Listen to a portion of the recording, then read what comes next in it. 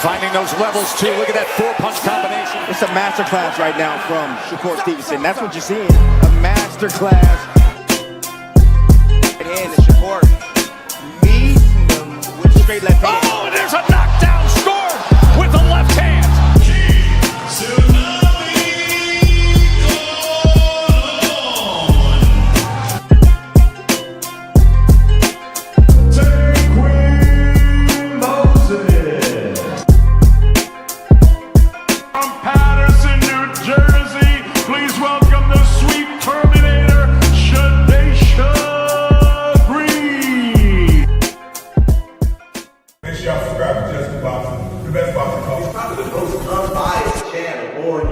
Right now, we're going to give him his just due. Shout out to my brother, Just Due. What's good? What's good? What's good? What's good, family? How y'all feeling? We made it back. We made it back. We made it back, y'all. Your boy made it back. We back to build on this boxing and give it its just due. Hit the like button, y'all. Do not hesitate. Subscribe if you new.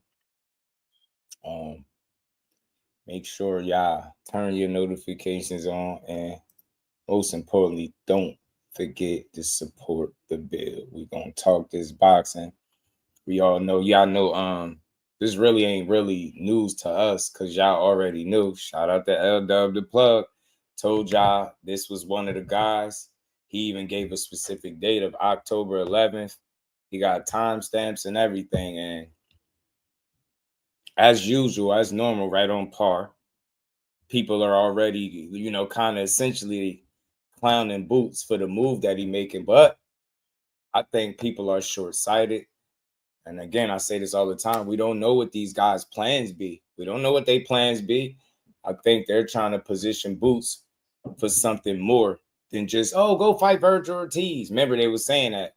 Well, what's the real rush? And Virgil ain't got no title. He should be within a fight. Like, he should be right there knocking at the doorstep of a title. If you Boots Ennis, what did they make Boots? Number 1 or something like that in the WBA?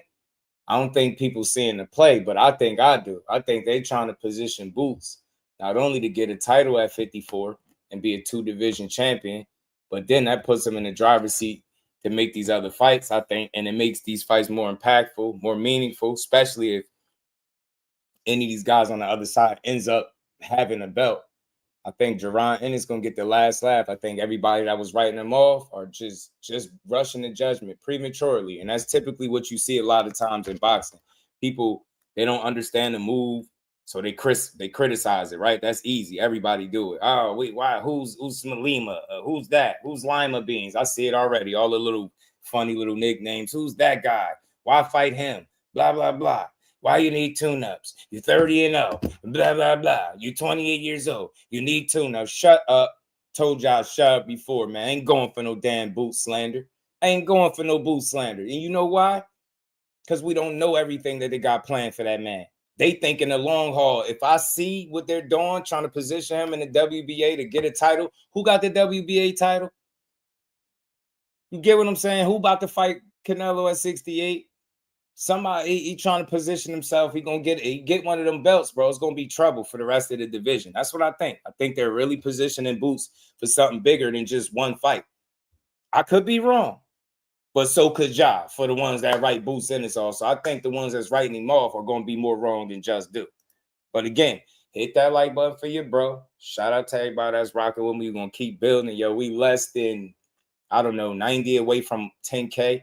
Keep hitting that subscribe button, share these lives, support the builds, and we're going to get everywhere we trying to get to. We're going to get to, let me say what's up to the fam, and we're going to get to this cook. Y'all, Blunt Sports, my dog. What's good with it, Brody? How you feeling, Jordan? My brother. What's good, Jordan? How you feeling? Rome in the building, my dog. Roja. No, Roja probably trolls that this is going to be a good one. Jose Diaz, what it do? Mike Kirkland, my brother. What's good? Yo, what's good, Crush? How you feeling, bro? I don't know. I'm dropping a link on this one too, man. We could build. It's the second build of the day. Shout out to y'all that pulled up this morning. We have damn near a 4-hour live, unexpected. I just popped up and gave Boxing is Just Due. And we spinning the block today, right now. And we're going to get Boxing is Just Due. We're going to get Boots is Just Due. Because they got me up. Hey, Crush. They tripping, bro. Hey, man, they tripping on Boots' name, and I ain't going for it, Crush. These short-sighted, surface-level ass fans, I'm not going, bro. I'm not going, and I get it. They like, man, it looked funny. It looked funny. But check this out, Crush. What would look funnier? Making this move, going out there losing the fight. You get what I'm saying?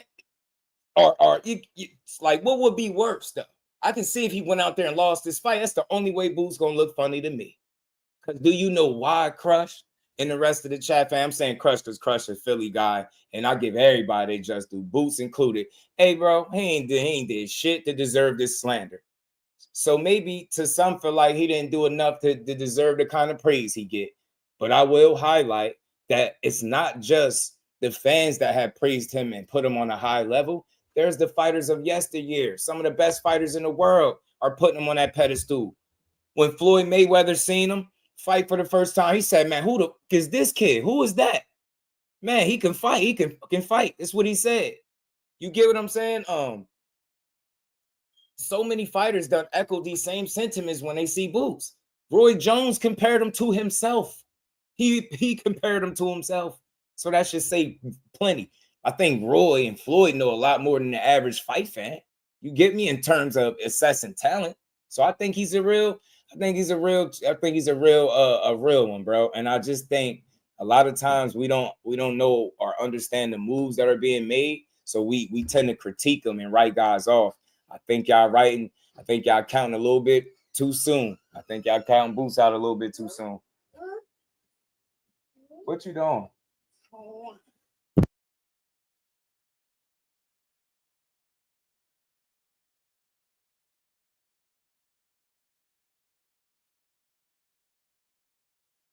My bad, y'all.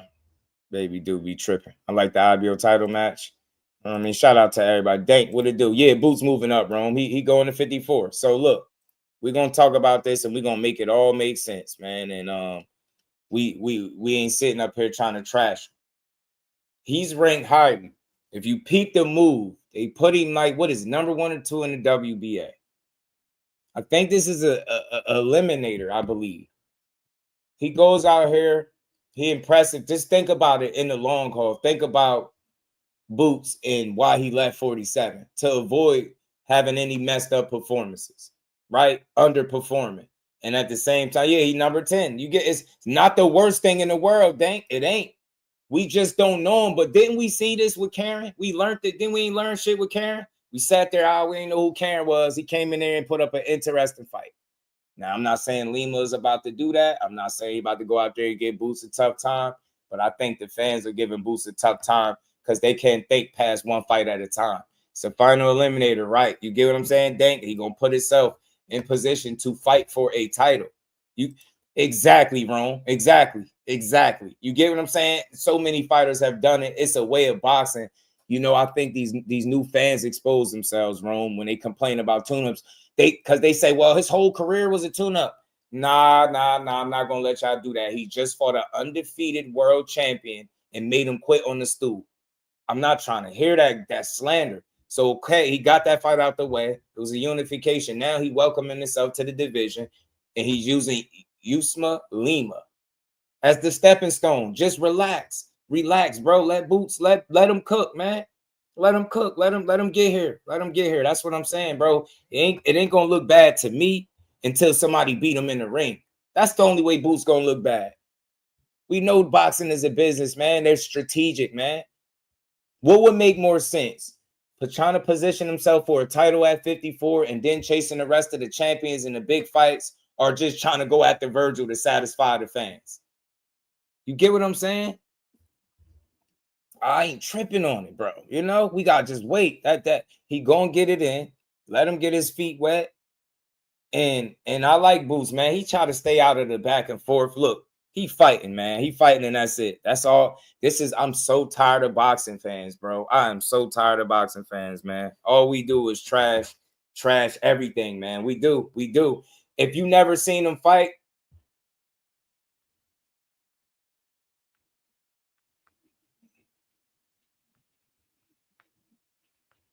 hold on, y'all. I hate when people do that. I don't know why people don't just join the live. We live. Hit that like button, y'all. We're going to keep building. But anyway, So look, I don't know much about Lima. I don't. Dante's boxing talking about, bro, what's good with it, homie? I don't know much about him, but I don't think that gave me a reason to trash him, right? Don't have the experience that Boots got. Not a big name. His name doesn't resonate with us. And I get it. People like, why fight this dude? But the answer is simple. The answer is simple. Do you see where they ranked him at? You see where Boots ranked at. You see this is a final eliminator. He beats this guy and positions himself for a title. The fans don't think like that. They're like, well, fight Virgil don't got no damn title. Don't y'all know that fight would make sense and it'd be a bigger fight if they both had titles? Because Virgil literally should be knocking on the doorstep.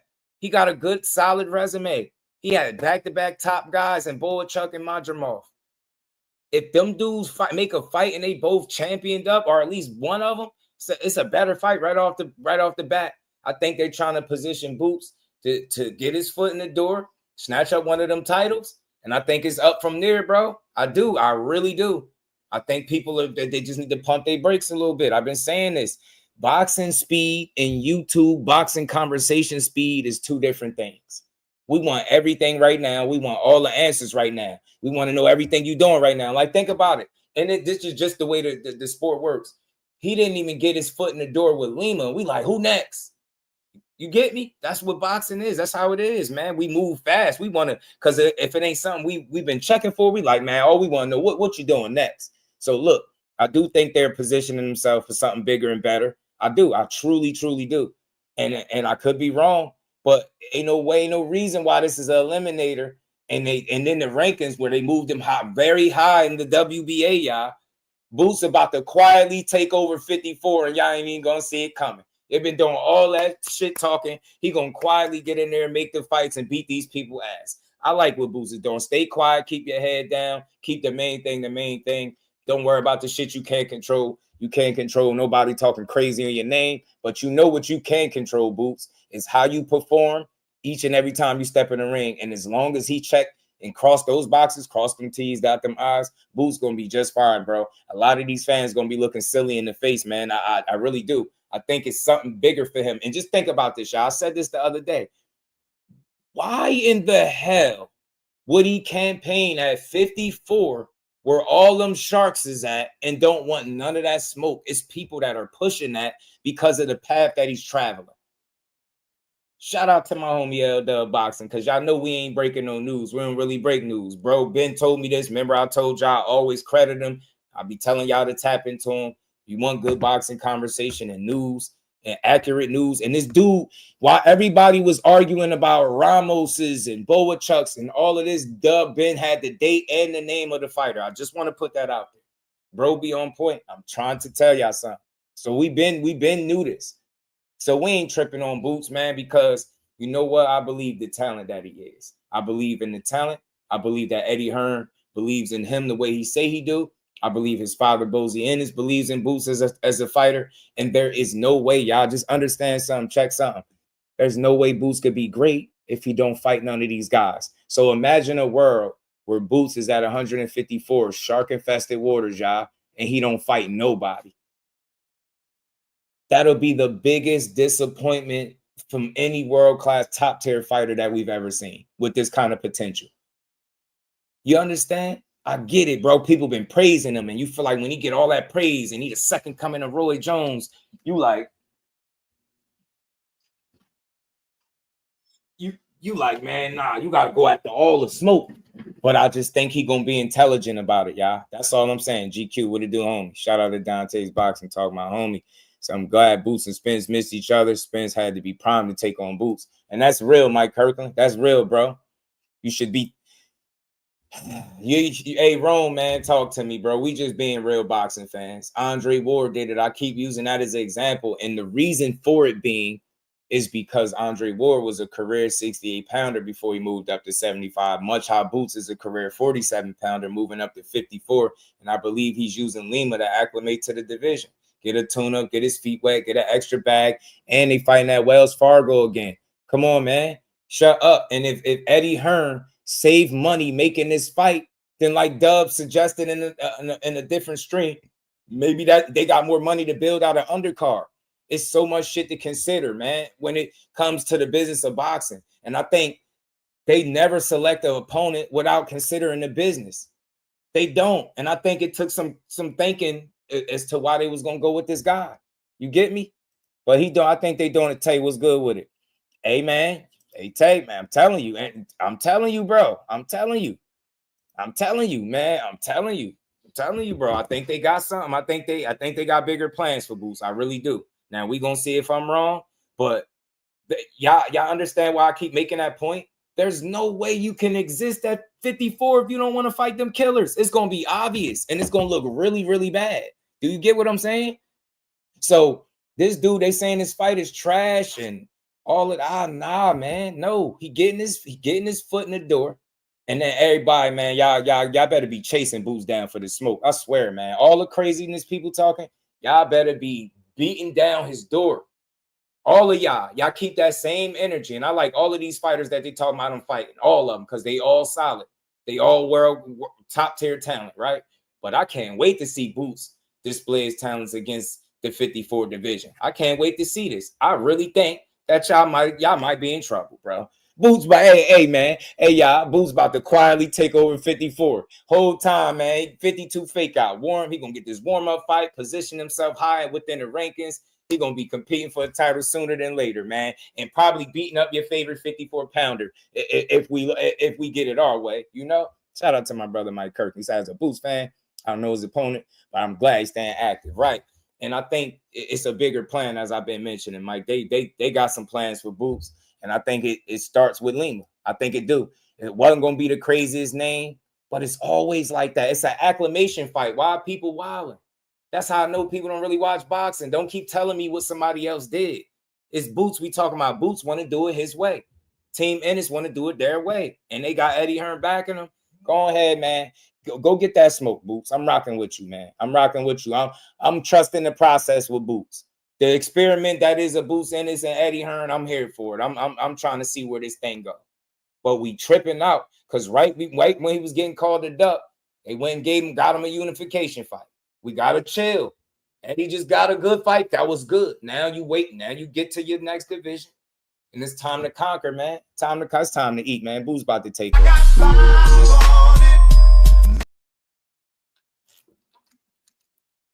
Shout out to my brother, Mike Kirkland. Boots about to show out. I think so. I think he's about to prove a lot of people wrong in terms of like just assuming he don't want fights. That's all I'm saying.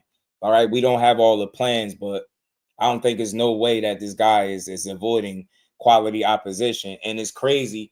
And I know certain people don't like the term boogeyman. I don't care for it too much, but I've never seen a guy go from boogeyman to duck as fast as they did with Boots without actually ducking anybody. He's making choices. He's figuring it out. He's seeing what's the best move for him. Just imagine what kind of decision it was to say, you know what, I'm going to let these belts go. I'm going to just go on up. Get what I'm saying? That's all he was talking about was being undisputed down there. So I knew that took some careful thinking, bro. And it's just, look how quick the fans abandoned him. LetsBuild, my God, the plug is in the building.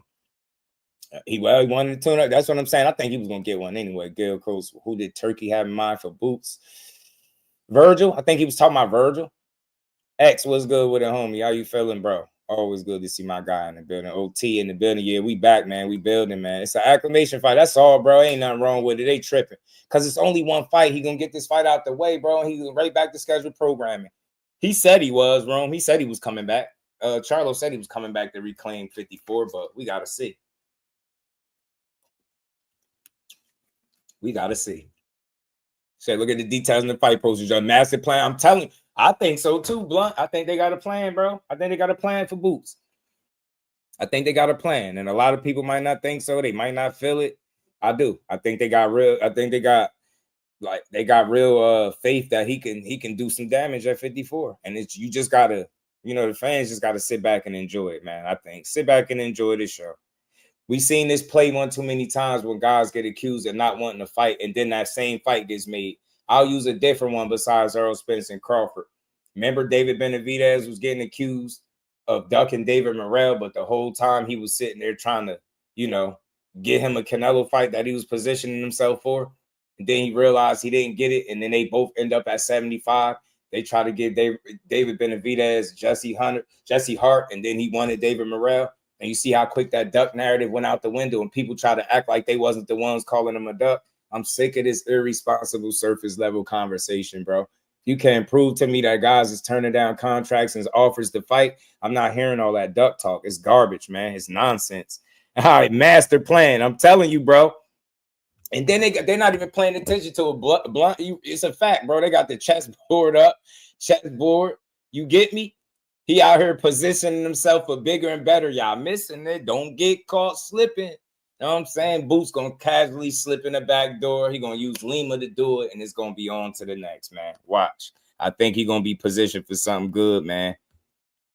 Boots a dog, man, and he gonna make sure of it, man. He gonna make sure he do everything he's supposed to do on fight night. That's how I see it, bro. That's how I see it, and I ain't tripping off it. You know, it's one fight. It's a lot of smoke up there. It's a take your pick kind of situation. We all know some of the names that he was potentially considering as a first fight, and guys had other options. They had other plans. They went in other directions. All of this shit wasn't on Boots to begin with. You get me? Dudes be going down the line, and then you get to a guy like Lima, and they like, well, what about Virgil? What about that, man? I don't want to hear none of that. Hey, Boots, we rocking with you, bro. Philly know they got one. They know it's a matter of time before he a world champion. He got one of them belts around his waist, and the rest of y'all gonna be sitting there. You know what I mean? The rest of y'all, I hope the whole division got that same energy, man, that he don't want to fight and he ducking. Because, man, when he come knocking at your door and it's time for you to have to deal with that dude, it's going to be a problem, bro. It is really going to be a problem. So, he got a unfamiliar opponent. His name don't ring bells with the public and all of that good stuff. I understand that. But it don't mean that they don't have bigger plans in mind. It don't mean that they don't have something better in store for Boots. I think situations like this help determine the difference between people that are fans and people that are supporters. Like, you get what I'm saying? It's all about the long haul. People be just thinking about one fight at a time. And you know what the crazy thing is? People will say, well, all right, say if he would have fought Virgil for his first fight and beat him. Next, they'll be asking him to fight Mortez Aliev as somebody else. I'm saying all that to say, if fighters allow fans to run their careers, they'll never make it to where they're trying to make it to. They'll never make it to where they're trying to make it to. Never. They'll never get there.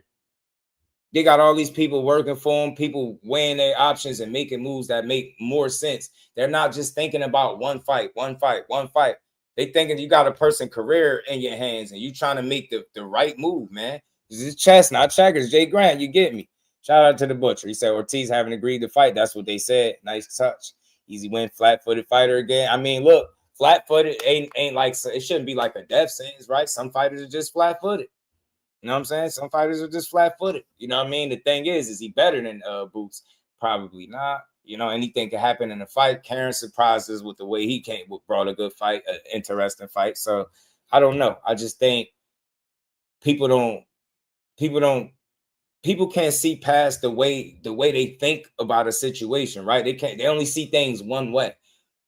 This is only one fight. What difference do it make if he fought Virgil now or a fight from now? Or one of those top guys a fight from now? And by the way, I think they got Lima ranked at like a number 11 while we at it. So call it what you want. And did fight somebody within the top 15 for a first fight there. I'm not tripping at all because I'm pretty sure they could have tried to go way down, you know, the bottom of the barrel. I don't think they did that with this guy, but obviously ain't the most dangerous fight either. But that's not the plan. I'm pretty sure that Matchroom or Eddie Hearn's plan for Boots is not to put him in the most dangerous fight that you could put him in the very first fight there. But at the same token, you did hear the conversation about them potentially thinking about going in there against Virgil. So, you know, stuff like that don't happen often in boxing, right? It's because it's too much like right. So it typically don't happen. But I'm not tripping about a fight. Let this man go be great. Let's see what he got. Let's see how he look at 54. Let him. It'll be good for him to start his career at 54 with a splash. And if he can come out here and make a statement against Lima in October, it's only up for them. He said number 9 with the WBC, IBF, and IBF number 10 with the WBA. Facts. Get me. So And I said 11, so he 10. He inside the top 10, so that's even better. So, Dub, you get what I'm saying? So they don't respect the rankings. They just don't matter at all. You get what I'm saying? It ain't like they just picked the worst guy ever. They just picked a guy that people don't know. And I don't think nobody should be tripping. Like, I'm going to say this again. Said this before. I understand Virgil when he got those fights up there after, you know, all the health scares. I understand it was to see if he was good and everything checked out. I get that. But at the end of the day, they still were 2 back-to-back tune-up type fights where he got guys out of there in like 1 round. So if he can do that and nobody is like beating down his door, telling him to fight all the killer, like case in point, look what Virgil did, y'all. He fought back-to-back, like softer touches, but we understood why he was doing that. He was kind of making sure everything was in working order, right? That's what he was doing. He fought Frederick Lawson and Thomas Delorme. He starched these guys. And then what did he do, y'all? Remember, just walk with me for a second. They'll tell you Virgil don't want to fight nobody either, and he don't got this and he don't got that. But he fought back-to-back top-tier fighters in Boychuk and Madrimov. Explain to me how, like, what 2 people got both of them on their resume and in back-to-back fashion. And then you know what they said after he beats Madrimov? Guess what the next fight they want for Virgil to be? Boots. Like I said, man, if fighters move according to how the fans said move, their careers would be cut hella short. Hella short. Because think about it. Virgil last 3 fights will be Boychuk, Madrimov, and Jaron Ennis. I'm not saying you can't move like that, but more times than not, it's not going to go that way. And the dude can't coming off a hand injury. Come on, man. We got to make this shit make sense, man. Master plan, chessboard. Hey, man, the poster is speaking to me, man. The poster is speaking to me. It is, y'all. It's speaking to me. It really is. Shout out to my baby girl. The Queen Miss Jusdu has just arrived in the building. How you feeling? Yes, we doubling up today. Hit that like button, put some color in the chat, hit the Cash App, Super Chat, and we're going to keep rocking. Tough fights take it a lot out of you. Nah, it do, bro. It do. Back-to-back fights. But just think about it, Roger. That's what they want for Virgil. Not saying that he ain't with it, but just think about it. That's what they think boxing is. Yeah, put him in there with a killer. He beat one, put him in there with that killer. Yeah. It don't go like that, bro. It really don't. More times than not. It's respectable. It's dope that he did fight these guys back to back. So all I'm saying is you don't fight back to back top tier talent if you're unwilling to fight, if you're unwilling to challenge yourself. I've never thought for a minute in my life that Virgil Ortiz was scared to fight anybody. The fact of the matter is a lot of these dudes, most of them, damn near all of them, they don't have 100% control, and they have people that work for them, so they don't make the decisions completely by themselves. I'm willing to bet money on that.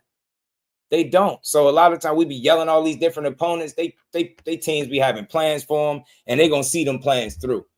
You get what I'm saying? They've been moving Virgil relatively well. I like it. I do. I like the last couple. I understood the 2 warm-up fights. I got it. He was making sure his health was intact and still good, right? So, and then once they realized after that second fight, and think about it, both of those fights lasted combined less than 6 minutes, probably, or something like that. That's all they took, a nice little sample size, 2 long training camps to make sure, oh, Virgil he back good. Let's go. Right in there with Boychuk. You get what I'm saying? Okay, he beat Boychuk, got knocked down a couple times, had a tough fight. Boom, throw him in there with Madrimov. Y'all got to knock it off, bro. You don't put your fighter in back-to-back fights like that if you just want to pussyfoot around and don't want to challenge yourself. Nah, man, these dudes are real fighters. The fact is, and this is what your favorite content creator ain't going to tell you, they don't know they don't know everything. They don't know these dudes' plans. They don't know what the future holds. Like, they don't know exactly what they're planning to do. They just critiquing every move every time these dudes fight somebody that they don't know about. It's the worst fight ever. It's like, nah, y'all terrible fans, for real, bro. Sit back and enjoy this shit. Boots beating ass, man. I'm pretty sure if he had it his way, these guys would be on the platter. But he gonna do it his way, man. I think he being smart about it. So I'm like I said, I'm gonna ride with him. I'm gonna ride with this process. I've seen this shit before. This wouldn't be the first time that a guy had an acclamation fight or a welcome to the division or a tune-up fight. I don't know why people are overreacting.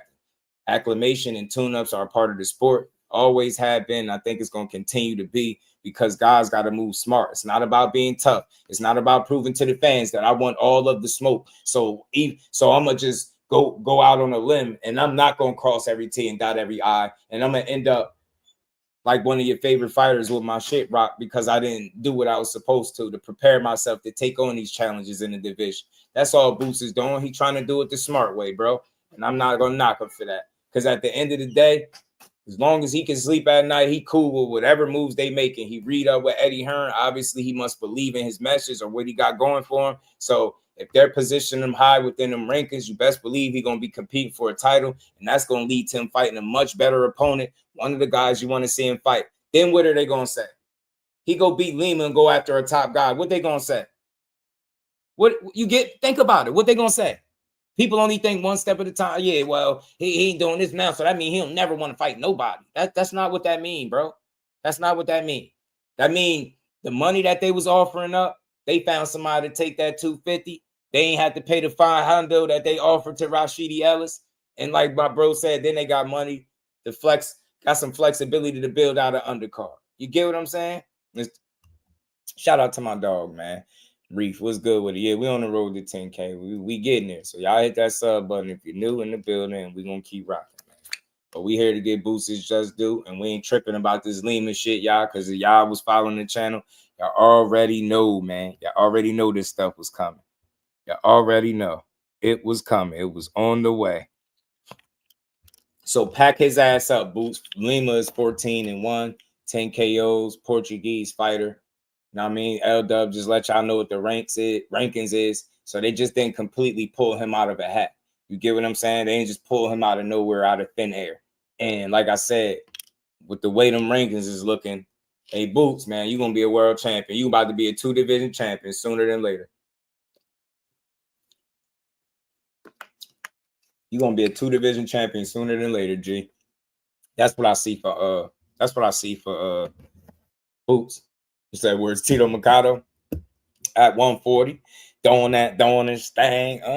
Did he have a fight coming up? I don't know when Tito getting back in here, but I'll reach back out and see if he want to come back on and chop it up. Tito been going in. He been putting the fighters on notice, bro. Tito talking like he want to fight with everybody, and I just think if given the opportunity, he's gonna try to prove himself. He say hope to tell his clips Boots. Shit, man, that'd be a cool fight too. That'd be a cool fight. It's just too much smoke at 54 to exist there and not be part of the best fights in the world. I think it's far too much substance and talents, you know, with Boots Ennis. And I think it's just like I said, man, time is important. Time is everything in boxing. And we're not patient individuals. And I blame a lot of that shit on, you know, past situations, fights being bled out too long, milked out, and never happening. You know, every time we feel like you know, fighters negotiating, the fights don't get put together. Guys walk away and we never see the fight. I just think in this case, gotta let the business work itself out, and you gotta see what makes the most sense. That'd be a good fight. I like Yo and his tellers. I do. Wish Devin move like this though, but Dev ain't gonna let move like this. Boots going to get dragged by idiot channels, I believe. Yeah, for sure. For sure. I mean, but if you think Dev got into the game a certain way, he went through Mexico, had a number of fights over there, built himself up the right way, and they're strategic and smart about selecting opponents and stuff like that. I think, you know, he's willing to take chances, but sometimes you gotta be able to protect the fighter from himself. You gotta be able to make the tough decisions as a team, and I think that's what Boots and them doing. I think the first tough decision was to vacate the titles at 47 and move up. Tough decisions right there. And then you see the landscape and you know the fights that the people want. You know the fights that you want for yourself, because you know beating these guys, that these top tier names at 54, that's going to raise your profile, raise your stock, put you in the driver's seat to start, you know, collecting them belts. It would be dope to see if somebody else could, you know, have a undisputed run at 54. I would love to see it for Boots, because he didn't get to do it at 47. I don't see him moving up out of 54 no time soon, right? So he just got there. So I say, man, if he get the opportunities, the fight's gonna happen, and I think he's gonna do work. I do. I think it's a lot of smoke up there for him. There's a lot of different matchups that you can make, and Eddie Hearn will be a fool if he's not thinking like that. So, like I said, apparently from this you know, this fight poster would have been the chessboard talking about master plan. Yeah, it's the optics, man. I just think they got some real plans for Ennis, and it's more about the long haul, not the short shit. Like I'm pretty sure Boots can handle criticism if he knows that there are bigger plans for him after this fight. So that's why, you know, I think it's important for fighters not to get caught up in the shit you can't control and worry about, you know, the things that you can, and that's handling your business and training camp. Make sure you have a phenomenal camp. Then when you get in that ring, you show up and show out. You handle business, completely make a statement. You use, you know, Lima is your stepping stone to that next fight, to that marquee name at 54, and then you could you know, you could cook from there. Keyshawn versus Tito. Yeah, that'd be a fun fight. That'd be a fun fight. I like it. Keyshawn and Tito and Mbilli and Martinez, bro. Shout out to Bernie the Boxer. 2 cents was good with it. Bernie the Boxer was on the channel a few days back last week, and he was saying, you know, he had revealed about the Lester Martinez and, you know, Christian and Mbilli. I think it's a really good fight. We already know how Mbilli coming. He only go one way. It's gonna be like 2 trains on the same track. Both of those guys are come forward fighters, heavy hands. It's gonna be a war, I think. I think it's really gonna be a war. It's gonna be a war of attrition, bro. I really do.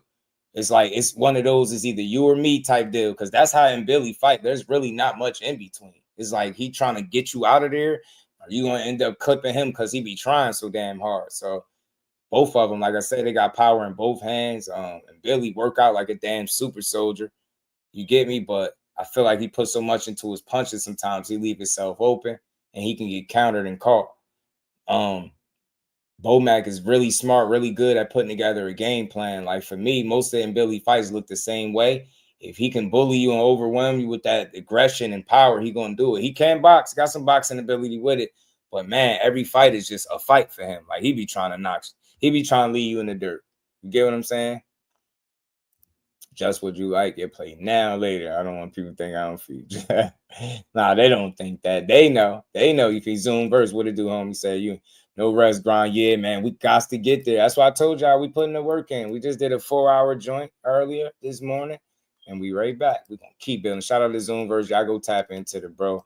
He be putting out that gaming content. Go rock out, man. It's supporting the content creators is free. Subscribing is free. Shout out to Zoomverse. Mbilli, is he there to be hit? Martinez has good timing. Yeah, you know how good that chin is, though. Winner deserves a Canelo fight. I seen Mbilli shaking up in one fight that I can remember right off the top of my head. I don't know if you remember. You probably do, Roger. He fought Carlos Gongora. Carlos Gongora had him kind of hurt late. He recovered, weathered the storm. He had Gongora hurt too, but he didn't stop him.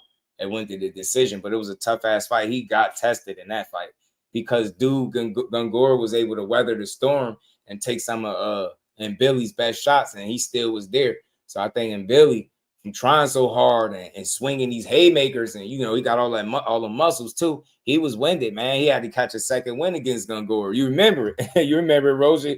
Gongora had him. I think he's not a known puncher. Lester Martinez is cracking with both hands.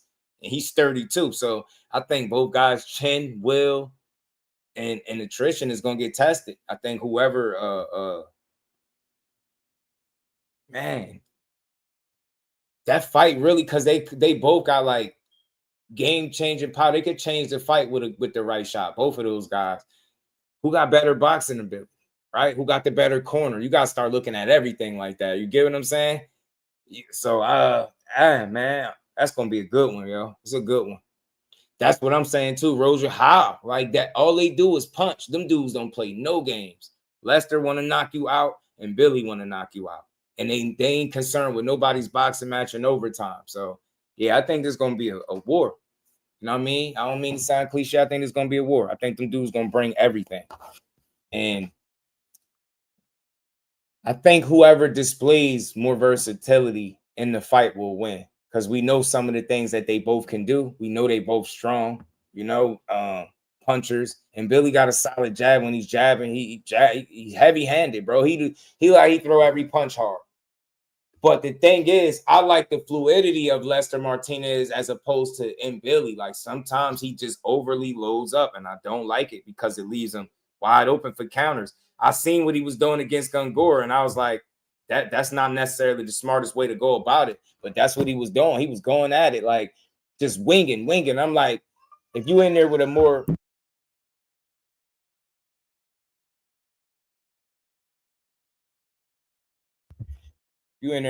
composed,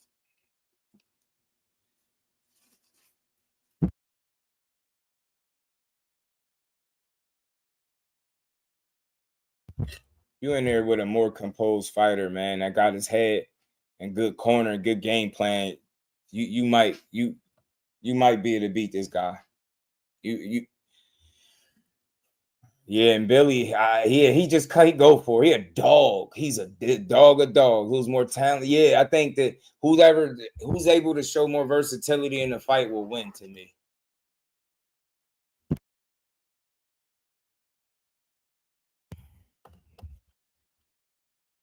And McQueen was good with it, homie. We're gonna see what Kid Austin, Brian Norman fights. Fans always bitch. Yeah, we gotta support the guy, and Billy should keep the fight on the inside.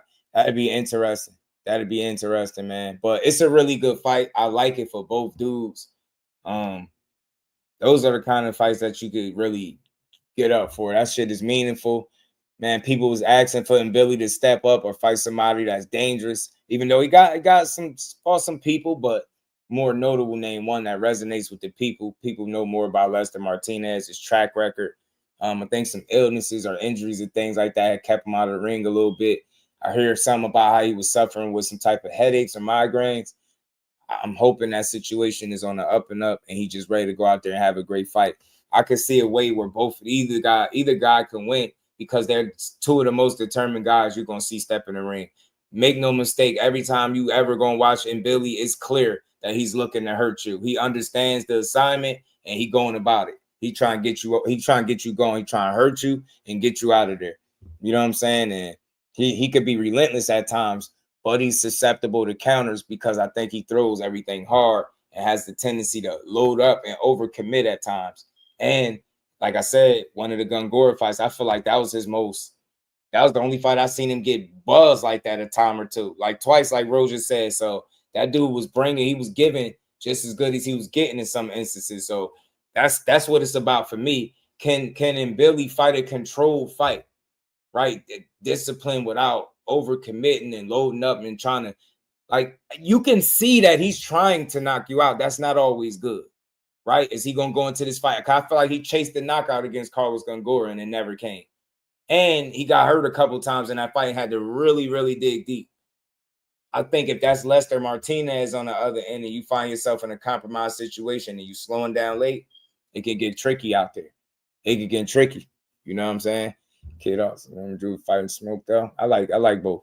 YouTube boxing wins. Shot one of you correctly predicted. Man, shout out to the plug, man. We don't get a lot of love because we YouTubers celebrate this. Hey, man, talk about it, though. That's my guy. Talk about it, bro. Talk about it, man. Boxing definitely winning, G. You know, definitely. And the plug correctly predicted this date, the opponent, and here we are. Now everybody gonna act like they already knew. Shout out to my homie, man. Always being on point. Z, what it do, homie? What's good? How you feeling? We're gonna keep it pushing, y'all. Shout out to everybody in the building. Hit the like button, y'all. Hit the like button. Support the build. We ain't done. We're just heating up the stove a little bit. You know, I'm ready to see. I can't wait till he put this dude away. And that's nothing against Lima. I just want to see him get his I want to see this 154 run start for Boots. I'm ready to see this. I'm ready to see it now because I'm tired of the complaining. So for the ones that still rocking with the fighters, because you understand you can't make the moves for him, only they know what they got in store for him. But if we're just looking, paying attention to rankings, until I came across the L-Dub, I really had such little respect and very limited understanding of them rankings. Now, since watching them and rocking with them, I include rankings in certain particular conversations where they make sense. In this situation, when you got a top tier talent like Boots, finessing and moving his way through them rankings, you know they got big plans for him. And that's what I see. So it's only up from here. Going out there in October, I hope he have another sellout type event in the Wells Fargo and go out there and really do his thing, bro. And that's another thing that fans don't take into account. Shout out to Melon and Queen. How you feeling, Queen? It's good to see you. As always, man. He just like we've seen it before in Wells Fargo. He put some asses in the seats. I was there the first time for the first one against Avanesian. That was fun. It was packed. He showed out. He really is what you see on TV. When he going in the fight, he do all of that same shit. I'm gonna tell y'all right now, if you never seen Boots fight in person, you might want to do that the very next chance you get. If you got an opportunity to go to this fight at the Wells Fargo, October 11th, please do. Go do yourself a favor and go watch somebody put belt to ass, man. Boots is an extremely talented fighter. He jump out the ring at you. You can see the shit he doing. You can hear that man punches from your seat, bro. He be trying to make sure you don't last. I'm telling you, Boots don't. And he be in there styling, having fun, showboating, doing and one mixtape moves and everything, man. It's not a lot of guys that will perform at that level with that amount of comfortability without putting himself in harm's way the way Boots do. I'm telling you, that shit is fun, bro. He beat the hell out of David Avanesian, man. Hopefully, if Ray Savage comes out clean on Saturday, he can hop on the Boots car. Hey, talk about it, man. Talk about it. I'm gonna reach out to him, Doug, because he from Camden. He another Jersey guy. I know Ray don't like a lot of interviews, but my guy Behind the Hands, if y'all didn't check it, go check it out. Behind the Hands TV did a great interview with Ray Ford. Got him to speak way more than I ever seen him talk in any interview. So I know that dude don't care for interviews too much, but I actually rock with him. So hey, I'm gonna have to reach out for. I'd love to get Ray up there. See what he think about that too. Doug. See what he think about that. So yeah, man. Boots is back October 11th. Let's get it. Wells Fargo. Like I said, if you anywhere in the area and you can make it to that fight, don't even play with yourself. Trust me, you will not regret it, man. That man goes out there and show out, and it's fun. The crowd be crazy. His walkouts be nuts. They love their boy, man. Philly support their own, man. Be like a little movie out there seeing Boots go out there and do his thing. So like I said, man, I'm just glad that now we could quit all the speculating, right? We can quit all the speculating. We could, we don't got to guess who accepted what offer, who did this. And remember, I was telling y'all when Dub told me that it was Lima that accepted the $250K. So while Rashidi Ellis respected him, because everybody would have wanted that fight, obviously, over Lima, but he dragged his feet. He went from saying it wasn't enough to the fact that it was enough. So he kind of shot himself in the foot with that. And you kind of missed the opportunity. You really missed a big opportunity to fight Jaron Ennis. You get what I'm saying? For more money than you've ever made in your career. I'm not counting nobody's pockets, but it has to be this opportunity because you obviously had time to think about it. And you said, man, damn, now that's some good money. And I get a chance to fight this dude in his backyard. Think about, because you said you do everything better than him. Think about if you Rashidi Ellis, you say yeah to the 500, you take that. That's you fighting him in the Wells Fargo for twice the money that Lima getting. And you see how the joke is on you? That's what I call about a missed opportunity, but people wasn't seeing that. So shout out to Rashidi. I still want to see him get a shot. Just because they ain't make the fight this time don't mean I don't want to see him fight that guy. I love to see him fight Boots. I wouldn't care. I wouldn't trip if it was next after this fight, but we're going to see, man. At the end of the day, these guys got people that work for them. These people have to do their jobs. It's Eddie Hearn and company's job, the guys that are working for Boots, to put him in the best position possible as a fighter. That's it. That's all. And I think that's what they're doing. I think they're being strategic about this. Think about the timing with Crawford going up. That kind of frees up some space. Charlo ain't back yet. He ain't reestablished himself at the weight class. 54 low key is wide open, man. And it's wide open for somebody to come in there and try to solidify it. Will that be Sebastian Fundora, the anomaly, the 6'6" praying mantis? You get what I'm saying? Is he gonna be the one to take over up there at 54, right? Or somebody gonna mess around and clip him before he can get to where he's trying to get to? That's why I want to see, man. So much smoke, so much different matchups to make, and Boots make good fights with any of these guys. Could you imagine fighting Fundora, bro? With the size disparity, that shit look crazy, bro. Boots would have to be punching up to the sky trying to hit that dude, man. Man, that'd be a crazy ass fight, bro. I'll tell you that. It'll be a really crazy fight, man. So, look, shout out Boots, man. Head down, stay focused. Main thing. You got a team that believes in you. I think Eddie Hearn it got bigger plans up his sleeve. Let's just see if he's able to put these plans in motion and see him all the way through. Because if you got a talent, if he believes everything he said about Jaron, then not putting him in marquee matchups would be a disservice, not only to him and his brand, but it'd be a disservice to Matchroom. Like, why the hell would you acquire a talent like this if you're not going to showcase it? You get what I'm saying? So I like that they building with the Wells Fargo, and he's showing you that he has drawing power, which is dope. And I think that matters in terms of negotiating going into these other fights, these bigger fights, right? So it's a lot to consider, man, with this. But again, I'm sitting back. October 11th, we got one. I don't know what the undercard is going to be yet, but I'm pretty sure Eddie Hearn going to put together something. Hopefully put together a solid undercard as well. You know what I'm saying? Because that won't hurt. You know what I'm saying? You put together a strong, solid undercard. You build it from off your top fighter, so on and so forth. And maybe, who knows, with that money that he possibly potentially was able to save by getting this opponent at a low price, maybe they have, like I said, more breathing room to build out a solid undercard where we can get a good show and not just the boot show, because it's going to be that regardless. But little appetizers, a little warm-up, little good fights before it's all said and done ain't going to hurt, right? Get the guy that's his fighter, man. Ish, right? Ain't that his name? Is he going to be on that card? That's what I wonder. Is he fighting on there? Right? Is he going to get the opportunity? Because that's dope. I like the fact that he with Boots Promotions, and, you know, they need to have him fighting on that card. Yeah, I'm telling you. Hey, Reef. Telling you, bro. Me too, man. Fundora to be crazy, right, Mike? Hey, man, I'm telling you right now. It's lit. He came out there with the Undertaker theme stuff. You know what I mean? When he was fighting Avanesian, man, they went crazy for Boots. They went crazy. Expect to see Khalil Covens, Jalil Hackett, Tamari Small, and Zaquan Mosley on that card for sure. I like that. I like how you thinking. And I like everybody you just mentioned, from Khalil Cole, Hackett, Tamari Small, Zaquan Moses. That's perfect. I'm good right there. Hey, there you go. Hey, you feel me, dub? I'm good right there. I'm good right there. Khalil Cole building. Went and got it back in blood. Jalil Hackett got a raw deal in his last fight. He moved up. People waiting to see how he gonna look. Tamir Smalls is nice. I like him. I believe ain't that Greg Hackett fighter?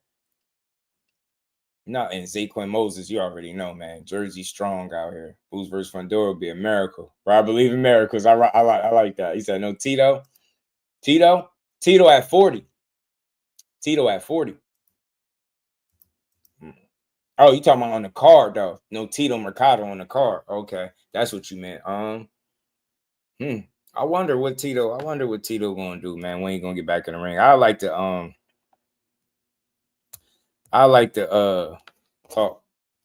ask him about that. I really do. I really would.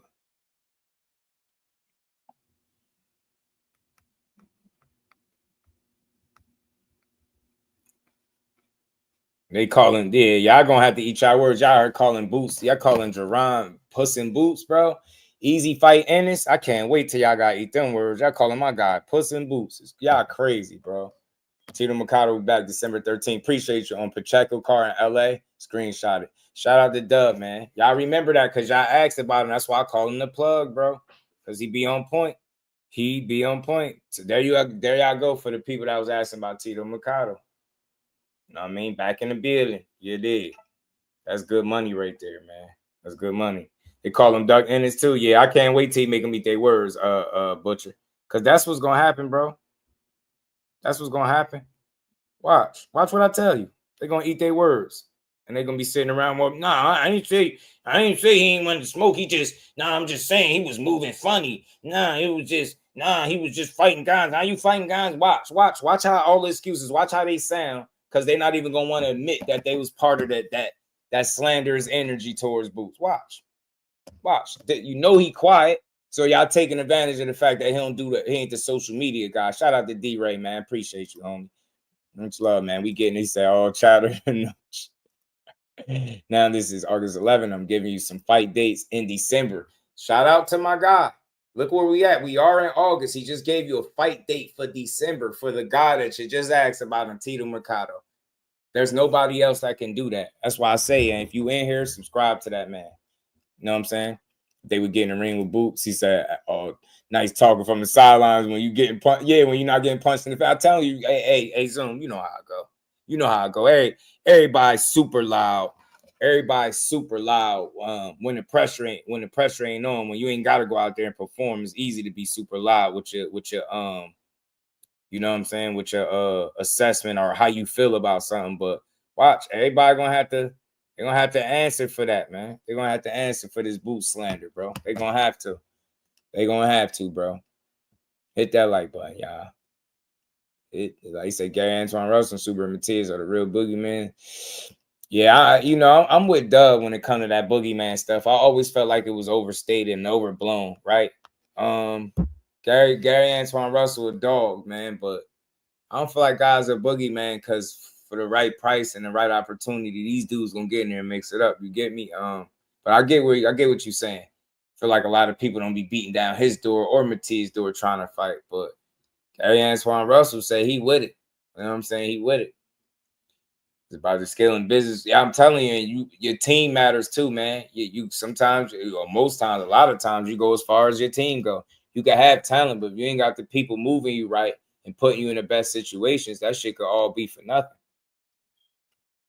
You know what I'm saying? Right. That's why they say they be complaining about the eye test, Mike, with Boots. Ah, man, why? Because he passed the eye test. So what? I don't care. He passed the eye test. I don't care. Jersey was good, fam. This is the voice of Jersey boxing right here that you're listening to. Shout out to Jersey. That Boogeyman lost to Puello. Nah, but just to make it make sense, Jersey, I don't believe in the Boogeyman thing, but I understood what he was saying because before that loss, people wasn't beating down his door. After the loss, people wasn't even beating down his door. And within that fight, most people had him winning. You know what I'm saying? Thought he was going to go out there and win. Puello went out there and did what he did. He fought an amazing fight. Then he went out there and got beat by Martinez. So, now I think, naturally, I would like to see the rematch between them two. But I definitely would want to see Martinez and Gary Antoine more. You know what I mean? That's a good fight, man. So he's scared of the boogeyman, go to church. Someone check on Rashidi, coach manager, and see if he's still K Gunners. Because they knew they done blew that bag, bro. I got the video where they was talking about it. They said they was sounding salty. I got a video where they was talking about the situation. I think they was a little pissed about it. You know what I mean? I think they were trying to blame. Yeah, he fumbled, bro. 2 cents. I think they was trying to blame Eddie Hearn, trying to make it seem like the offer wasn't real. But what was real, how y'all sat in that video, what was it, about 18 minutes or so, sitting up there talking about how it wasn't good. You said you did everything better than Boots. So I'm thinking anybody that does everything better than somebody is getting offered the most money possible. And you do everything better than him and you get an opportunity to fight him in his hometown and beat him. Man, you don't go out there and kick his ass. That's what I was thinking.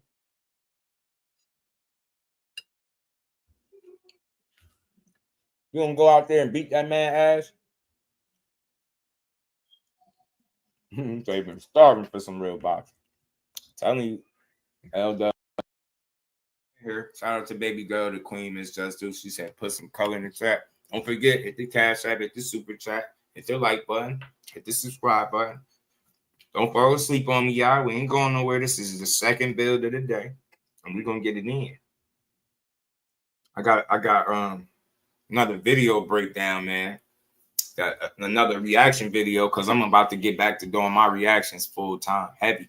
So got some more things we're gonna talk about for sure, man, before we get anywhere. So I'll just keep hitting the like. Shout out to Cornelius, the biggest dog in the boxing. Yeah.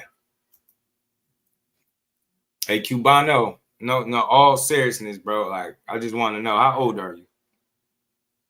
I just want to know. And since we here, because it's all about having a conversation and educating. Who did Boots duck, though, exactly, Cubano? Who did he duck? Who did he duck? They the biggest duck in boxing. Who did he duck? He said there's no debating. I don't really care for a debate anyway, but I just want to know. Like, fill us in. Let the chat know who did Boots duck. Let me hear this. Let me hear this.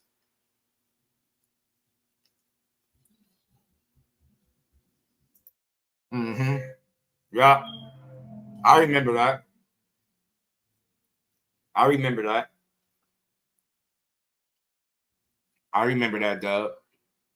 And it was like, what you mean you're not ready for a title shot? And that was his team that put that statement out there, right? I remember that. Yeah, I just want to know who he ducked. I know. We here to have conversation. Let's talk. And pardon me if y'all hear me chewing, because Mama Dude just came and brought me a plate of food. So, but we still gonna have this conversation and we gonna keep building, y'all. I just want to know who he ducked. Let me know. Hey, let me guess. He ain't fight somebody that you said he was supposed to fight when he was supposed to fight him. There's none of these fighters that y'all speaking about that y'all will say are accused Boots of ducking. They can't even tell you he ducked them. Virgil, Tio, Devin, you name it. This dude ain't had paperwork or contract or offer, none of that, and then turned it down. A lot of times in boxing, we don't consider that these guys have options, bro. They don't always choose the option you want from at home.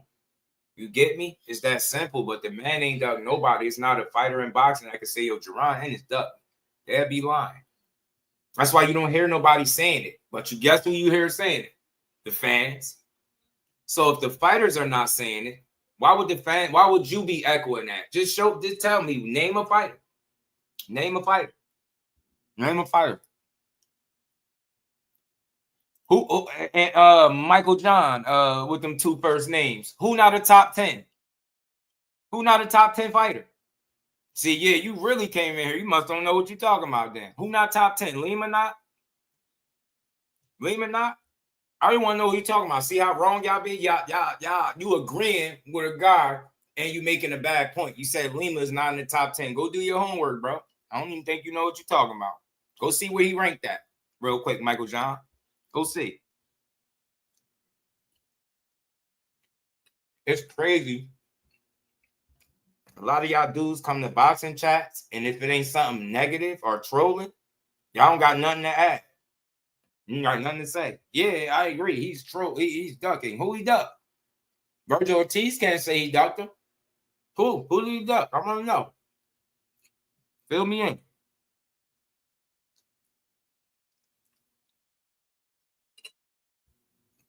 Who the hell did he eat? Who the hell did he duck? I don't want to know. I just want to know. Now, watch they either not gonna say nothing else or they gonna say something stupid. Watch. Nah, he ain't making Philly look bad. Who did he duck? You the third person. You're the third person. Who did he duck? Don't block nobody, none of that, y'all. I just want to see. I just want to prove a point. This is a teachable moment. We gotta stop saying people ducking fighters, man, without no information, just baseless claims. Oh, he's ducking him. He's ducking him. He's ducking him. How long you been watching boxing, bro? Seriously. Y'all gotta know better than that. These dudes do business. Boxing is a business, man. You seen it with the opponent that he got. He went through a number of guys, and look who said yeah.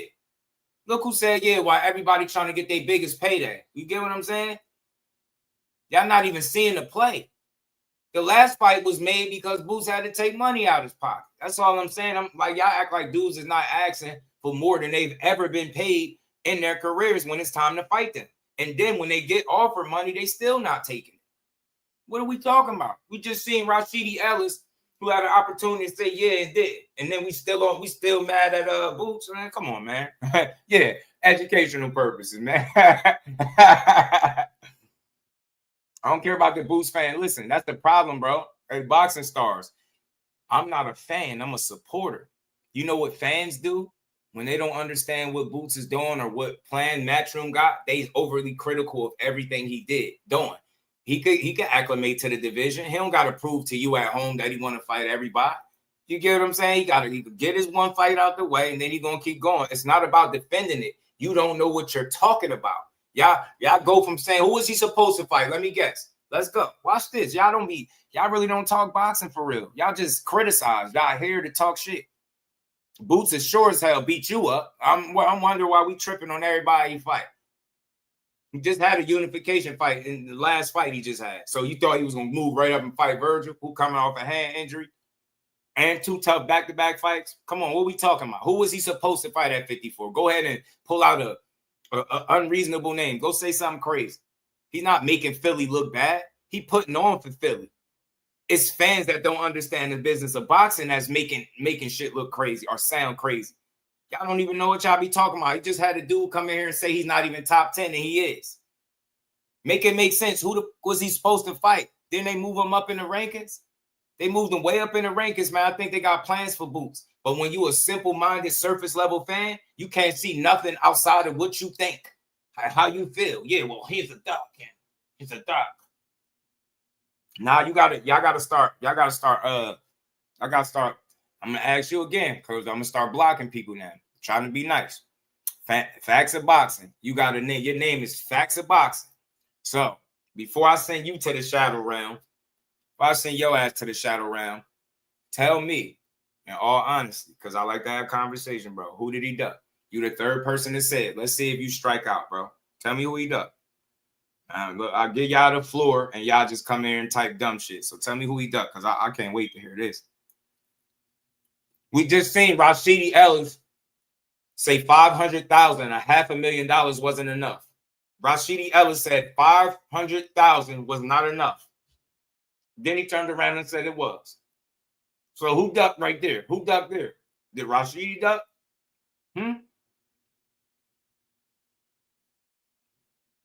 Did Rashidi duck? I want to know. Or are we only calling Boots a duck? I'm trying to figure this out. I'm just trying to get some clarity. Yeah, the letters and numbers combo. You ain't lying, bro. Lima ring higher than Ellis at 54. Yeah, what is it? 9? What is it? 8 and 9? You said in the WBC. What is it? 8 or 9 in the WBC? And what was he? 10 in the IBF? Something like that. So yeah. And think about it. Hey, think about it though. 2 cents. Who Rashidi Ellis fighting? The last time you seen Rashidi Ellis in the ring, who did he fight? And what weight class was that at? You get what I'm saying? 2 cents. He ain't fight. Who he fighting at 54 for real? You know what I'm saying? Who the hell was he fighting? Who the hell he fighting at 54? You get what I'm saying? Like he just been out of sight, out of mind. You want to time somebody out. You always want to time somebody out. Nah, he ain't another Andre. Andre is one of the most talented fighters in boxing too, man. He just had inactivity. I think he had bad advice and different things like that. Inactivity, injuries, that stuff led to him. Appreciate you, Dub. Number 9 in both WBC, IBF, and number 10 in the WBA. So for the guy that just said he's not even top 10, you might want to go do your homework. See, that's what happens when you just coming over here to hate. You're not coming over here to really be a part of any intelligent conversation. You just want to talk. Oh, he's not even top 10. Then when you find out that he is, you're going to say, well, nobody knows him. And then you just keep moving the goalposts. I think they think they got real plans for Boots, and I think it's going to work out. He got to stay down till he come up. You know what I'm saying? And that's all it is at the end of the day. Shout out to my homie Pooh the Kid, man. He said for the cook, my G, always supporting in that cash app. Hit the like button. Subscribe to the channel. Super chat and cash app. Let's keep going. Second build of the day, and we ain't going to stop. We ain't done because we got some more to talk about. I'm going to make sure Boots get his just due. I'm trying to give guys the opportunity to tell me who he ducking. But you see how it's 3 people in a row. That's the ignorance that we're dealing with boxing. That's the ignorance we're dealing with when it comes to boxing. People just want to throw baseless claims out there with no evidence, nothing to back it. Just say anything. So if you say it, then it must be true. If I keep repeating and typing enough chats that Boots is ducking, it got to be true. Sooner or later, somebody's going to believe it. Y'all really don't know anything about boxing, bro. Y'all, the people that keep pushing duck narratives, single-handedly ruin the sport for everybody else, bro, because you don't know what you're talking about. The same people that saying Boots ducking now, y'all probably was telling me, y'all probably was saying Errol Spence and Terrence Crawford was ducking each other, and then they fought. Them same people that saying Boots ducking now is probably the same people that said, Errol Spence or Terrence Crawford was ducking a rematch. Y'all sound silly, man. That's a surface-level conversation. Those guys, those matchmakers, the powers that be, the guys that be putting fights together, they don't sit around talking duck talk, bro, because they know when that money is right, they can make these fights. They know more times than not, if somebody paper ain't together, they're not getting in there. It don't have shit to do with ducking. You get what I'm saying? When Fundora was electing to fight Errol Spence over Terrence Crawford, ignorant fans called it a duck. When anybody with any kind of common sense and understand boxing know that's business. You look at Terrence Crawford and you look at Errol Spence, you look at how long these guys be fighting for less than what they worth, not even getting paid, and you get an opportunity to fight a guy like Errol Spence. Like, let's be honest, they ain't looked his best coming off a loss, and he gonna bring you some money, and as a name would be the best name on your resume. You know the Crawford fight gonna be there. So what do? You go get that bag, secure that bag, and then you will go get Crawford. But what did people do? Call Fundora a duck. Either which way he would have went, he would have been a duck. If he'd have said, yeah, I'm fighting Crawford, they'd have said he ducking Spence. He said, yeah, I'm fighting Spence, they'd have said he ducking Crawford. That's because you don't know shit about boxing. That's why y'all still pushing duck narratives. Boots duck. Not there's 3 people in a row. They can't, y'all 3 combined can't come up with one name that Boots duck. Y'all nasty, y'all terrible, bro. Y'all asses is bad for the sport. Shout out to homie. Appreciate you. Appreciate the love as always, my guy. Appreciate you. We're gonna keep building. Von D, I see you, bro. Yeah. The Exodus Files, again, shout out to them. They did a documentary or like a little 20-something minute video breaking down where they asking the question, is Shakur the next Devin Haney? So I'm gonna cook on that shortly. Once we done, that's the next topic we move into. We're gonna talk. I just want to get the Boots. Talk out the way. I want to give him his just due and keep it pushing. Nah, who said Lima? Who said Lima a big name? Who said that? No, Lima is a stepping stone for Boots, respectfully. I think he's going to be used for Boots to, catapult himself to that next level. I think that's going to be his acclamation and welcome to 54 fight. And I think that fight alone is going to position him in a really good spot to compete for a title sooner than later. I think if he snatches up a title, if somebody else ends up with one, whatever fight that we want to see him in becomes a bigger fight. People are very simple-minded, surface-level thinkers. They don't know how to peel back the layers and have a real conversation outside of a duck narrative, outside of these weak-ass narratives. Lee was good with it.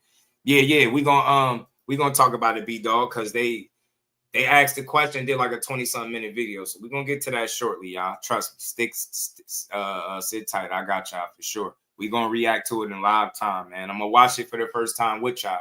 So that's why I put the question mark there too, because that's what their video says. Shakur Stevenson is the next Devin Haney.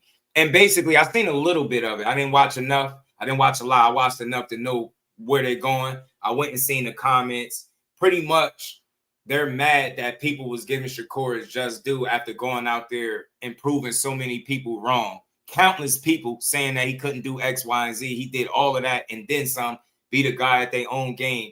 And these guys, the only thing they could do is be mad because people were comparing that performance to something Floyd did before.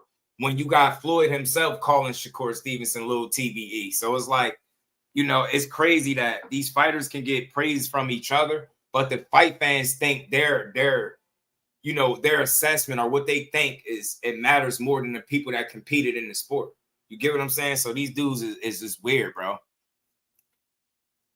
Nah, Philly fan, y'all, you don't speak for Philly, Danny. You don't speak for Philly, bro. Don't do that. No evidence. What's good, homie? You know who the voice of Philly? Greg Hackett is the voice of Philly. YSM, voice of Philly. Them guys, the voices of Philly to me.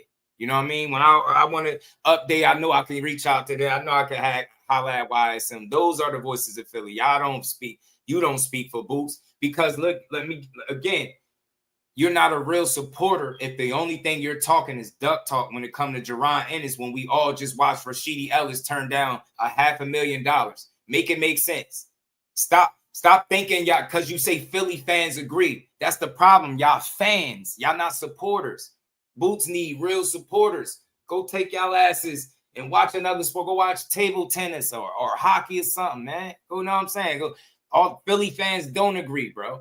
Y'all don't speak for Philly. 1 or 2 people think they speak for Philly, man. Like I said, the voices of Philly for me is YSM and Greg Hackett. Shout out to them. They part of the community. You dig? They the voices of Philly. I'm not listening to you versus them. Know what I mean? I heard some of the conversations that been had. I've been privy to some conversations. Boots gonna make a lot of y'all eat y'all words, bro. And y'all sound crazy. So let me make it make sense. So Boots a duck Is Boachuk a duck for saying no and choosing to fight Brandon Adams, a guy he already fought and got knocked out by? Or is he going to get it back in blood, which fight fans say they love? Go get it back in blood. That's what he doing. That's business. That's not ducking. When Brian Mendoza say he don't like the money, so that fight don't happen, is that on Boots? You get what I'm saying? Josh Kelly say he don't like the money. Is that on Boots? Rashidi Ellis got offered $250K. They said that's not enough. They doubled it. He get 500, $500,000. He said that's not enough. Is that Boots? Y'all got to learn some boxing, man. Y'all came to the wrong place with that slander, bro. You know I ain't going for it. No, I ain't going for it. That's why y'all hanging on to his every move, because that's the only leg you have to stand on to remotely have the criticism to, you know, justify your duck narrative that you push. But the fact of the matter is, none of these guys that we're talking about is he ducking any of them. Not one single fighter in boxing can say Jaron Ennis has avoided or ducked me. None of them. But you guess who can say it? An uneducated ass fan that don't even know the facts. Guys coming in here talking about Lima ain't top 10. Oh, he's a big name now. Nobody said he was a big name. You just don't know him. We didn't know Karen. You get what I'm saying? It's a lot of fighters that you don't know about before seeing them for the first time. You never know what kind of performance Lima gonna put forth. We don't know. We don't know. The same people that shitting on Lima saying what he can't do and how this is easy and trash fight, probably the same people that are saying Lamont Roach was gonna get dominated and knocked out. But when the fight happened and it didn't go that way, then they was quiet, move the goalposts, then they start shitting on Tank.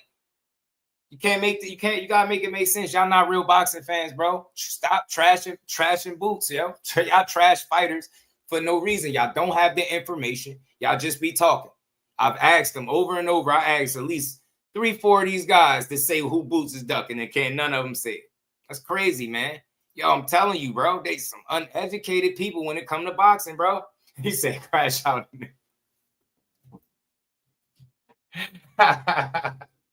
Crash out the gulag.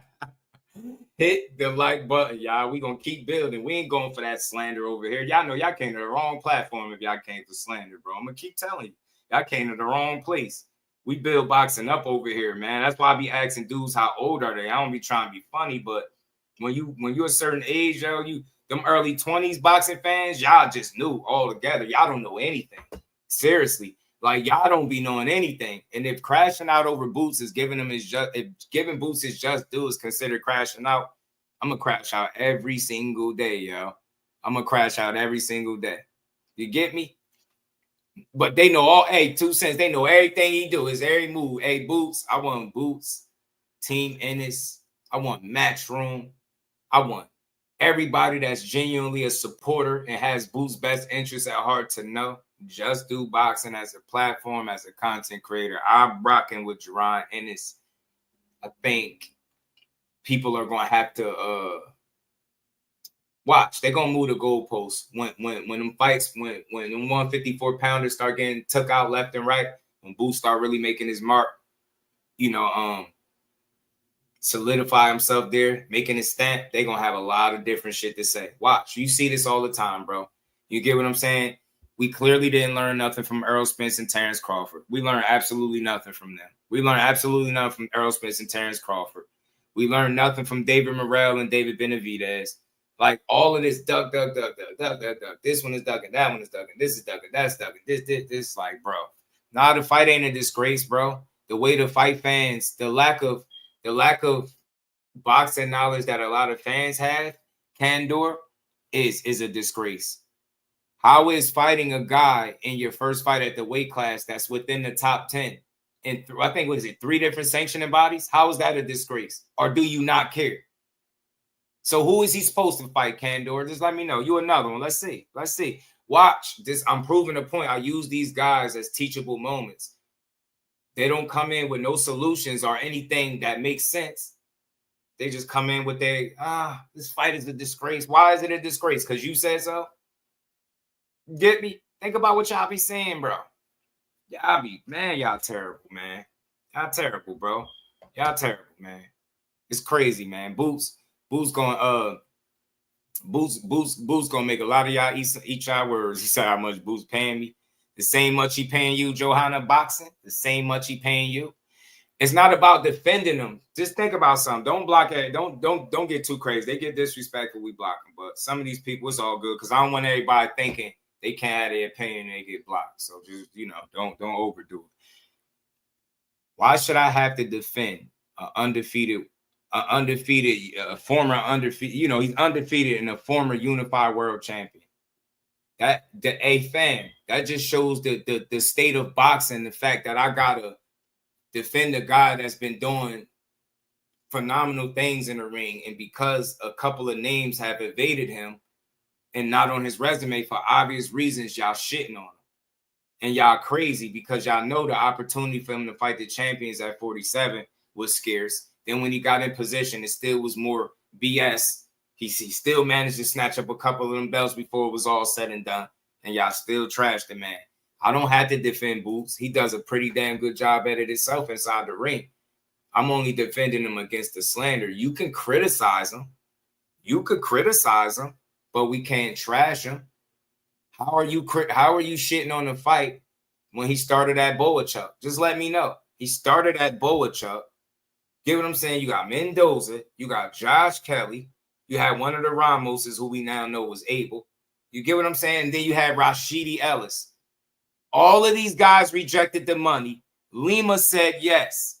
You had like 6 or 7 guys, if I'm not mistaken, say no to the fight. 6 or 7 say no to the fight. None of which had anything to do with Jaron Ennis.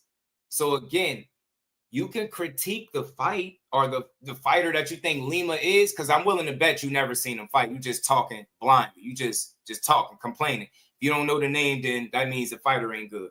You get me, Mike?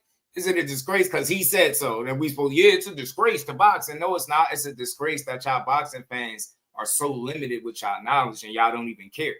Like a minute ago, dude just said he's not even top 10. He's scared of the same guy whose team put out a public statement that they needed 48 months to be ready for him. It's not Eddie. Eddie ain't making him look like a duck. Boxing fans don't I'm going to keep blaming y'all. It's not. Eddie is doing what he's supposed to be doing. It's y'all that don't know what y'all talking about. I'm telling you. It's y'all. Y'all really don't understand how it go. Because if it was up to y'all saying Virgil. Like, didn't Virgil tell y'all he was nursing a hand injury? So you telling me Virgil would have been ready by October? Who in here believes Virgil would have been ready by October? I don't even know if he would have been. I don't know. Could be, because that is a little ways away. But they said he wasn't going to be ready. I think that was an August date that they was talking about. But case in point, bro, 6, 7 guys. 6, 7 guys say no. None of those dudes are none of that is Boots' fault. None of them. So you get what I'm saying? Y'all got to make it make sense. Y'all got to learn some boxing around these parts, G. You already got him. Damn, y'all already got him. All right, I'm about to say y'all could get him. I could get him. Who are Boots fans? No real Boots. Let me say this, bro. Let me take this shit off real quick. No real Boots supporter is running around talking that shit. No real Boots supporter, y'all. Get that weak ass shit out of here. No real Boots supporter. I mean, I just want y'all to see my face when I say this. No Boots supporter is running around talking about he's ducking somebody. We all know that's not the case. We all know that. I just wanted to make sure I see the whites in my eyes with this.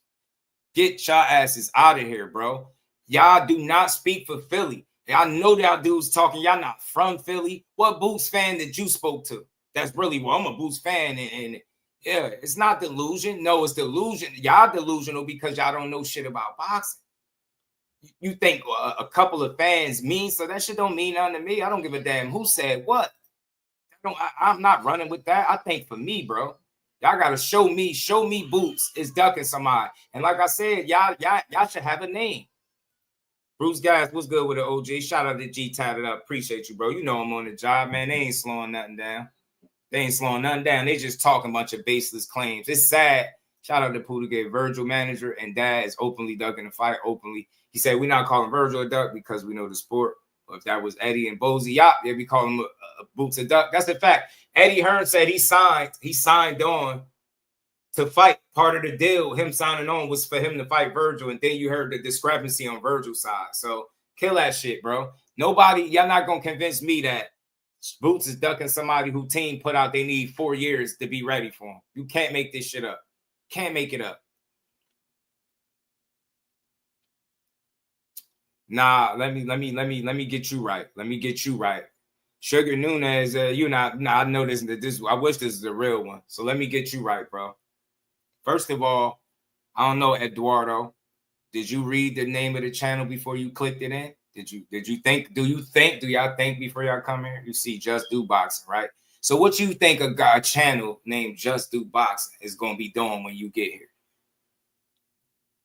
I'm going to say this again because I'm trying not to just block y'all because y'all being ignorant. So let me see if you're a reasonable person. Eduardo, y'all got to pump your brakes on all the boot slander. This is why. I want you to follow me. For the other little fool that just came in here too, pay attention. Listen to me, right? Hear me out. He started at Sergey Boachuk. Boachuk elected to fight Brandon Adams on the Terrence Crawford and Canelo undercard. Brandon Adams was a guy who knocked out Boachuk. Could you understand why he wouldn't fight Boots and he would take the Crawford and Canelo opportunity on the card instead of fighting Boots? Can you see why he'd do that? That's one. That's Sergey Boachuk. Is that a bad fight? I don't think you would say so, right? Moving on. Brian Mendoza is a scrappy, competitive guy. He beat Fundora. He got a couple losses, but to top fighters. He didn't like the money, Eduardo. So he moved on. That's not ducking, right? To a simple-minded fan, they're going to say that's ducking. Just take anything, right? It's Boots. Nah, he didn't like the money. Josh Kelly, he said he didn't like the money. The Abel Ramos thing, it didn't happen. Then they moved on to Rashidi Ellis. They offered $250K. He said it wasn't enough. They doubled it. And he said, no, it's still not enough. They moved on to Lima, who accepted the $250K. Do you see how this fight is happening? So the only people that's going to look bad, Eduardo, is people that don't know the facts. It's not defending it. I'm putting things in perspective, and y'all still trashing the fight when I'm telling you it's a handful of fighters or more that said no, whether it was money or other reasons, whether it was getting their lick back like Boachuk. How was that on Boots? So I'm never going to look bad. I'm never going to look bad telling the truth, putting things in its proper context. Y'all just be talking with no facts whatsoever. Stop trashing fights, bro. Stop trashing fighters. Don't make sense, bro. I named a number of different guys. Y'all actively seen Rashidi say $500K wasn't enough, $500,000 when he ain't never even made the $250,000. And I'm not in his pockets, but I'm saying it had to be something about that deal that made sense for him to rethink it. Y'all gotta make it make sense. So if you're a reasonable person, you're gonna hear what I'm saying. Look at the number of guys that elected to do other things and not fight Boots. Even the same guy, Speedy Rashidi, that everybody said they wanted to see him fight. He sat here and told y'all the money wasn't good. All of these guys saying the money wasn't good. Guess what Lima said? Give me the $250. You ain't even got to double it for me. I'm taking it.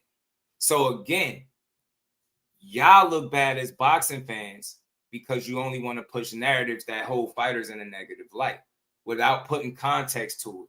I haven't heard anybody that's complaining about Boots' fight name all the opponents that he had as possibilities and what these guys said before he got to Lima. I'm not defending the fight. I'm defending boxing because y'all don't know shit.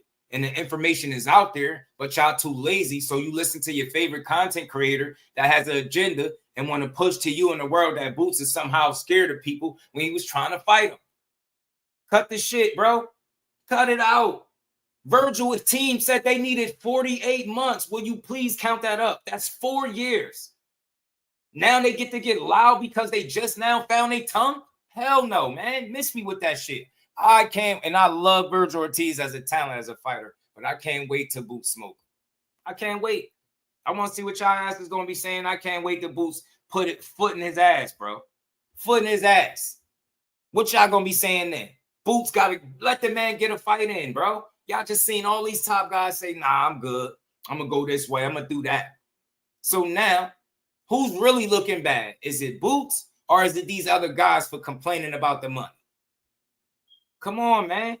I'm a reasonable guy. Boachuk has every right to say, nah, I'd rather fight Brandon Adams on that Canelo undercard and get that exposure. I could understand that. That's a smart business move. Move down the line. Mendoza, I can see, if the money ain't right, I told y'all before, these fighters ain't getting in there. Kelly, same difference. But you got a guy from Portuguese. He's like, bro, give me that $250,000. I need that. I got people to take. I need that $250,000, and they still like, nah, Boots is a duck, yo. He don't want to fight nobody. You see how stupid you sound? Do your homework, people. Do your homework. Please do your homework. Stop just yelling shit in the chat. Stop just typing. Y'all don't know shit, nothing. Seriously, y'all really be lost. Y'all be lost when it comes to this shit, bro. You really be lost. Just talking. Yeah, Boots looking bad, yo. He's making Philly look bad, yo. Y'all idiots, man. Y'all idiots. If Boots was from your neighborhood, 30 plus, undefeated, just was a unified champion at the weight class where he was at, ain't never ducked nothing, ain't nobody in Philly looking bad because of Jaron Ennis, bro. Get that weak ass shit out of here, man. Get it out of here. I ain't rocking with that weird ass energy, man. Y'all really don't know shit. Y'all just here to tear the man down. Shout out to my baby girl. Says support the guy Jusdueboxing for president. Y'all know what it is. Hit that like. What? Y'all. This not funny. How am I supposed to get home? Hold on. Sit down. Hold on. Here. $2. Take the train. Shout out to my brother, Big Dog Willie. Said, how's Shakur the next Devin Haney? I'm about to get to that because, you know, I held y'all long enough. Y'all been rocking out with me. So we gonna get to that, y'all. We gonna get to that. It's a little 20, I think it's like 23 minutes, the video. And they basically, instead of giving Shakur credit for it's a pay to fight, they overanalyzing what other people, what comments people made that was giving them they just do. This is just shit that kills me about boxing. If I'm up here and I'm shitting on Boots, no, people don't care. They don't care. They'll put up all types of arguments for you just giving guys credit because you're not shitting on. Because I could tell what y'all listen to. All y'all listen to is y'all favorite toxic content creator, and y'all come here and think I'm one of them. I'm a whole other thing, bro. It's nobody in this space that's me. Trust me, I know that. So if you come in here to hear me slander Boots, when I just went through the list for the people that was listening, trying to have a real conversation, that heard me tell you all the different guys he went through first, and he couldn't get none of them guys in the ring. And we just actively seen Rashidi Ellis sitting there with his team and his manager talking about how $500K ain't enough. If it was $1 million, they would have been signed. He don't even have that leverage to bargain to ask for that kind of money because he been out of sight, out of mind. And they did rob him, but he lost to Villa, who Boots dismantled him. That shit different, man. There's no coincidence that the last X amount of opponents, I done lost track of the correct number, have said no to Boots due to money reasons, and y'all still saying Boots is somehow the duck when people keep asking for more money than they've ever made in their career to fight. Make it make sense. So again, that's on Boots, right? Boots is ducking because guys saying they're not getting offered enough money. Then when Lima accepts the money, now Rashidi Ellis comes back and say the money is enough. You snooze, you lose. It's that simple, bro. Dudes really wanted to fight that man. They'd be getting in there. They wouldn't be making excuses about money. Rashidi Ellis said the only thing Boots do better than him is grow a beard. I like his beard. That's it. That's all he do better than me. But then they offer you more money than you ever got in your career. Then you said no. Then they doubled it, and you still said no. Then try to come back and say yes. It's over with. You snooze, you lose. You dragged your ass and you missed the opportunity. Now I hate it for boxing because Rashidi Ellis is a more notable name in the eyes of the people. It would have been a better fight. But the reason he's not fighting him is not because of Boots, and it's not because of Eddie Hearn. It's Team Ellis. They elected to say no. They felt like they was worth more money. I'm not knocking them for that. But then they turned around and said, yeah, which lets me know that somebody made a mistake. Somebody clearly mishandled the situation, or they overplayed their hand. Maybe they felt like they doubled it so fast. They doubled that offer so fast. Maybe if I ask for more, we'll get it. They might have overplayed their hand. Nobody's saying that. But it's still somehow falling on Boots because nobody's accepting the money. And if everything I just said to you didn't make sense, you clearly looking to push a narrative. I'm telling you everything that happened from the top all the way down to Lima, who he actually is fighting in October. All of these dudes are saying no and asking for more money than they've ever made in their career. Do y'all see the common denominator? People want career high paydays to fight Boots. You understand me? Career high paydays. And I'm not knocking them because that Boots ass whooping hit different. Just ask Raymond, who definitely don't look like the same fighter. Just go look at Stan Jonas and how he sat up there and quit on the stool like he ain't have something to fight for. That man said, nah, I'm good on that. Whatever he on out there, I'm good on that. We done did this shit about 6 rounds. Nah, I'm good. No, Miles, I'm cool. Just go ahead, hey, rep. That's it. Nah, I gave it my best. Undefeated world champion. He just beat the absolute fight out of a grown man. Had that man rethinking his career on the stool like, Stan Jonas is as tough as they come. We know it, tough as they come. Made that man quit on the damn stool, and y'all in here slandering him because I just ran down all the names that asked for their biggest payday. None of them took it, and the only boy Chuck, he going to get it back in blood. If your finances are not together, Kelly Mendoza, I could understand it. But none of that shit is on Boots. Don't give me that, man. When Boots beating up your favorite fighter at 54, don't say I ain't tell you. Don't say I ain't tell you it was coming. Shout out to Big Dog. What? This not funny. How am I supposed to get home? Hold on. Stand down. Hold on.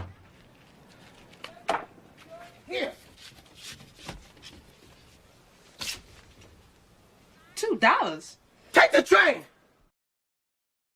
Oh, Willie, man. Felix was good with it, bro.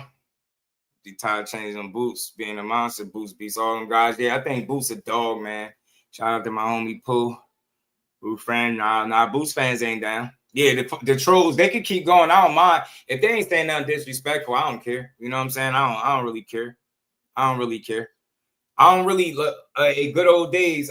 Don't try not to block everybody, y'all, because I don't care. The trolls sometimes help the channel go, so they could talk a little bit. Don't block everybody unless they disrespectful. Then get them out of here. But shout out to good old days. I don't do the name dropping. Like I want to make sure when you come here, please don't channel name drop. I don't do channel beefs. Shout out to BFTV. Keep doing your thing. But that's the problem with boxing. Too many grown men sitting around trying to expose people that are in way better situations than they've ever been in. There's no exposing Boots. The only way Boots can be exposed to, and not even, because losing fights are part of the game. But if there's not a single conversation, and this goes for anybody, there's not a single conversation that you can have on YouTube that you're going to be able to convince me somehow Boots looking bad right now. Because I know more times than not, people don't understand boxing. That's why you're saying Boots looking bad. I don't know what his information is. That's why I say I don't do the channel dropping, the name dropping, because I don't make anything personal. But I don't know if he's privy to all the different fighters that said no before he got the Lima. There's absolutely, and I mean this to anybody with common sense that's listening, there is absolutely no way you can accuse Boots Ennis of ducking fighters when you had about anywhere between 5 to 7 different guys all say, you know, or no, go do other things, or the money wasn't enough. That's not on Boots. Anybody with common sense understands that. He can't force the guys to get in the ring. Everybody's asking for their biggest payday to get in there with him. Everybody. CJ, what's good? Peace to the Queen. Shaywa, how you feeling? Always good to see the Queen in the building. Yeah, y'all weird, bro. Virgil ain't duck Boots. Nah, Virgil ain't duck Boots either. Virgil ain't duck nobody. Virgil ain't duck nobody.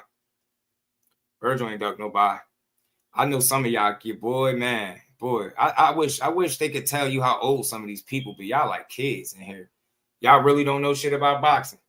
Y'all don't know shit about boxing, for real. And everybody that's pushing that Boots is ducking don't know nothing they talking about. Ask them to prove it. Show me who Boots duck. You know what I'm saying? Stop telling me about Virgil when his team put out they needed 48 months, bro. I don't give a damn what they talking about. And then y'all making all this chatter and noise about Boots and Virgil when y'all just heard his father say, I didn't know Eddie Hearn was his manager. It don't even sound like they talking about that ship sailed twice. Man, kill that shit, man. Kill it. Because Eddie Hearn said he signed on. Part of the reason he signed was to get Virgil Ortiz in the ring. And what did his father do? He jumped right on it. I don't know anything about that. Don't even sound like they think about fighting Boots, man. Can't miss me with that, man. Y'all killing noise, bro. Killing noise, man. Yeah, they gotta be like kids, Mike. They do. Because when they say fanboy, I'm a fanboy of boxing. I'm a fanboy of boxing for sure. Fanboy of boxing for sure. You know what I'm saying? I'm a more of a fan of the sport than any one fighter. But these people are idiots. You know what I mean? They use them to teach, man. I'll tell you. Yeah, you're right. Shout out to the Queen Sexy Kendra. How you feeling today? Says that reason why Tully's wasn't even on the table. They have a fight lined up. I'm not sure. I could probably ask. I think somebody might have a scoop on Tellus. I'm not all the way sure, Rosia. I'm not sure. I'll try to find out for you though. But you know, with that being said, you did hear the names that was on the table, right? And you'll have to agree from, you know, the Bullchuck, the Mendoza. Maybe the Josh Kelly was a little questionable, but you got to consider the fact that he's going up to the division. And then the name that everybody was saying the most was Rashidi Ellis. And you see how that didn't happen, right? Because of Ellis having to change their heart, but it was too late. Business move, man. They on to the next one. They wasn't supposed to sit on stupid when Rashidi Ellis said no. Your job is to make sure you secure that date for your man. So they wanted to make sure that they secured that October date. And when it came time for Lima to take the money, he took the money. It's just that simple. You got people that want the right information so they can have a conversation. And then you got people that want enough information so they can have a negative opinion on the fighter. This is why they're going so hard to prove that Boots is a duck. Think about it. We heard the same shit about Crawford. We heard it about Errol Spence. They fought. We heard it about David Morrell. We heard about David Benavidez. They ended up fighting. You understand what I'm saying? They're doing this shit now. And then when they end up fighting, they're going to move the goalpost somewhere else. Trust and believe. None of these dudes that's talking that duck shit know what they talking about. Because if they did, they wouldn't be talking like that because it's fanboy shit to keep talking duck talk. Y'all don't know shit. Y'all mislead y'all subscribers and y'all supporters because y'all don't have no integrity about y'all. If your whole goal is to tear down the sport of boxing, I'm never listening to you. I don't give a who you are. I'm not listening to you. Y'all are wild. Every single fighter that whenever it's their time, whenever you talented in this sport, your own people are going to hate you for it. Boots ain't did nothing but what he was supposed to do. He doing this shit his way, and the people from the outside looking in can't relate. They can't understand that a fighter was going to do what's best for him and his team, him and his family. That's it. That's all. It's not Boots' job to do what's best for the fans at home. You let y'all tell it. Virgil Ortiz supposed to be fighting Virgil right now, right? Right now. Virgil, never mind Virgil hand injury, right? He gonna fight Boots next because y'all ignorant. Y'all really don't know nothing about the sport. You just know about pushing negative, narratives that is damaging to the sport. Don't really mean shit. Y'all don't know nothing. Like, why don't y'all do y'all homework?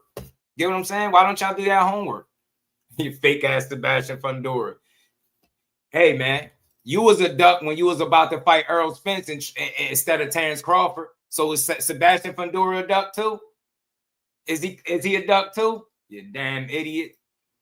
Damn idiot, bro. Damn idiot, man. Damn idiot, bro. But anyway, like I said, let me wrap this up and we're going to move on to the next thing. Y'all heard the list of names. Y'all know what Boots got to do October 11th. If you're a fan of the sport, then sit back and watch that man be great. But let's get into this, y'all, because y'all was asking me about this, man. And my bad. I done stretched it out, but we do what we do over here. All right, let's get to this, y'all. Let's get to it. All right, man. Let me get it. And you could tell they kids, yo. Anybody that use the term crash out, just like for anything, when you talking, is a kid. 100% they're a kid. They don't even know what crashing out is. Y'all so in a rush to try to be cool and use the terminology that you misuse it. Crashing out, if speaking the truth is crashing out, then y'all got a lot of channels today.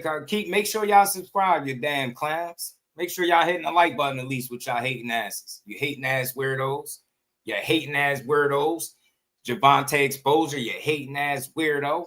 You dig? Hating ass weirdo. You feel me? With your hating ho ass. Let me get to this though, y'all, man. Let me get to it, man.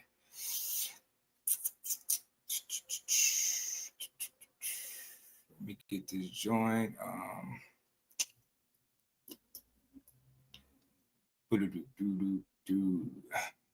Is this it? Let me make sure.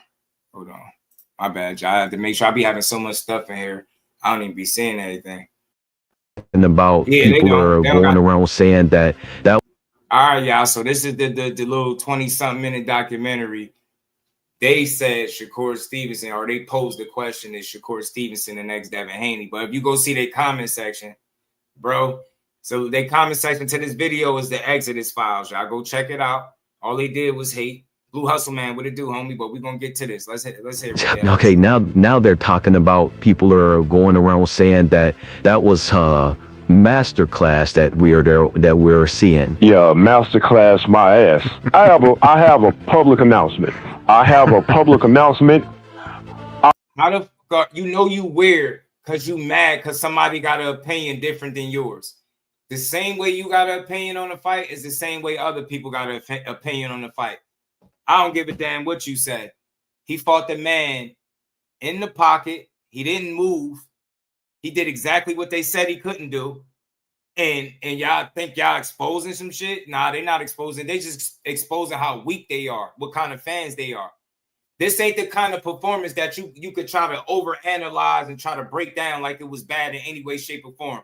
A lot of y'all are not true boxing fans. And I'm calling y'all out.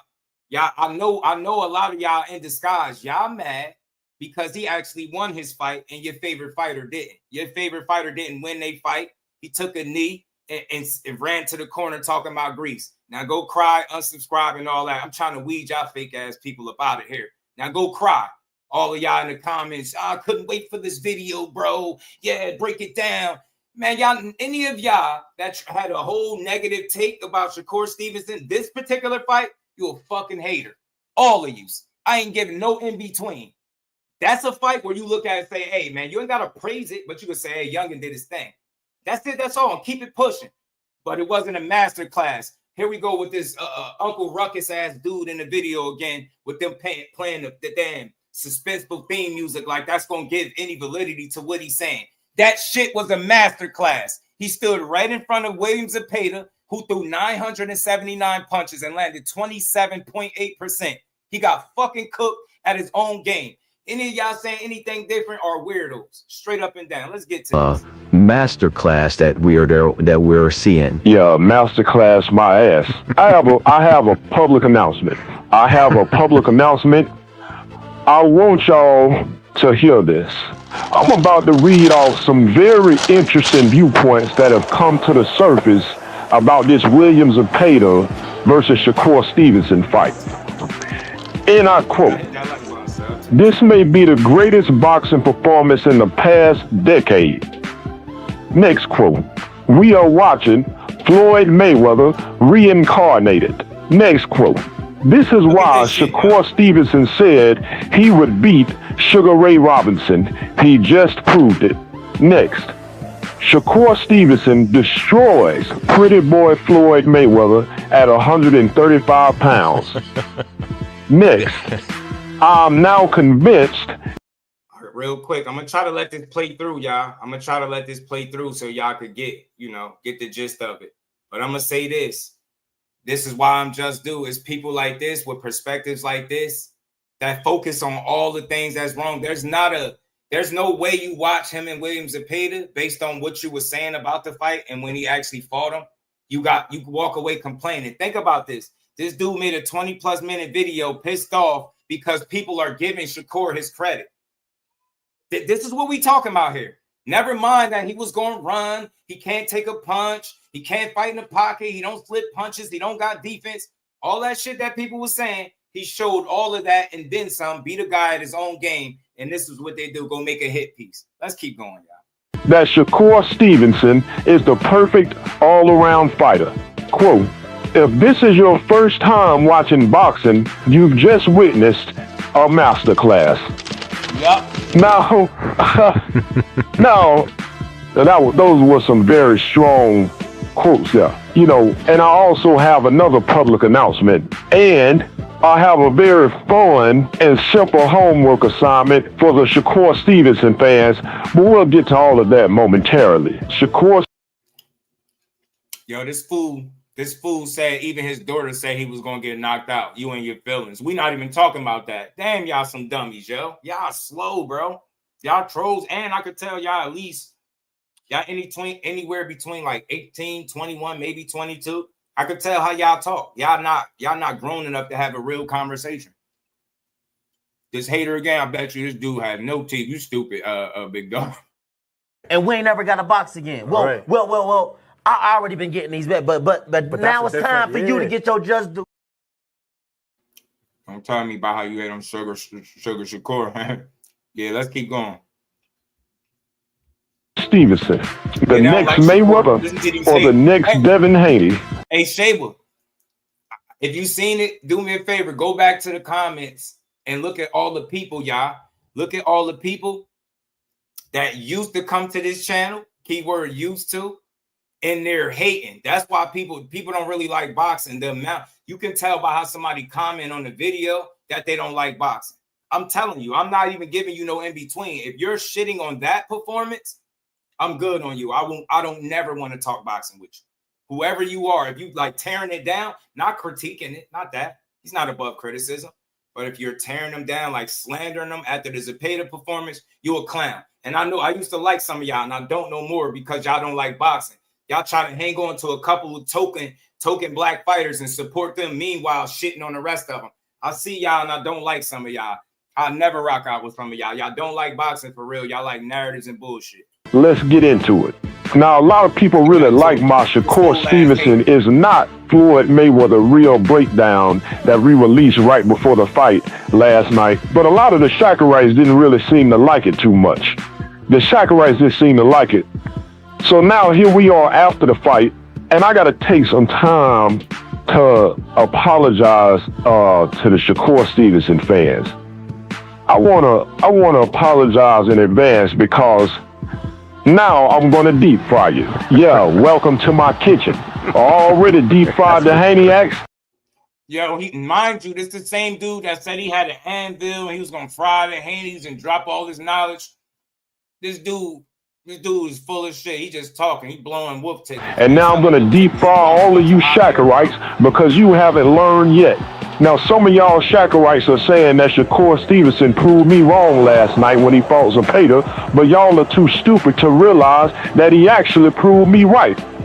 Now, I'm going to go ahead and give him a coin because he did choose to fight more on the inside, so he does get credit. This is the current state of boxing. Rob, what's good with it, homie? The current state of boxing is getting online, and even when the guy does something that I said he couldn't do, I still got to sit here and talk about how much he ain't good.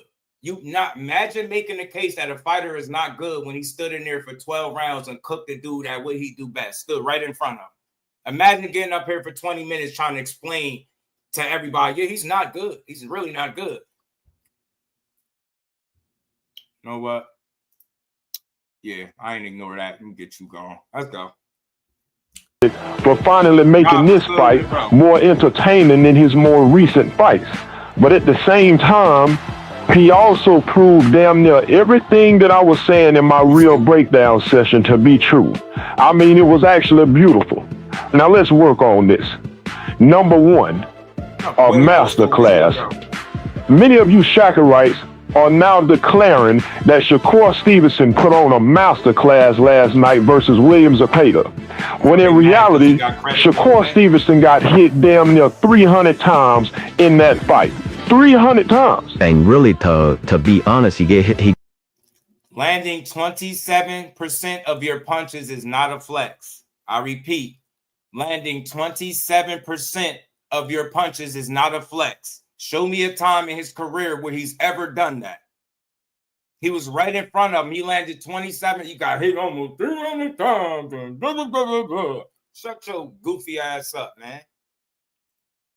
Got hit a lot more than that, but we'll save that for later. Yeah, we'll definitely get into that shortly. So y'all really believe that getting hit damn near 300 times is a masterclass? Your brains must be malfunctioning. No, your brain malfunction. A 27% clip is not impressive. You idiot. It's not. He fought him at his own fight and he only landed 27%. That's the kind of shit you land when he's moving in boxing. He did that shit right in front of you. It is impressive. I don't give a fuck what this old ass hater saying. Old ass hater. Like y'all think y'all opinions matter. Y'all don't. They don't, bro. They don't. They don't matter. He cooked Zepeda. What about this running shit that y'all said he was going to do?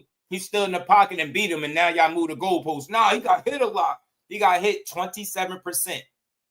27. Still, statistically, you talking about the best defensive fighter in boxing with the highest active plus-minus ratio. You don't get that high of a plus-minus ratio if you're not landing punches, you idiots.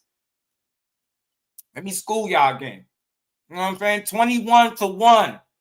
That means he hitting you 20 times and you landing one punch, bro. Do you understand? Look at this shit. Show me your favorite fighter. What's your favorite fighter plus minus? Matter of fact, did your favorite fighter win his last fight? Huh? Did your favorite fighter take a knee? Because I know that's who y'all are. And I'm going to get on y'all forever. Claymore, shout out to Claymore, my dog, man. What's good with it, bro? These people are casual clowns, bro. 27%. That's not no flex. He almost threw 1,000 punches, and he got cooked doing what he do. Yo, hey, big dog, I told you, I did this on purpose. When you talk about Shakur, it's not about boxing, it's about their feelings. The news flash, your favorite fighter is never going to fight him, and if they did, he'll lose. Now go cry and unsubscribe. I don't like y'all dudes. I really don't. Let me if you believe that was a master class, then the next time I need change for a $20 bill, I'm going to bring it to y'all. I'm going to hand you the 20, and I want you to give me the change back in all hundreds. And you know, I'm not even, for me, you wouldn't even have to give me the change in hundreds. You can just give me the change back in all 50s. You know, I'm a fair man. Right. So let's do it. I promise you, I'm staying this way. I did it the other way for a long time. They don't respect that. Being that nice just, the filter one, got people thinking they could talk crazy to me in the chat when they got my numbers. Now go cry and go tell that, because that's all y'all do. Y'all some weirdos, man. I don't like, I'm for boxing. So the people that frequent this channel every day know my energy is for people. Think about this. This is not the kind of fight where you spend 20, 30 minutes discrediting a man. This was a really good performance. That's all you got to say and move on. But the fact that this ain't no master class. He got hit almost 300 times. He almost got knocked out. He almost blah, blah, blah. Nah, he cooks and paid out his own game. He actually won his fight. He did exactly what he said he was going to do. He said he's going to stand in there and fight him. Beat him at his own game. That's what he did, didn't he? Try last is on, man. When we bring you the 20s, bring us our change back in all 50s and all hundreds, because y'all are geniuses. Geniuses that have bought into this idea that Shakur Stevenson put on a masterclass performance last night versus Williams Zapata. Okay, now let's cut through the bullshit. That was not a masterclass. Do you know how many punches Diego Corrales landed on Floyd Mayweather? 60, and none of it was really clean. Even if that fight goes all 12 rounds, Corrales wouldn't have landed even 100 punches. That was a masterclass. Do you know how many punches Arturo Gatti landed on Floyd Mayweather? 40. And none of it was clean. That was a masterclass. And there are many, many more examples of Mayweather fighting even more dangerous opponents and even higher level competition in close range, and he's not getting hit with no damn 300 punches. Getting hit damn near 300 times is not a masterclass. Mayweather have never been hit damn near 300 times. Now, next, y'all say y'all saw a masterclass, but I'm gonna tell you what we saw. You know, like I say, credit to Shakur for finally fighting more in close range, but we didn't see a masterclass last night. What we saw was an imposter. In my opinion, Shakur Stevenson finally brought forward his best impersonation of Floyd Mayweather. He was what's the guy's name? What's the guy's name that does the Denzel Washington and the Will Smith impersonations that was at the show the other yeah, the one guy. Yeah, I know who you're talking about.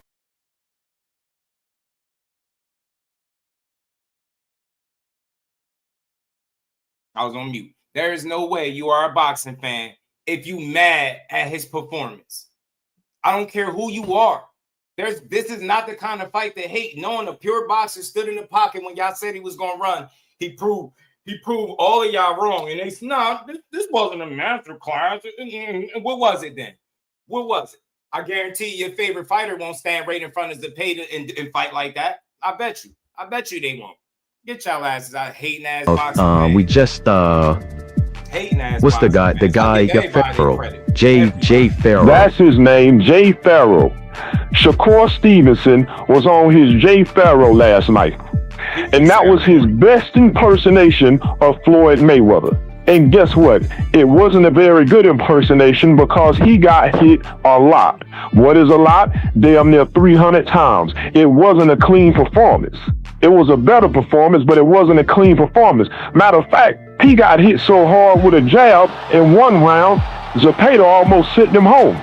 And I don't care what he said, the optics just ain't look good. And you know what? That's okay that he got hit. The problem is when y'all miscategorize things and proclaim that this performance was a masterclass. The problem is when he says he's worth so much money and he's got so many skills that he will beat all of the legends. When Shakur Stevenson says that he's better than Sugar Ray. So let me pause this. Because this old goofy don't know shit he talking about. So maybe he didn't remember what the punch stats was for the first Maidana and Floyd fight. Maybe he don't. Floyd got hit over 200 times in that fight. What the hell are you talking about? And Maidana don't throw 94 punches around. Zepeda is the most active fighter in boxing today. Get Lieutenant old ass Lieutenant Ruckus the hell up out of here. Pack his ass up, bro. Pack his ass up. Pack his ass up. 220 plus punches was landed on Floyd. It's not that far, bro. Shut your ass up. Shut up. Robinson, Sugar Ray Robinson is ass because he fought a bunch of bums and he fought all white boys. That's where the problem come in. Now I love a confident fighter. And he was joking about the Sugar Ray Robinson shit. He said he was just talking shit. Nah, I'm gonna tell you to eat something, Boxing Ace. I don't debate clowns. So you debate them or shut up. Don't say nothing. Crashing out. You gotta be a kid, yo. You don't know what crashing out is. I'm just checking y'all weirdos for y'all energy, and y'all don't like it. But if Shakur was really the fighter y'all say he is, the performances would speak for themselves. You would not have to miscategorize a performance like we saw last night. He mad because Shakur got credit for looking good in a fight where he looked good, beating a guy at his own game. Shut up, old as man. A domination and a masterclass.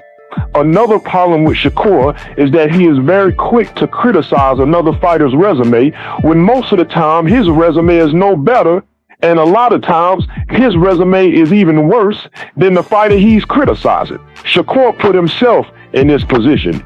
He talked himself into this. He put himself in a position with a good performance. Listen to this old ass played out Uncle Ruckus looking dude. That's a good fight. Ain't no put yourself in no position. That's what's wrong with boxing. Everybody's a critic, bro. Everybody's a critic, and can't none of y'all fight for real. All y'all critics and can't none of y'all fight. The trolls included, man. Make sure y'all whole asses is hitting the like button too for the trolls that keep coming in here talking weird. You know what I'm saying? Yeah, Zeus Network AI takes, bro. If you don't get this old Uncle Ruckus ass dude the hell up out of here, bro. Position. And what did I tell y'all in my real breakdown session? I told y'all that Shakur is a good counterpuncher when he decides to counterpunch, but he is not Mayweather. He is not a good inside fighter. He is most comfortable when he jumps back.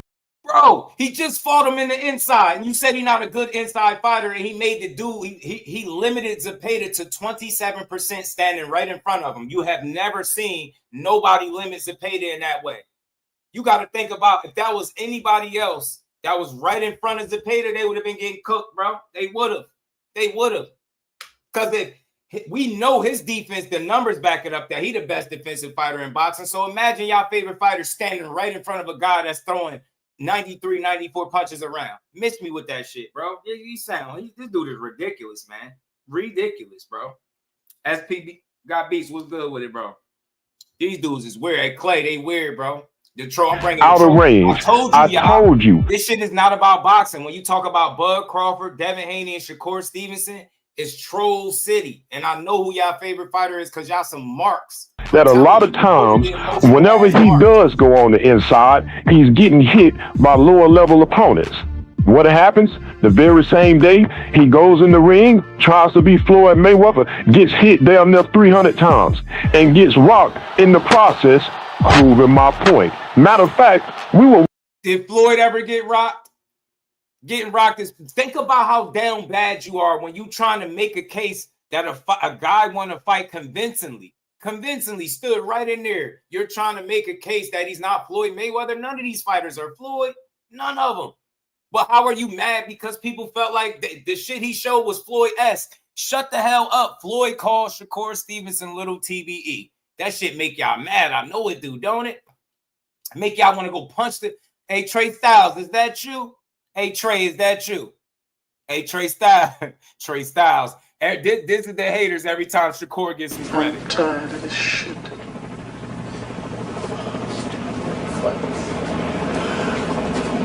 Kill all these motherfuckers. I'm sick fucking tired of this shit. I'm sick of this shit. I'm so fucking tired of this shit. Fuck this shit. So many motherfuckers. Fuck it.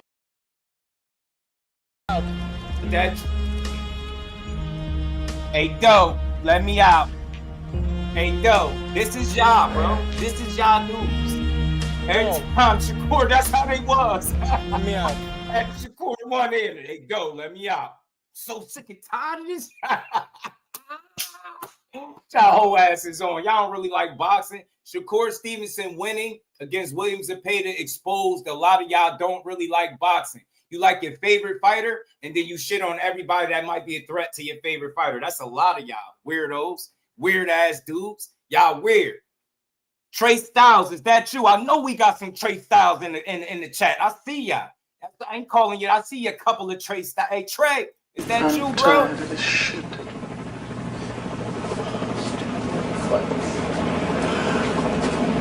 Kill all these motherfuckers. I'm sick fucking tired of this shit. OG punching the air, reading Shakur Stevenson comments. I'm so fucking tired of this shit. Fuck this shit. Stupid motherfucker. He said this.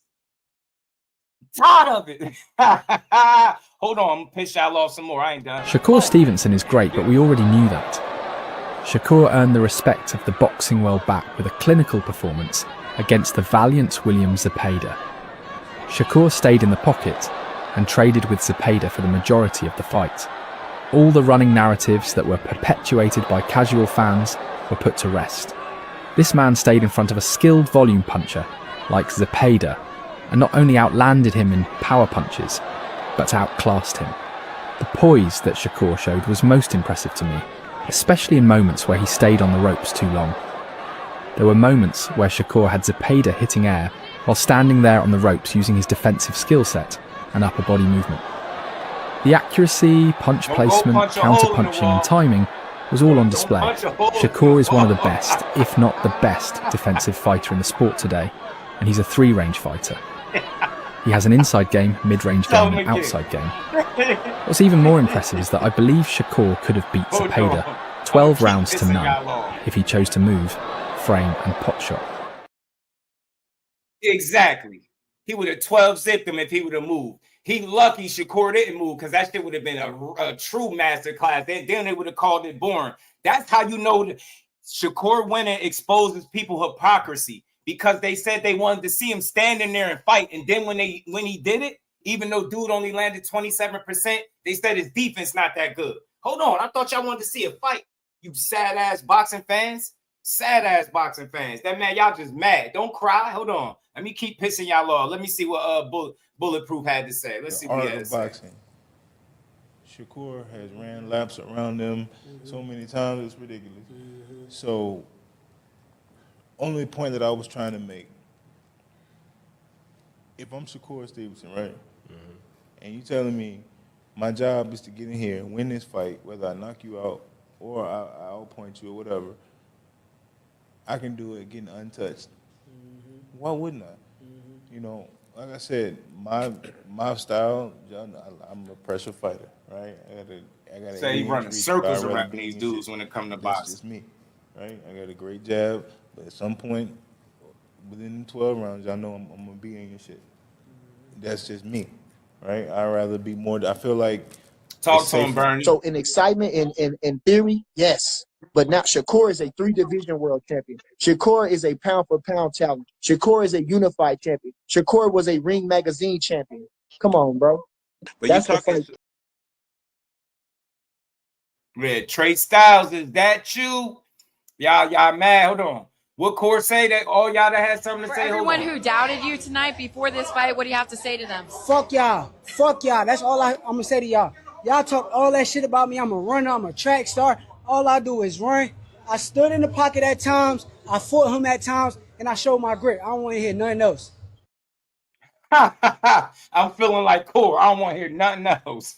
Go cry in the car, man. Buster. Watching the fight, by the time we got to the middle rounds, one of the guys we was watching the fight with said, man, Shakur looking like he's breaking down. Shakur is looking suspicious. So y'all saying it was a masterclass, but that man was looking suspicious last night. And if you really know how to read body language, the man was uncomfortable fighting close like that and getting hit upside his damn head like that. He was very uncomfortable, and it was clear to see that. Who the fuck is comfortable getting punched upside their head? I don't like nothing this dude is saying here. Old ass hater, bro. An old hater. This is not naturally who he is as a fighter, which proved my point. And I told y'all, that's how he lost in the Olympics. He was getting hit on the inside and jumping back. He is not comfortable on the inside. His main thing is to. That's a lie. If he wasn't comfortable in the inside, why did he spend mostly the whole fight fighting that way? This dude is an idiot. This dude is an idiot, bro. Spring back out of range. This is how he is comfortable fighting. And he proved my point even further because I already told y'all. Then after the fight, he told y'all out of his own mouth. He literally said, yeah, I probably won't be fighting like that anymore. I took too much punishment. And he literally told you out his own mouth that he didn't even like his own performance, proving my point. He is not an inside fighter. He is not. 12 rounds. And they act like he was forced to do it. He elected to do that. He chose to fight that way. And y'all know he could have boxed him, but y'all would have just said he ran, little fool. And can you believe that somebody still try to say he ran in that fight? These people are not real boxing fans. Shakur went and exposed a lot of y'all.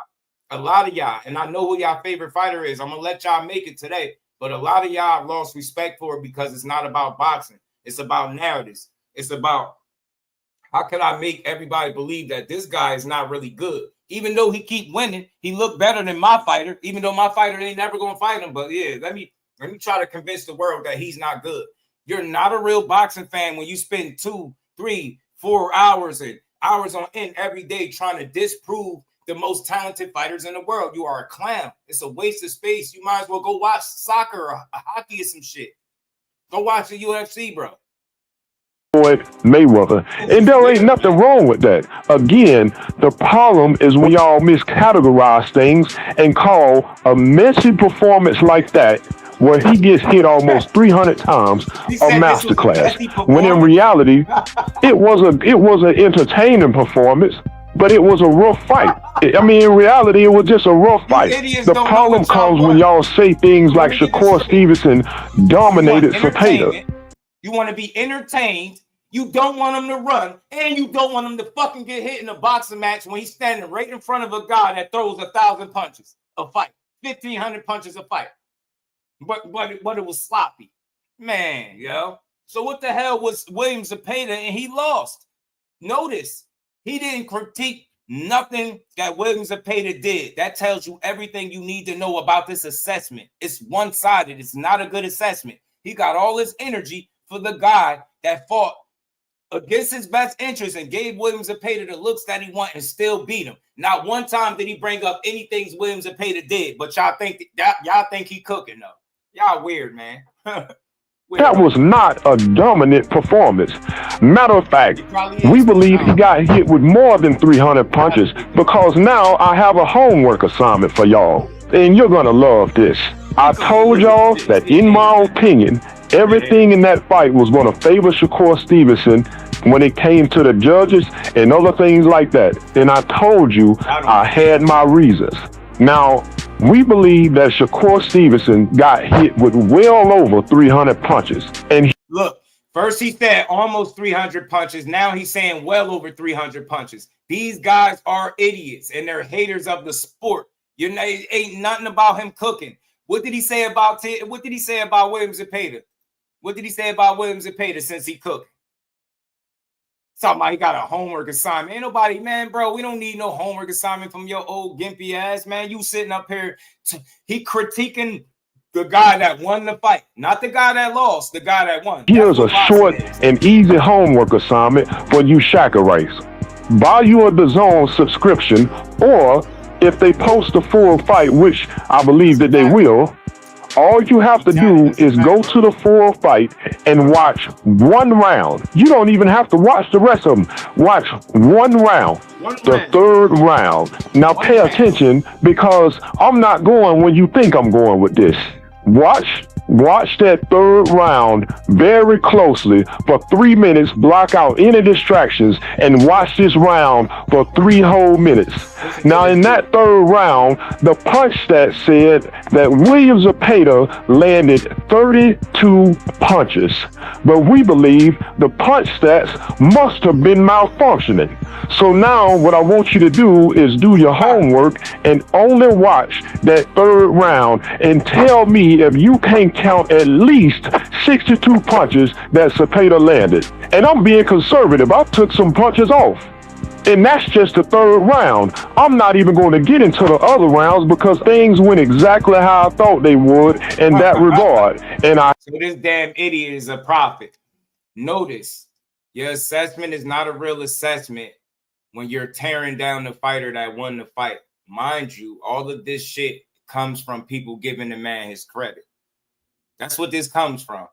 I don't give a fuck about the punches that you counted. You're a clown, because he weathered the storm. He stood right in front of him and beat him. You get what I'm saying? Like, y'all just saying shit. Either this guy's clearly just saying shit. That's why y'all trying to, you know, force. Zepeda heard him. He landed 60 plus punches and he did this and that. I had my reasons for foreseeing this in this way. Now, I suppose the right man won the fight, but I don't believe that them damn punch stats tell the full story or the real story of the fight at all. In my opinion, Shakur Stevenson got hit well over 300 times. So do your homework on that third round and tell me you can't see at least 62 punches that Zepeda landed, because I promise you they are obvious. You don't even have to reach for it. And in my opinion, this appears to be a recurring theme in round 1, round 2, round 3, and many other rounds, that Zepeda's landed punches were seemingly cut in half. And I usually don't even do these types of things. Zepeda got arm worried towards the end of the fight. Show me another fight in Zepeda 30 plus fights where he slowed down and got tired. He couldn't even keep up with his own punch output because he was getting hit back. This is by far one of the worst assessments I ever heard of this fight, because think about it. His whole problem from the gate was the way people phrased the fight. Everybody got a difference of opinion. You shitting on the nigga that won versus the guy that lost and didn't make no adjustments.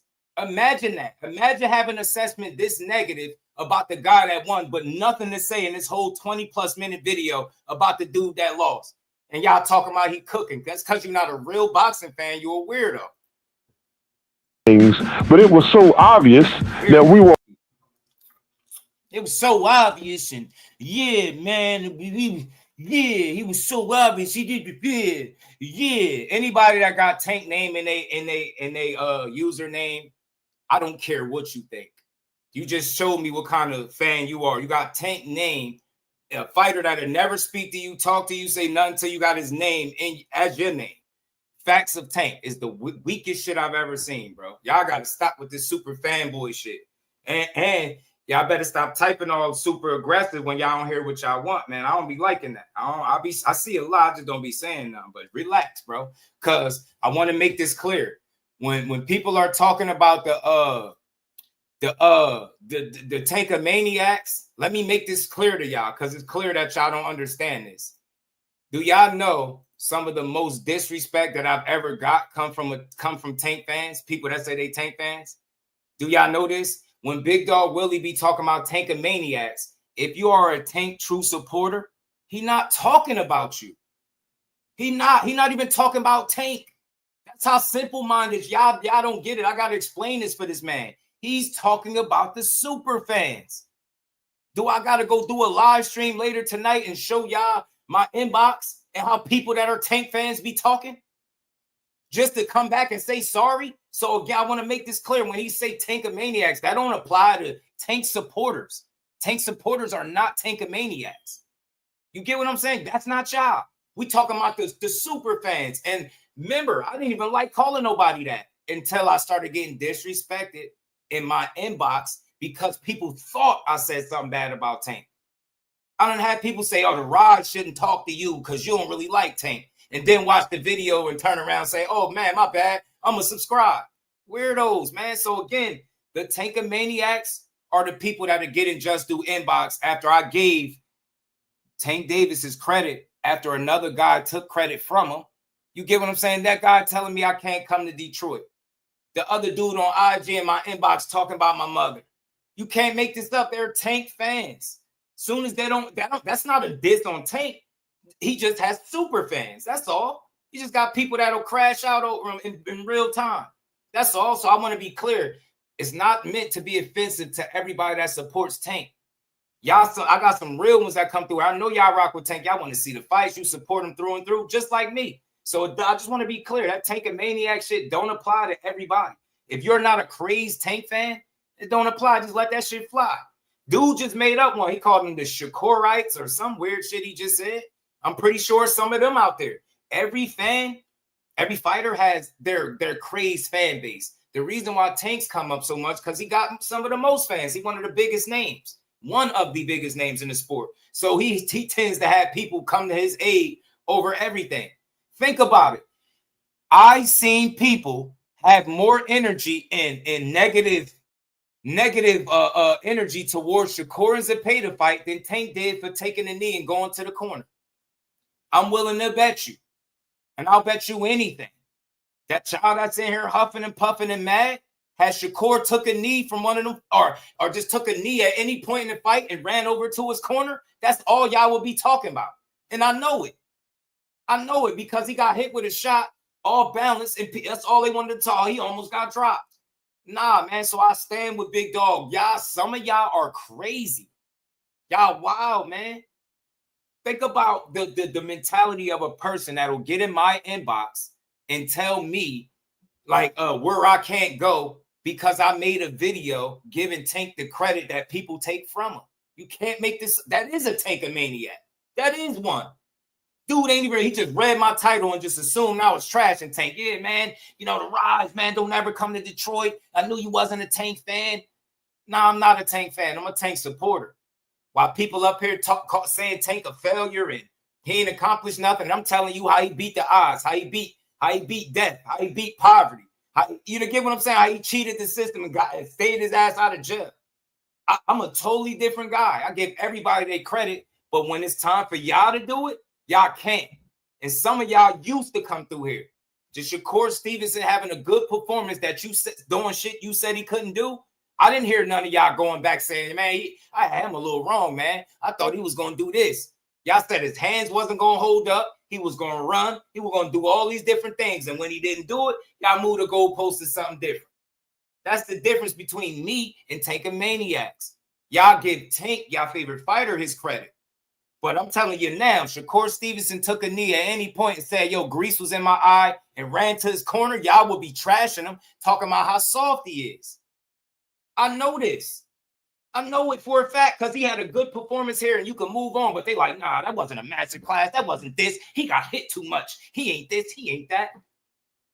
My job is to give fighters their credit, not take it from them. But I am going to tell the truth. And the truth sometimes makes some of y'all uncomfortable. Y'all willing to talk more about a shot that landed that you think was about to knock Shakur out as opposed to your favorite fighter taking a knee. You don't even know what he took the knee for. Then he went to the corner. Breaking rules, all types of shit. Turned his back to the ref. Y'all don't want to talk about that because it makes you uncomfortable. Well, that shit happened, bro. You're not a hater for talking about what happened. I'm a real one. I give all these dudes their credit. But y'all, Not so much. All y'all do is troll and take credit from the fighters. And he ain't do this. He ain't do that. He ain't do this. Oh, damn. Shout out to Big Dog Willie. Appreciate you, man. Y'all going at it. Shout out to y'all. I just wanted to explain that. So look, if y'all hear me say Tank a Maniac and you a real one, I ain't talking to you. Just know that. I'm not talking to you because y'all some real ones for real. You know what I'm saying? I rock with y'all, but the people that jump in my inbox talking crazy and all I do is give Tank his undeniable credit. Show me another content creator that's from Jersey, where I'm from, that gives Tank more credit than me. Show me one. Name me one. Name me one. Who else is getting up here talking about, you know, his legacy is what it stood for outside of the names? He going for something different. That dude had a situation that he tried to be. He had to change his life, the people around him, and I think he did all of that. You will never hear me sitting up here talking about how Tank Davis is a failure because he didn't fight a guy that I wanted him to fight. Shit sound crazy, man. These dudes is winners in life. That man is winning, and he winning at a very, very, very high level. And I rock with it. I do. Nah, I ain't mad. Why? If you think I'm mad, you probably don't. You know, I don't know how much you listen to me, bro.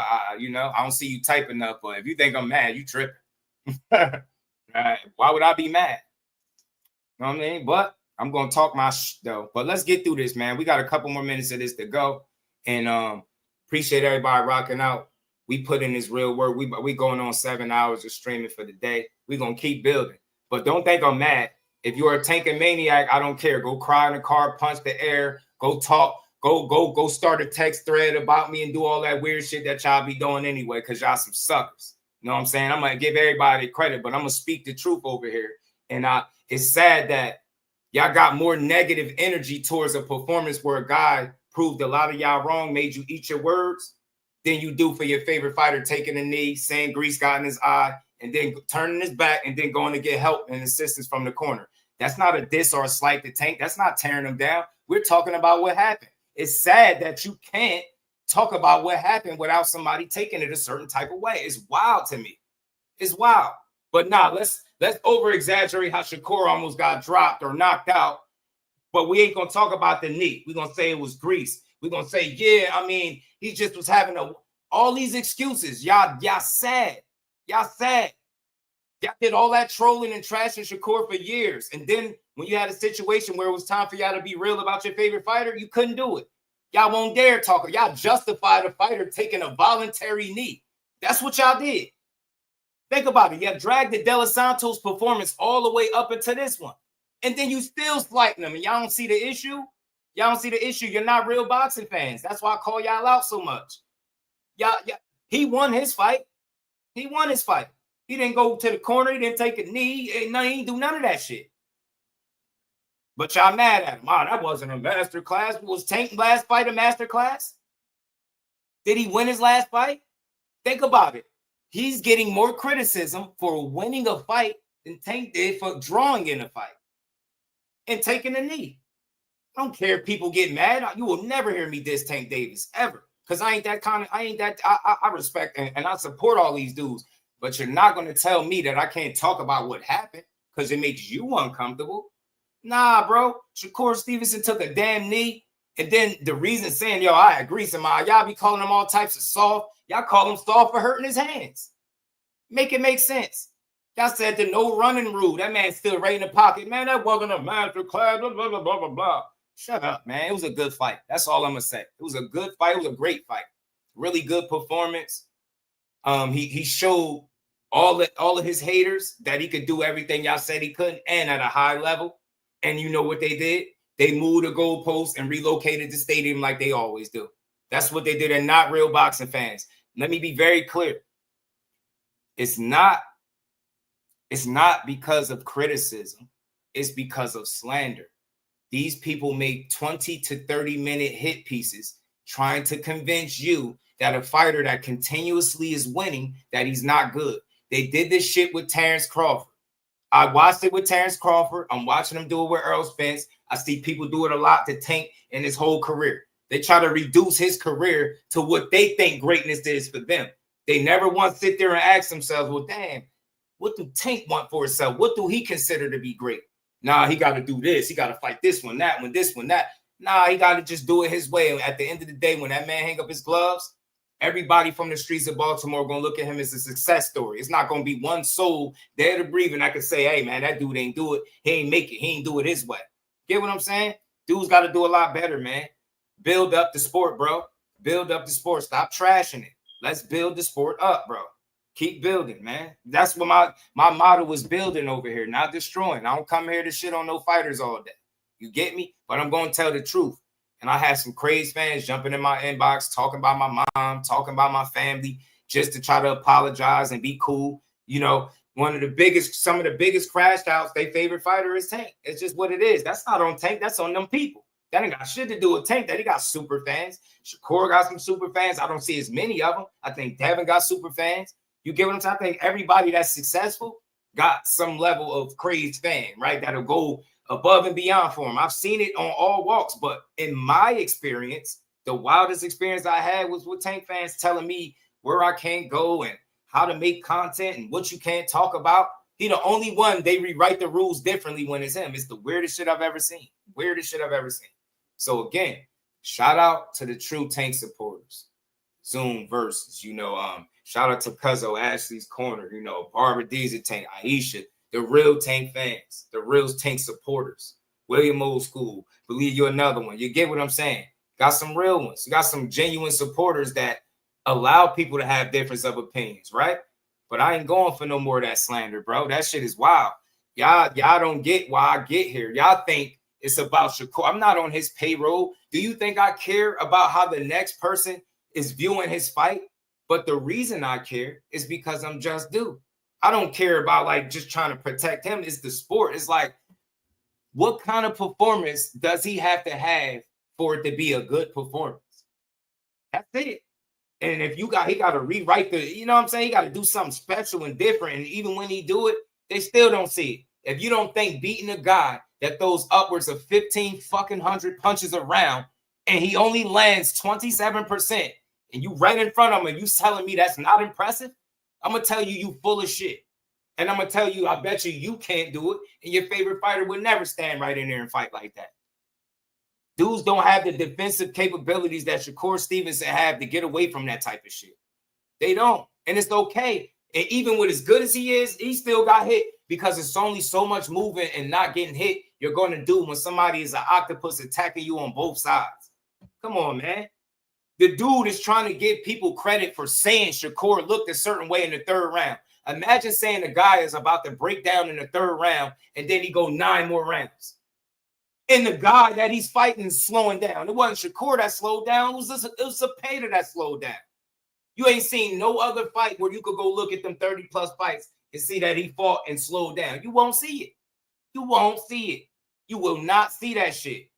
That's why I know the difference between boxer fans that like certain boxers and then boxing fans. Because the real boxing fans just saluted him. Hey, man, that was a good performance. That was an entertaining fight. He ain't run. He wasn't super overly defensive. He went to the body. He stood in the pocket. He used both hands. He let his hands go. What about all of that shit about the entertaining fight? Notice the narrative is not, remember, it was that he's born. He going to run. He got brittle hands. They're not going to hold up. Zepeda going to overwhelm him.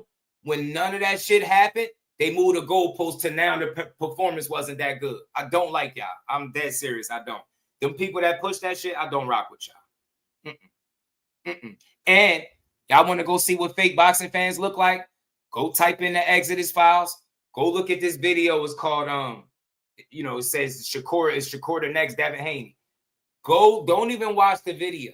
Go straight to the comment section and tell me what y'all see. Watch how many people you see in the comment section of this video saying hateful things about this man. And y'all see why I get up here and do this. They'll get in the comment section of this video and talk crazy, and then they'll come over here and act like they support the man. Nah, he had a good performance, just do not. That ain't what your comments said. If I put some of y'all comments up on the screen, bro, y'all be embarrassed, bro. Telling you, hey, Mike Kirkland, please do. Exodus files. The video is Shakur Stevenson is the next Devin Haney with a question mark. Go look at them comments and watch how many people you seen come here talking crazy in them comments. They won't come over here and talk like that, but they'll do it there. They'll do it. They don't like boxing, bro. They don't like boxing. They don't like boxing. Females and all. Females and all. Go watch. Go watch. All you're going to see is negative commentary. That is exposing y'all. That's like, think about something. They're more negative about Shakur Stevenson winning his fight than they are about Tank Davis having a draw in his fight. Taking the voluntary knee, going to the corner, turning your back. I've seen fights get ended for guys turning their back. But I listened to see if people was going to be real with themselves and say, man, you can't do that. You got to tighten up. Nope, no dice. They started justifying it. They started slowing the video down, talking about how one of his braids smacked him in the eye. You can't make this shit up. You name it, they came up with it. It's an excuse, they came up with it. Never once said, damn, nah, he should have just fought bit down. And nope. Remember, Shakur's all types of scary guys. He bad performance. This is why the fights ain't happening. Then he go out here and cook this guy, and they move the goalpost. Sad, bro. Telling y'all. So remember, I'm saying this again because I want y'all to see how fake people are depending on what platform they frequent. Fake. Yes. They're in the comment section writing paragraphs of hateful shit. Yeah, I knew you was going to break this apart. I knew you was going to break this down. Yo, wait till y'all see them comments, y'all. I guarantee you, y'all going to see exactly what I'm talking about. You're like, damn, how y'all got this much bad shit to say about the fighter that won his fight? But your favorite fighter had a draw with a guy that y'all all told me he was going to knock out, myself included. He didn't do it. Then they start shitting on Lamont. Dudes ain't real fight fans, bro. Y'all should be happy for Lamont Roach. But nope. Nah, he just celebrating the draw. Nah, he felt like he got cheated. If the rose was the other reverse, if the shoe was on the other foot, and it was Lamont Roach that was taking the knee and it didn't get counted, y'all would lose y'all fucking minds. If Lamont Roach then, after taking the knee, turned his back, you would lose your mind. If he went over there, going around saying that was from the corner, knowing that's against the rules, y'all would lose your mind. That I know. You would be feeling just how Lamont is feeling, but because the situation don't benefit the fighter that you like, you treating it like he don't have a point. We all never seen that. This is not a knock on Tank or anything. This is just the rules. It was up to the referee, but don't act like Lamont Roach don't have a reason to feel like he didn't get a fair shake. Because if that would have happened to anybody else, we would have lost our minds. Imagine Shakur taking the knee and they not counting it. Imagine it. Y'all go crazy. They'd still be talking about that shit. The same way they've been dragging De Los Santos' performance. Dragging this shit. All the way into this fight. It's nasty work, bro. Shout out to my brother Mike Kirkin for building boxing and always giving fighters that just do. And he always say this is a true day one supporter. And I appreciate him greatly, man. It's always big support from you because you get why I do this shit. You listen, you actually hear me out, and you know I give these dudes their credit. But they don't keep it even, Mike. They nothing like me. And when you go see that video and you see the comment section, you're going to see right off the bat so many names. You're like, damn, I know this person. Watch what they over there saying, bro. Watch what they over there saying. That shit is crazy. Opinions are fine. Everybody got one. But if all you had to say about this fight was all negative stuff, you bugging. You don't really like boxing for real because he gave you an entertaining fight and y'all overlooked it. I even heard some of his bigger detractors saying, man, he won me over with that fight. That's how you do it. And I respect it, but it's all about giving everybody they just do. I'm going to say this and I'm going to be done with it. And I'll get back to this little video. If I slander any of these fighters the way people do when it comes to like Shakur Stevenson, y'all wouldn't even want to listen to me no more. You get what I'm saying? The biggest fans of each of these guys, if I got up here and talk the way they talk on their channels, they wouldn't like me no more. But they be tearing the man down every single chance you get. You know what I mean? Every single chance they get. Every single chance. I hope this idiot is blocked. I hope this idiot is blocked, bro. I hope this idiot is blocked. Did y'all block this Scott guy? Hope so. Get his ass out of here. Pack his weird ass up. Stupid weirdo. Don't ever come over here telling me what to talk about. Ever. Just don't listen. Tune out. Click off. Click off. I don't give a damn where people go. If I was sitting up here lying, it'd be cool, baby. Maybe I gotta put Terrence Crawford is on steroids to get people to listen, right? that weak ass shit out of her. Let's finish this documentary. Opinion, this appears to be a recurring theme in round 1, round 2, round 3, and many other rounds that Zepeda's landed punches were seemingly cut in half. And I usually don't even do these types of things, but it was so obvious that we were all in agreement over here, so it had to be addressed. But just do your homework on that third round. You don't even have to look at the rest. Don't even look at round 1. Just do the third round, because it just proves so many points that I was saying once again.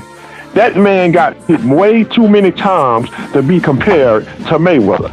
What I'm telling you is that from what I saw, Zepeda landed far more punches than Shakur Stevenson did.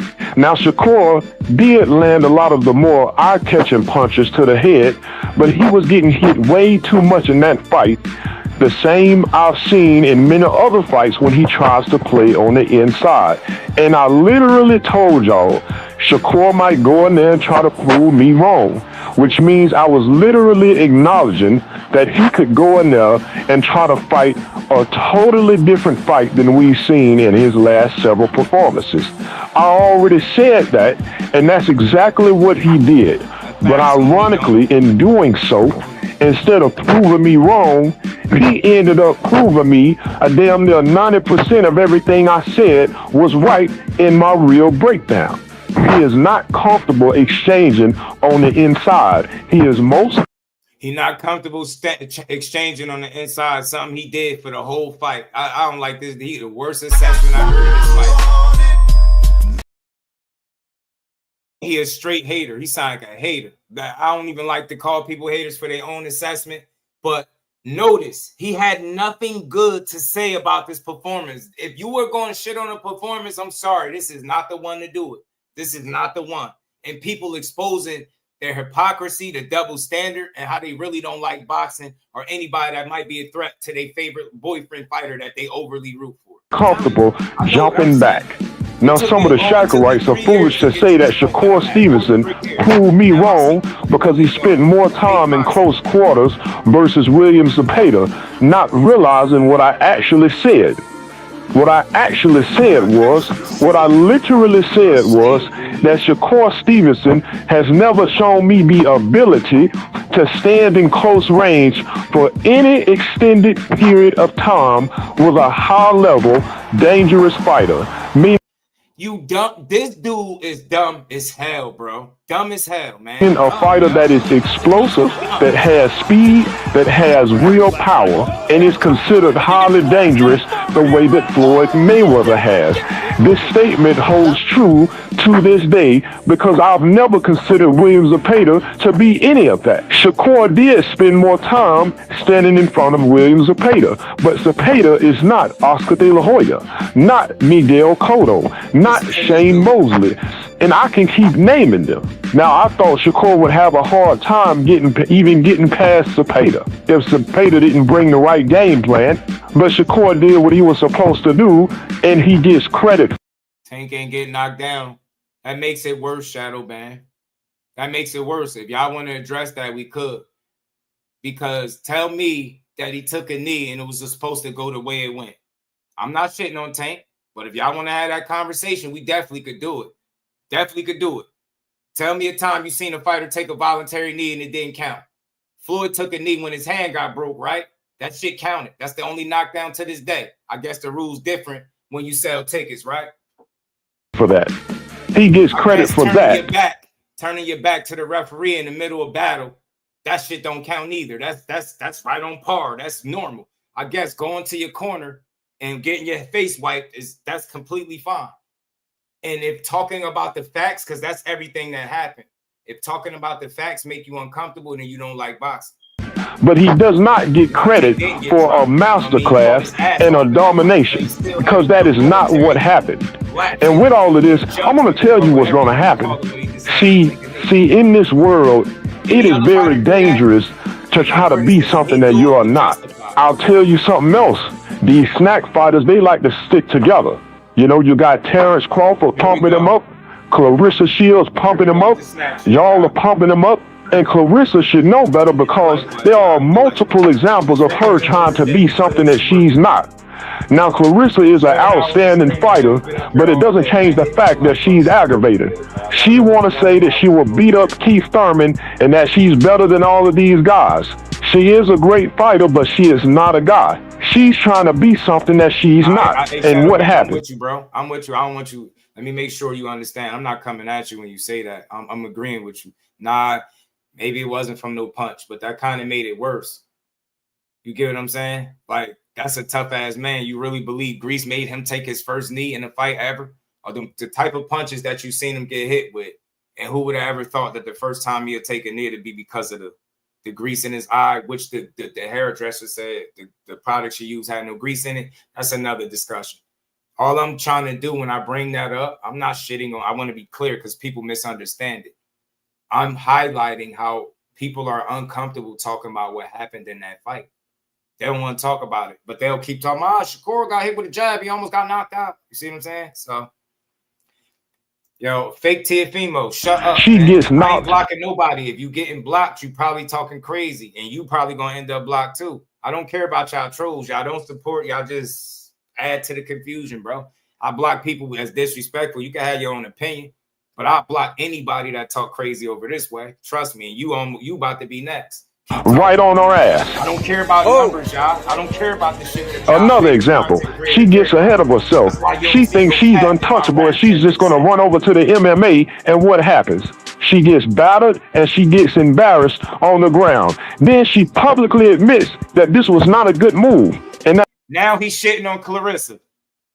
I'm telling you, we are own worst people, bro. I don't like none of you. It was very difficult. Again, in this world, it is very dangerous to try to be something that you are not. And you Shakurites, you have not learned. You Shakurites have not learned from Clarissa Shields. You Shakurites have not learned from Devin Haney and the You worry about getting your punk ass in the ring with Shakur Stevenson, bro, instead of coming in here with that typing. Fake Teofimo, won't you tell the real Teofimo to get his ass in the ring with Shakur Stevenson so he can get cooked? You know what I'm saying? Tell him, man, tell the real y'all are going to get this man clapped. Y'all are going to get Shakur Stevenson knocked into an oblivion because y'all have not learned the same thing happened to Devin Haney. They pumped him up. They said he was putting on master classes. They said his Nah, Shakur and Devin Haney ain't the same fighter. When Shakur decided to stand in the pocket and fight, he won. He didn't get dropped 3 times. And I stand with Devin Haney because Ryan Garcia is a fucking known cheater. Defense was untouchable. They was pumping him up against lower level competition like George Scambosos. They said he was the next Mayweather. They said he was levels above Tank and levels above Ryan Garcia and all these other fighters. Then what happens? He gets in there with Ryan, and Ryan hit his ass with a brick, a red brick. And now his reputation is in shambles. Shambles.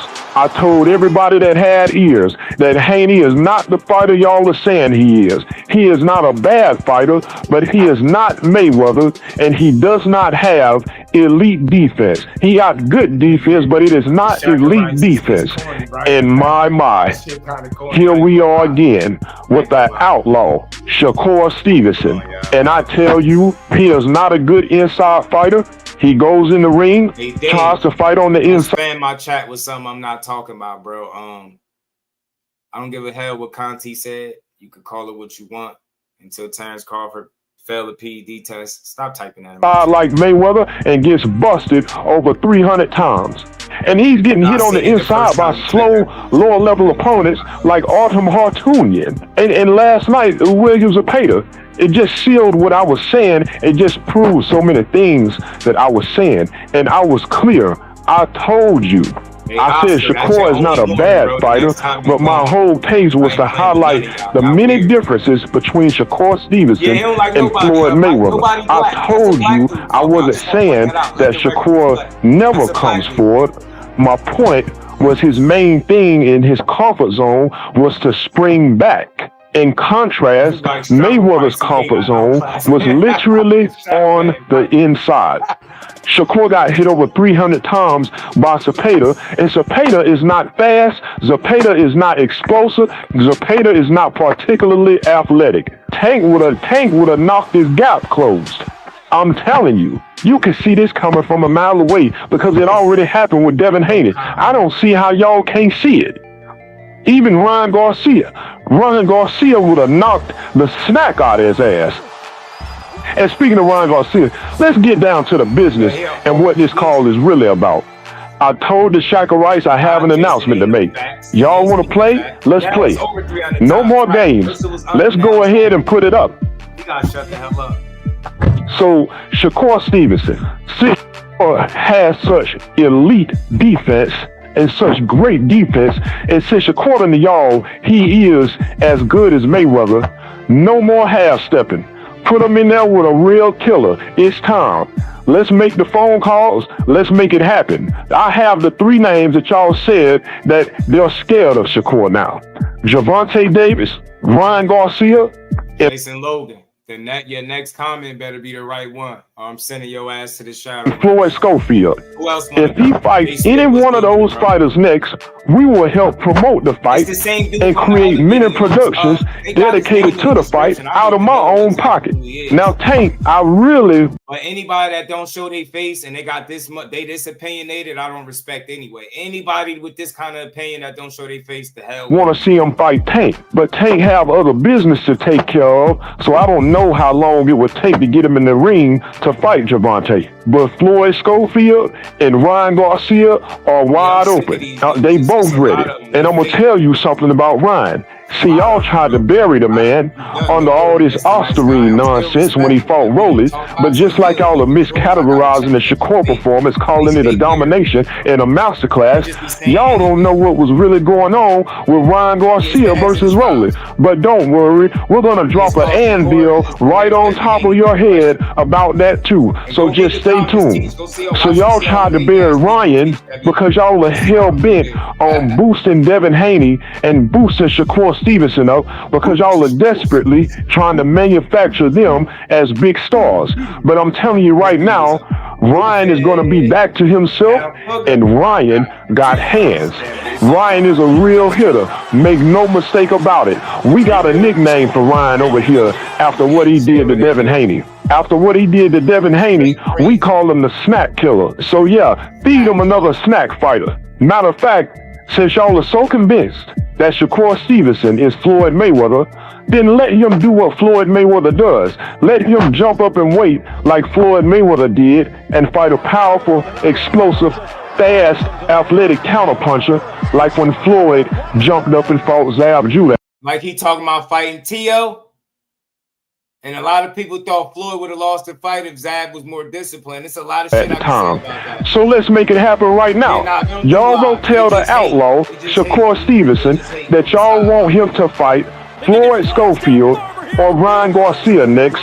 So y'all said Shakur is ready. Y'all said that everybody is scared, the same way that the Haney people said that everybody was scared. Y'all say Shakur is ready right now. Let's make it happen as soon as possible. So maybe one of these fights can happen later this year. If he's not fighting a real killer next, I don't want to hear nothing else about how great Shakur Stevenson is. This man done got hit over 300 times, and y'all send y'all ass up here saying that was a masterclass. That man almost went home from a jab. Shakur's in the same boat as Devin Haney now because he talked himself into it. And now y'all done talked a minute with all of this dishonest overhyping. Give him what he wants. He want to be a star? Let's make him a star because now he got to see a real killer next.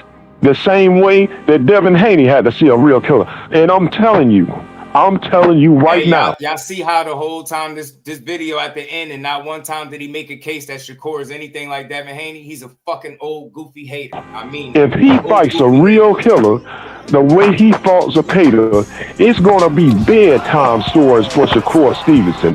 Bedtime stories. I mean, they're gonna have to get a spatula to scoop his masterclass ass off of that canvas. Let's make it happen.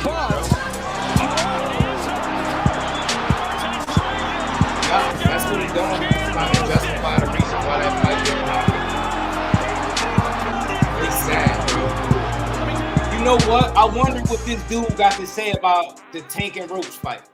I wonder what he has to say about the Tank and Roach fight, this guy here. I really do. Because if you had that kind of energy for somebody that won a fight, I wonder what kind of energy you got for somebody that took a knee. I would love to hear his breakdown on Tank Fight, but you would never hear it. You would never hear that shit. You would never hear it. You get what I'm saying? He ain't say shit for 20-something minutes. Howard, what's good with it? How you feeling? I told y'all, bro, this shit ain't about boxing. Y'all be missing the point. Y'all think because somebody like a fighter, what is coming up here and taking up for a fighter that don't know me personally gonna do for me? But what I'm telling y'all is people spend excessive amounts of time, tearing down the very sport that they say they love. He's mad because people call that a masterclass. That's what got him started. He read a bunch of random comments with fans just reacting in real time to what they seen. Instead of just giving the credit from where it's due, yo, boys be crying. All right, you on a thin leash too, bro. I ain't playing with you today either. That first one is a little love tap. After that, you gone permanently because you ain't never got nothing to add. You don't support. You just be talking. So that's your first warning, bro. Dre, hit him up. Shout out to you, fam. But listen to what you just said to me. Say that out loud to yourself. Say that out loud to yourself and see if that sound right. Give me a wrench, just do. Say it out loud. I just want you to say it with me. Give me a wrench, just do. Not, hey, Just, what's good, bro? You cooking? Nah, smash the like button. Hit the like button, y'all. Super chat, cat. None of that. Give me a wrench, Just do. See what I'm saying? Check that out. Think about that, bro. And I don't even care about no wrenches. I give them to you, but I slowed down with wrenches because people be doing that. And then they be blocking people without saying something to me. So let me be clear for people that have wrenches. The wrench is not for you to block people when you feel like it. The wrench is for you to moderate the chat. You know what moderators do? Remind people to support the channel. When a guy like me is giving you 7 hours of content, treating this shit like a real job, the wrench is for you to tell other people, hey, man, don't forget that it's like button. You can support the channel. That's what that's for, bro. You just got to be mindful. And I rock with you. And you can have a wrench. I don't give a damn about it, but I just want you to say, you know what I mean? Be mindful of that. You know what I'm saying? Be mindful. Be mindful. Canelo destroys Bud. Get that out your mouth. That your mouth, kid. Y'all can get him out of here, though. Y'all can get the food that Canelo destroyed Bud. You can get him out of here. Get him out of here. But shout out to Dre. Hit him up. Shout out to my guy. You know what I'm saying? And, you know, it's all good. He said, anybody that say for reals, you might be a little feminine because men don't talk like that for reals. For reals. For reals. His name is Canelo Destroys Bud. He got 2 fighters' names that he ain't never met. He ain't never gonna meet in his name. Goofy.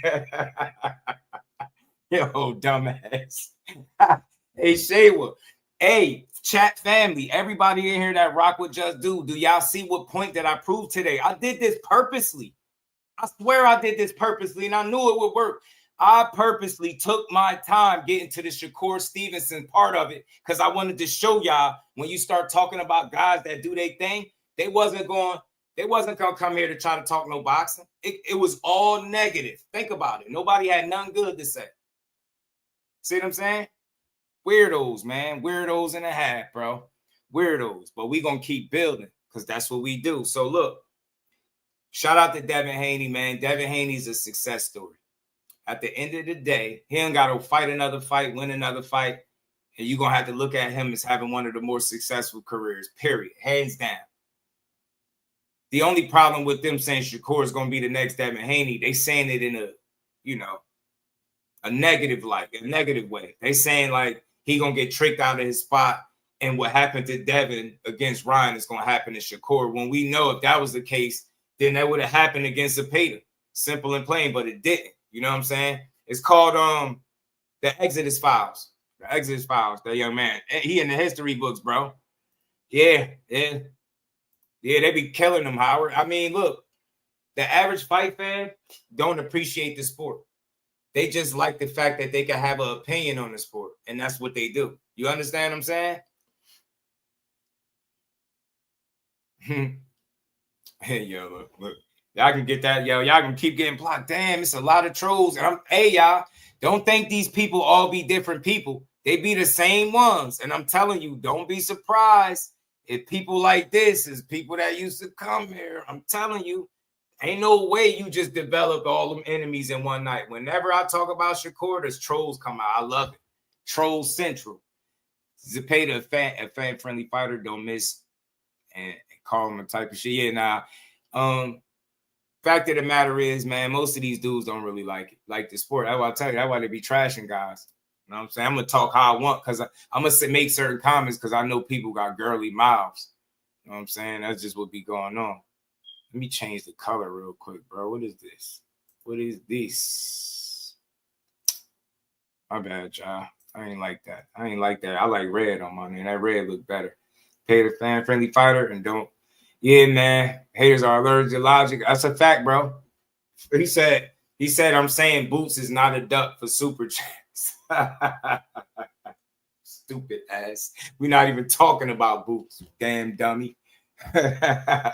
No, I'm saying Boots is not a duck because anybody that is in the know and paying attention to the sport of boxing know that he went through a number of different fighters before he got to Lima, much how Shakur, when he went through a number of different fighters before he got to Edwin De Los Santos. So, none of these fighters that people are saying Boots duck are able to come up here or any platform and say, yeah, Jaron Ennis ducked me. They'd be lying. Simple and plain, bro. Real ones know that. We don't push duck narratives. That shit is for surface level, simple-minded people, bro. Fights and losers get shitted on. Absolutely. Because they don't really like boxing and they know Shakur a threat. They get mad that he get praised for being the next Mayweather and not they boyfriend. Not they boyfriend. They just, that's all that is. They boyfriend don't get the praise that Shakur get and they be pissed off about it. That's all that is. Shout out to Raymond Ford, man. August 16th, this weekend. He's fighting Abraham Nova. This is a good fight.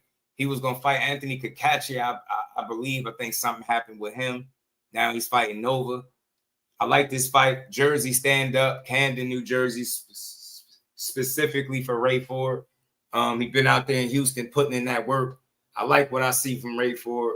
Glad he up there at the weight class where he look healthy. And I just want to see what he can do. I think he beats Nova. It's just a question of how he beat him and how impressive he looked when he beat him. I think Nova has seen some better days. I think it's Ray Ford time to keep proving it. I think he could be a champion at this division. Shit, I almost know with the right fights, he's going to be one. So I like it. You know what I mean? You get me? Hey, Shayla, you get me?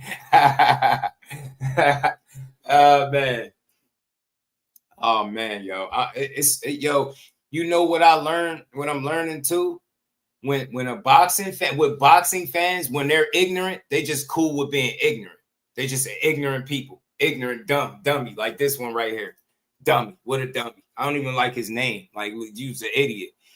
So, Sergey Boychuk, Brian Mendoza, Josh Kelly, Rashidi Ellis, all those guys turn the money down. Boots end up with Lima, and his Boots, that's a duck. Yeah, pack his ass up. Thank you, y'all. Thanks for packing this idiot up. Thanks for packing him up. Packing him up. Say about Zepeda until he falls Shakur. Hey, Howard, that's a fact. Because people are true haters. They only like their boyfriend, whoever their boyfriend is. Some of y'all let y'all favorite fighters sleep with y'all woman. I know y'all would. Some of y'all let y'all favorite fighters sleep with y'all woman. I swear y'all would. And probably go get the hot towel and run the shower for them when they done. I'm dead serious. Y'all on another level, bro. Y'all fandom is on a different kind of level, bro. Different kind of level. It's definitely the same troll. He's saying the same stuff. I'm telling you, bro, don't be surprised. Once you tell me you got a troll channel, once you tell me you got a troll account, all bets are off. Think about it, bro. It be the people you know. I'm telling you. I'm telling you. I'm going to keep talking my shit. I don't care about not trying to make nobody happy and please nobody. I'm going to talk real boxing, but let me not get too distracted. Abraham Nova, cool fighter with the blonde beard. We all know Abraham Nova. He always got that mascot that deserved to be paid some crazy money because he be out there wilding in that mascot. But he's a good fighter.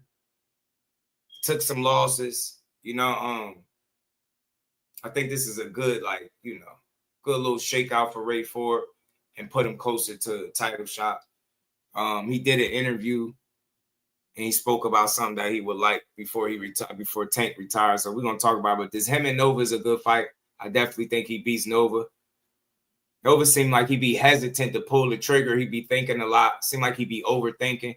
And to me, it seemed like since he got caught with that shot by Robisi and stopped like that, he fights a bit more cautious. Like you can see. But he still can fight. He still can scrap. I just think Raymond Ford is a better fighter than him. That's all. I think he's a better fighter. Take their belt and the girl. Hey, bro, I'm telling you, CJ, these super fans will allow their favorite fighter to sleep with their girl. And when they done, they'll go get their towel and run the shower for the dude. Not the girl, the dude. That's because they weird like that. I'm telling you. Think about how many times people say Boots a duck. And they imagine speaking for Philly and you not from Philly. Imagine that. Telling me what Philly say. I don't give a damn what Philly say. I will go against Philly in this one. I'll tell Philly they wrong. Boots ain't duck shit. You know what I'm saying? And that's sad that y'all really don't know no boxing. That's sad, bro.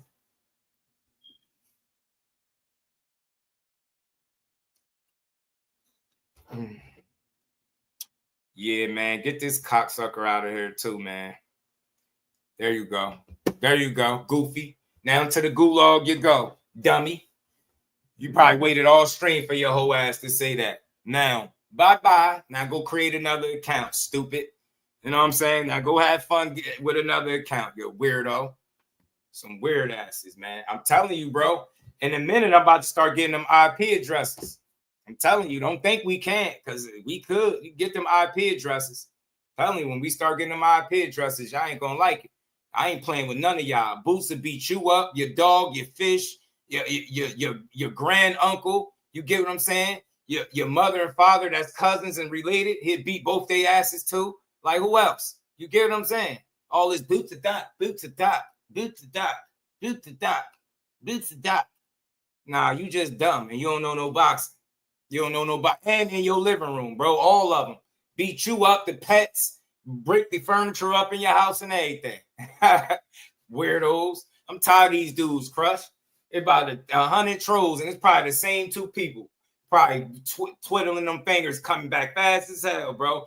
Boots is going to beat up your favorite fighter at 154, and y'all going to be crying about it. Trust me. I've seen this before, man. Seen this story before, man. He don't know no boxing. Yeah, man, and you blocked. How about that? I'm a clown and you blocked, and your mother and father is cousins. So I think we about even. You get me? We about even. But August 16, Raymond Ford will be bringing Camden to where they fighting at? Hold on, let me take this off for a second. Hold on, let me make sure. See what these dudes is fighting at, man. They don't say there. Oh shit, it don't say. I gotta look at the location, man. But it's gonna be Jersey. You got Boots as the best. Nah, Boots can't be the best without ever fighting there, Dre. You get me? He ain't ever fought there to be the best. Can't be the best there yet.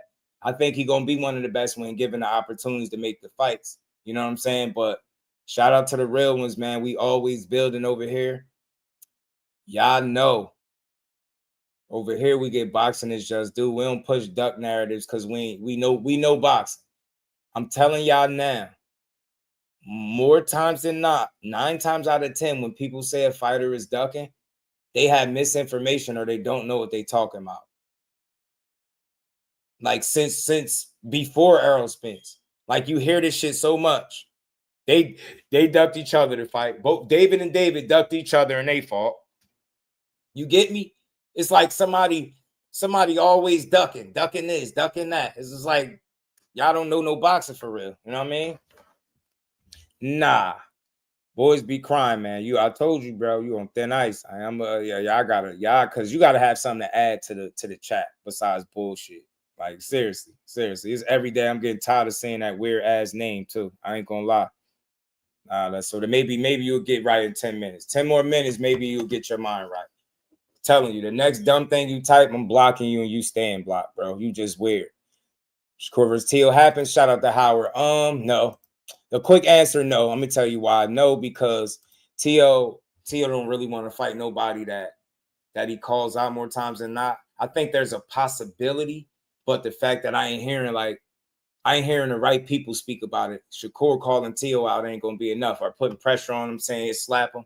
But Teo spoke about January. I wonder what he said that date for. Was he just like throwing shit out there, or did he really mean it? You get what I'm saying? I don't know if he really meant it or not. So part of me, a big part of me feels like, nah, it's not gonna happen, because I think the style that Shakur possessed is like a bit of kryptonite for Teo. I think Teo could still make it a really interesting fight, but I think Core edge him. I think Core beat him skillfully. You know what I'm saying? Especially if he can adapt and adjust to 140s, assuming that's where the fight happened at.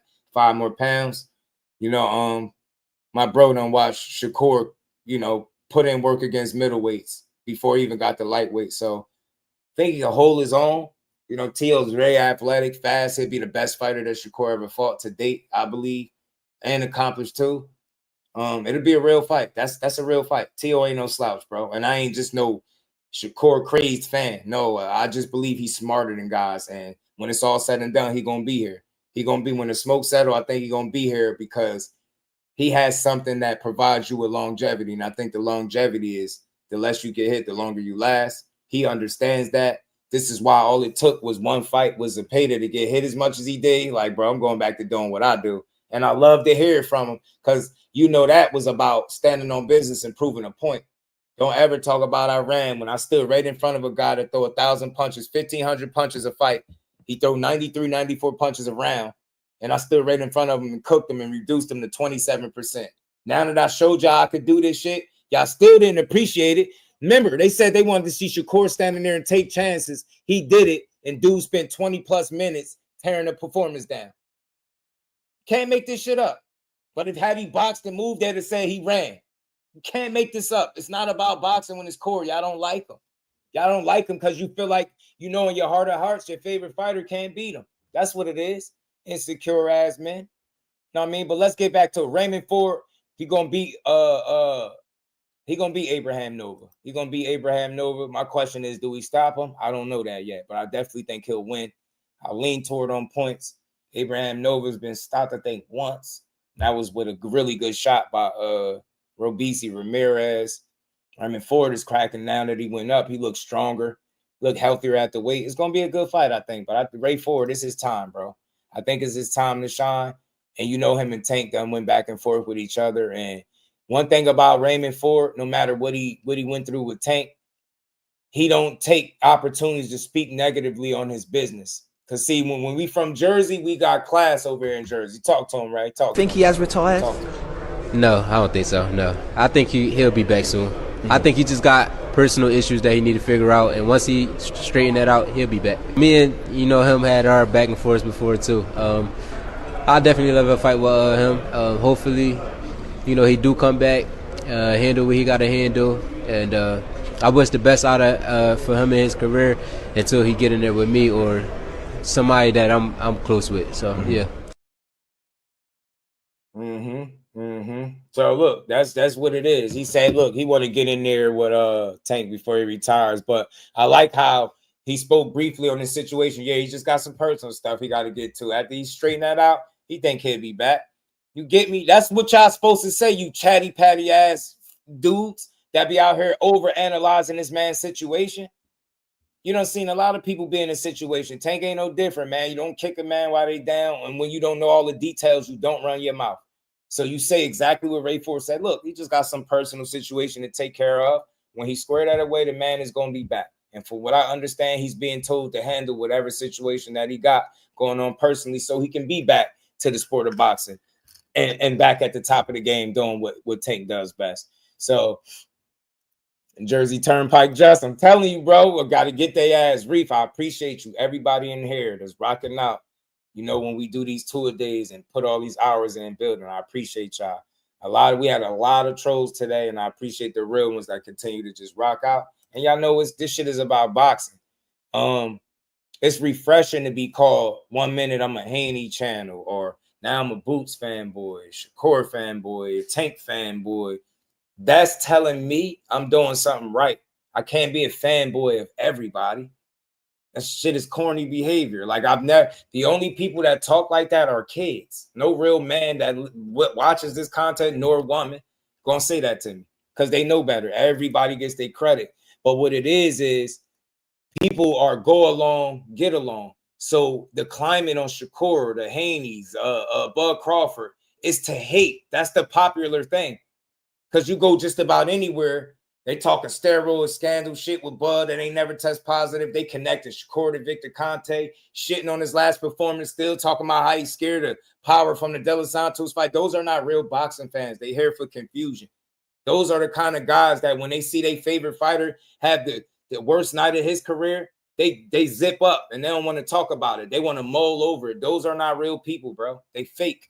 Telling you, anybody that'll keep making a profile just to talk in the chat where you don't have nothing to add is a weirdo.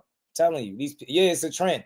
So when they pop in here and they hear me talking positive about Boots, when more people are being negative, they not used to that. They like, damn, why he ain't talking how the last 5 people I heard, they all saying he a duck because they all don't know boxing. And ain't nobody from Philly saying it because if you really know the track record, you would know he ain't duck shit. So I'm saying people don't know. Shout out to Ann McQueen, man.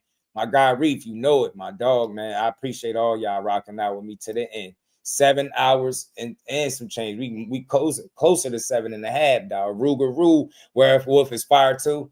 Yeah, that is, man. But shout out to Ray Ford. This is fight week. I can't wait to see him go out there and do his thing. I'm happy that he back in there staying active. I like the fact that he went out to Houston and got some work with Core, and since then he's been locked in, and they just got a nice little team over there focusing, and they working. And I hope we do see Zaquin Moses and you know, a couple of those guys that Dub was mentioning on the joint. You know what I'm saying? A lot of Shakur Maniac. Nah, that's not one. Rude dude, nice try, but it's Tank and Maniacs only. Ain't no Shakur Maniacs. Ain't none of that. Trying to kick Tank way down. Nah. Shakur. Nah, see, rude dude. You are a Tank and Maniac. You might not know, but look what you just did. You just came in here. Who in here is kicking Tank while he down? Who? What person is kicking him while he down? In here, not me. Who? What are you talking about? What are you talking about? And why are you talking about that? All due respect. Why would you bring that up when that shit happened years ago and Tank? Never mind. I don't even gotta say it, do I? That's weird. That's a weird comment. See, it's people like you, bro. Because not one person, I didn't kick him while he was down. I didn't say nothing crazy about that situation. Ray Ford didn't. He said he gonna handle his situation, and when he done, he'll be back. So who said something bad? You see this? The overprotection of Tank. What my brother Blue Blood be calling y'all knee pad boys? That's why y'all gotta chill. Nobody says nothing bad about him, and y'all be like, see, they're kicking him while he down. Shakur hit a woman in the back of the head. That's whole shit you just did. That's whole shit you just did. Especially when a guy is currently being accused of some shit. You gotta relax, dude. You gotta relax. He swung at a dude and hit the girl by mistake. You making it seem like, yeah, he swung intentionally at the female. Stop, don't do that. Because I see you through here and you be chill, but don't take your cape off for Tank, bro. This is a Tank free zone, bro. We can talk Tank Davis over here. Over here, we big Tank Davis up. You get me? But that's weak what you just did, bro. I just want you to know that. That's sucker shit. Call the person out for kicking Tank while he down. Don't shit on the fighter because you're the same person that you talking about. You trying to call somebody a Shakur Maniac. First of all, you just try to make up your own fan base. I'm not rocking with that. That shit ain't flying over here. Get that weak ass shit out of here. Tank and Maniac, yes. Shakur Maniac, no. You know what I'm saying? Hell no. But you see what you just did? Nah, man. Nah, Howard don't hate, but you call him out if he hated. Don't say Shakur. Why go at Shakur? Shakur ain't hate on Tank. He ain't had nothing bad to say about him. The man had a draw, took a knee, ran to his corner, all types of shit. He ain't said nothing. He ain't had a word. He ain't had a word, bro. Nah, it ain't. It ain't. You not gonna. Nah, it ain't. It ain't. You ain't. Nah, not over here. You not. Little love tap, rude dude. Nah, ain't no Shakur Maniacs. Not over here. It's not. Y'all just be saying stuff. Nobody is even like, you get me? We talking real shit over here. You just talking. Shatty that, man. Take that 10 seconds, man. Think about life for a second. But again, y'all, Ray Ford, Abraham Nova, great fight. Can't wait to see it. Think my boy gonna stand on business. Abraham Nova, I respect him. He gonna get in there and fight. I just think Ray Ford got bigger plans. And I think Nova is just in the way right now, respectfully. I think he's going to get Nova the hell up out of the way, and he's going to move on and continue his career. You know what I'm saying? Tank ain't take a knee. All right, don't block him. Don't time out or nothing. Hey, rude dude. Tank ain't take a knee. What did he do? What you call it, rude dude? Let me know. Talk to me. Because this is a teachable moment. We at the end of the stream. We rocking out. Hit the like button. If you can support the build. Turn your notifications on. Subscribe. All that good stuff. Share the lives. We going to keep building, y'all. You know it. Y'all know how we do. But let's talk to me. So if he didn't take a knee, who did it? Oh, shit, you tired him out. 10 seconds. Nah, that's all good. He right back. He'll be back. I just want to know who took the knee. I even dropped the link for him. Like, I just want to know if he didn't take a knee, then who did? I just want to show y'all. Y'all can find out what a tanking maniac looked like in real time. Saying he didn't take a knee. So what did he do? He had a timeout. What he did? He called a timeout. What did he do? What BoxRec say?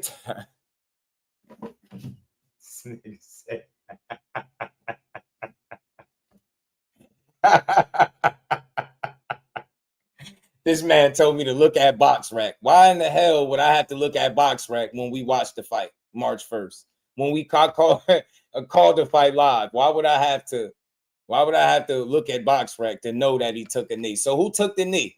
That's not on BoxRec. So who went down? Hey, rude dude, talk to me, bro. So who went down? Who was that took that knee? That wasn't Tank. Who was it? Was it Javante? Or was it Rambo? Do you know who Rambo is? Was it Rambo? Who took the knee? Was it his alter ego? Was it his old nickname when they used to call him Rambo? You probably didn't remember, you probably didn't even watch Tank when they called him that, huh? Probably not. Probably not. You know what I'm saying? Who took the knee then? I just want to know. And this is how you people show you what a tanking maniac look like. I'm saying Ryan took a real knee. That's a real. Yo.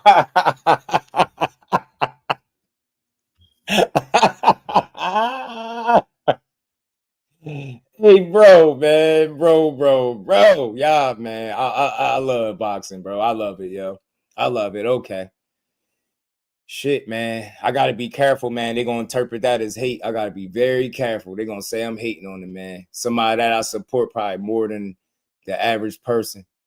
Man, look, it's okay, yeah. He took a knee, bro. He took a knee. He even said it. Tank said he took a knee. Tank said it. Tank said he took a knee. He said that's the reason why he got the draw, because he did the knee shit. That's what he said. He said that on Twitter. So would you argue with Tank? So you would tell Tank he didn't take a knee? Let me know. Let me see. I just want to know what kind of fan I'm dealing with. Like, that's not him taking a knee. Then who exactly the hell was it then? I'm curious as hell to know who the hell took the knee then. That's bogus, man. Yeah, I got something for y'all. Smash the like button. Here, this for my guy. The knockdown. What happened? I just got my hair done 2 days ago, and she picked grease in my shit. So the shit was like, you know, like when you sweating and things like that, and the grease come in my face, it burnt my eyes type shit. Damn, why y'all booing like I'm saying bullshit? Like, this is real facts. Come on, man. I just got my hair done 2 days ago. Swing the women's guard. I just got my hair done 2 days ago.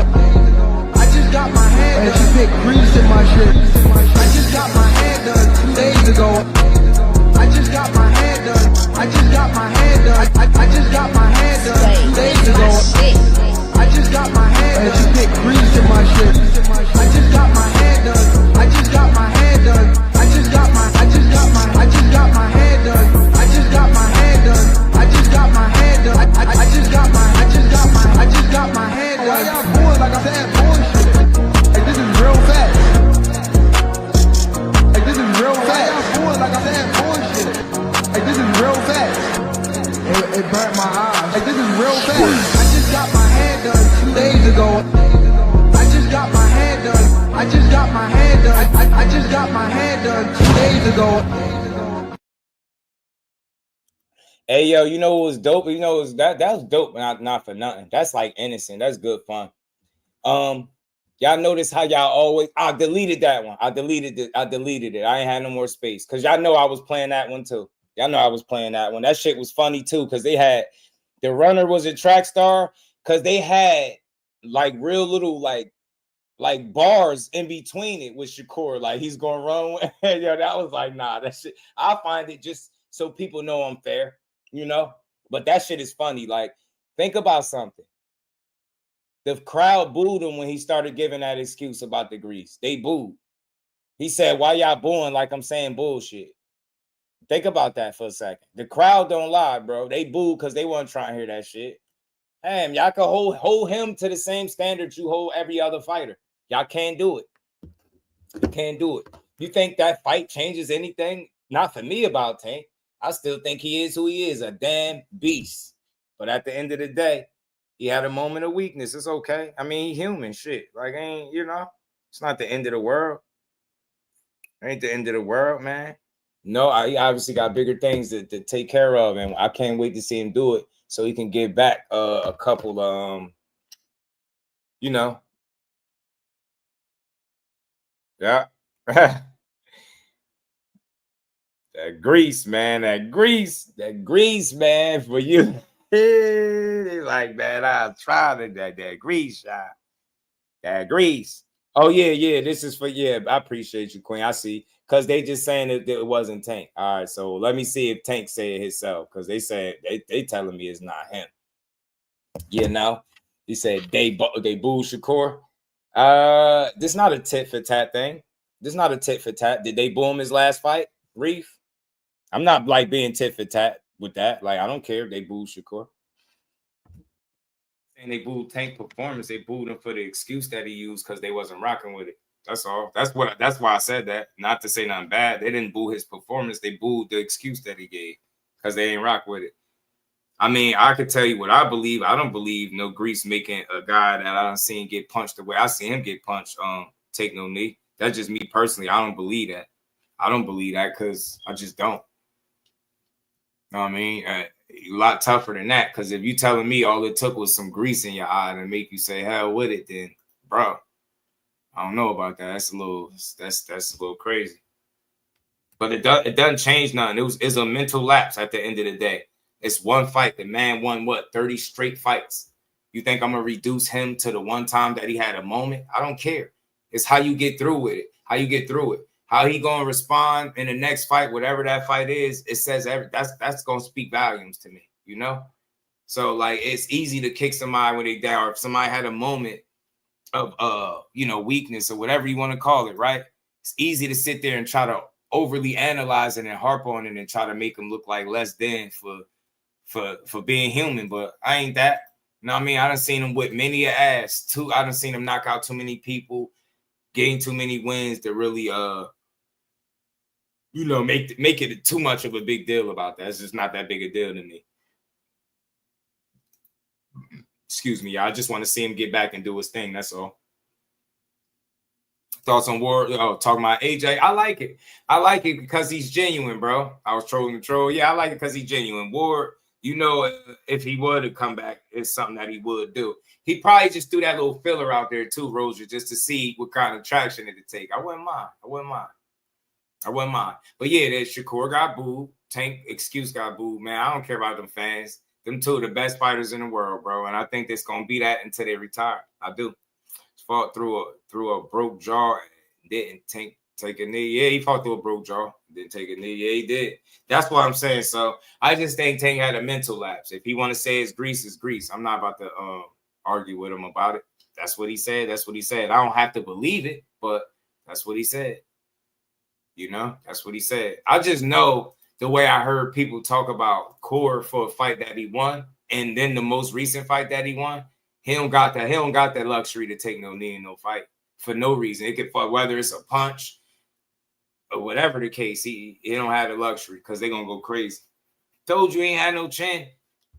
Somebody made a video saying he chinny. He ain't never been knocked down. You ain't even seen him hurt. Somebody said he chinny. Tank, you voluntarily took a knee midway through this fight. It was not ruled a knockdown. What happened? I just got my hair done 2 days ago, and she picked grease in my shit, so the shit was like, you know, like when you sweating and things like that, and the grease come in my face, it burnt my eyes type shit. Damn, why y'all booing like I'm saying bullshit? Like, this is real facts. Come on, man. Look at my hair. I just got my shit done. So again, real quick, look at it. Tank, you voluntarily took a knee midway through this fight. It was not ruled a knockdown. What Tank, happened? you voluntarily took a knee. And that is the problem that I have with fans. Y'all will argue that he didn't take a knee because of what BoxRec says. You can't make this up. Nah, don't use your own eyes when I called the fight in live time. Don't nod, Don't use your eyes. Go look at what BoxRec said. I don't give a damn what BoxRec say. I know what my eyes seen, and I know what Tank said. You get me? That's a different type of fandom when you willing to argue something didn't happen that in fact happened and the fighter agreed that it happened. He said you voluntarily took a knee. He shook his head, yes. Nah, he ain't take no knee. He ain't say that. Yeah, you gonna, I'm telling you, McQueen, you gonna believe BoxRec or your lying eyes. You get me? But again, man, boxing is a strange place, man. I'll never be attached to no fighter to the point where I can't keep it real. You will never see that. You will never see it. So again, Tank gonna continue to get his just due for me because I rock with him.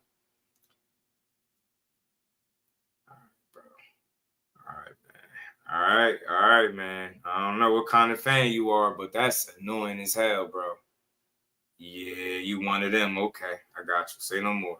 I just wanted to see what kind of guy you was. Okay. All right. Yeah, man. Yeah, pack you up for a little bit. You know what I'm saying? You think about that in the gulag real quick, bro. Because, see, I don't mind people having a difference of opinion, but when a fighter is directly admitting to doing something that you say he's not doing, and that's what you do, Tank ain't take a knee, Shakur don't got knockouts, and you can't type for about 10 minutes. You see how that works? And then the next time you come back, you probably going to say something smart. Then you're going to get sent to the shadow realm permanent because you're going to have nothing to add to the channel. See what I'm saying? 88 Sports Talk, what it do, homie? I be unblocking some of these dudes sometimes. I do. I unblock these weirdos sometimes and let them live. Hopefully they get right, you know? Because we got a good thing. I don't be trying to block nobody. I just be wanting to let people have their opinions. But when your opinion is like ridiculous, I can't rock with it. You're going to still type that he didn't take a knee after he said it. You're a different type of fan, bro.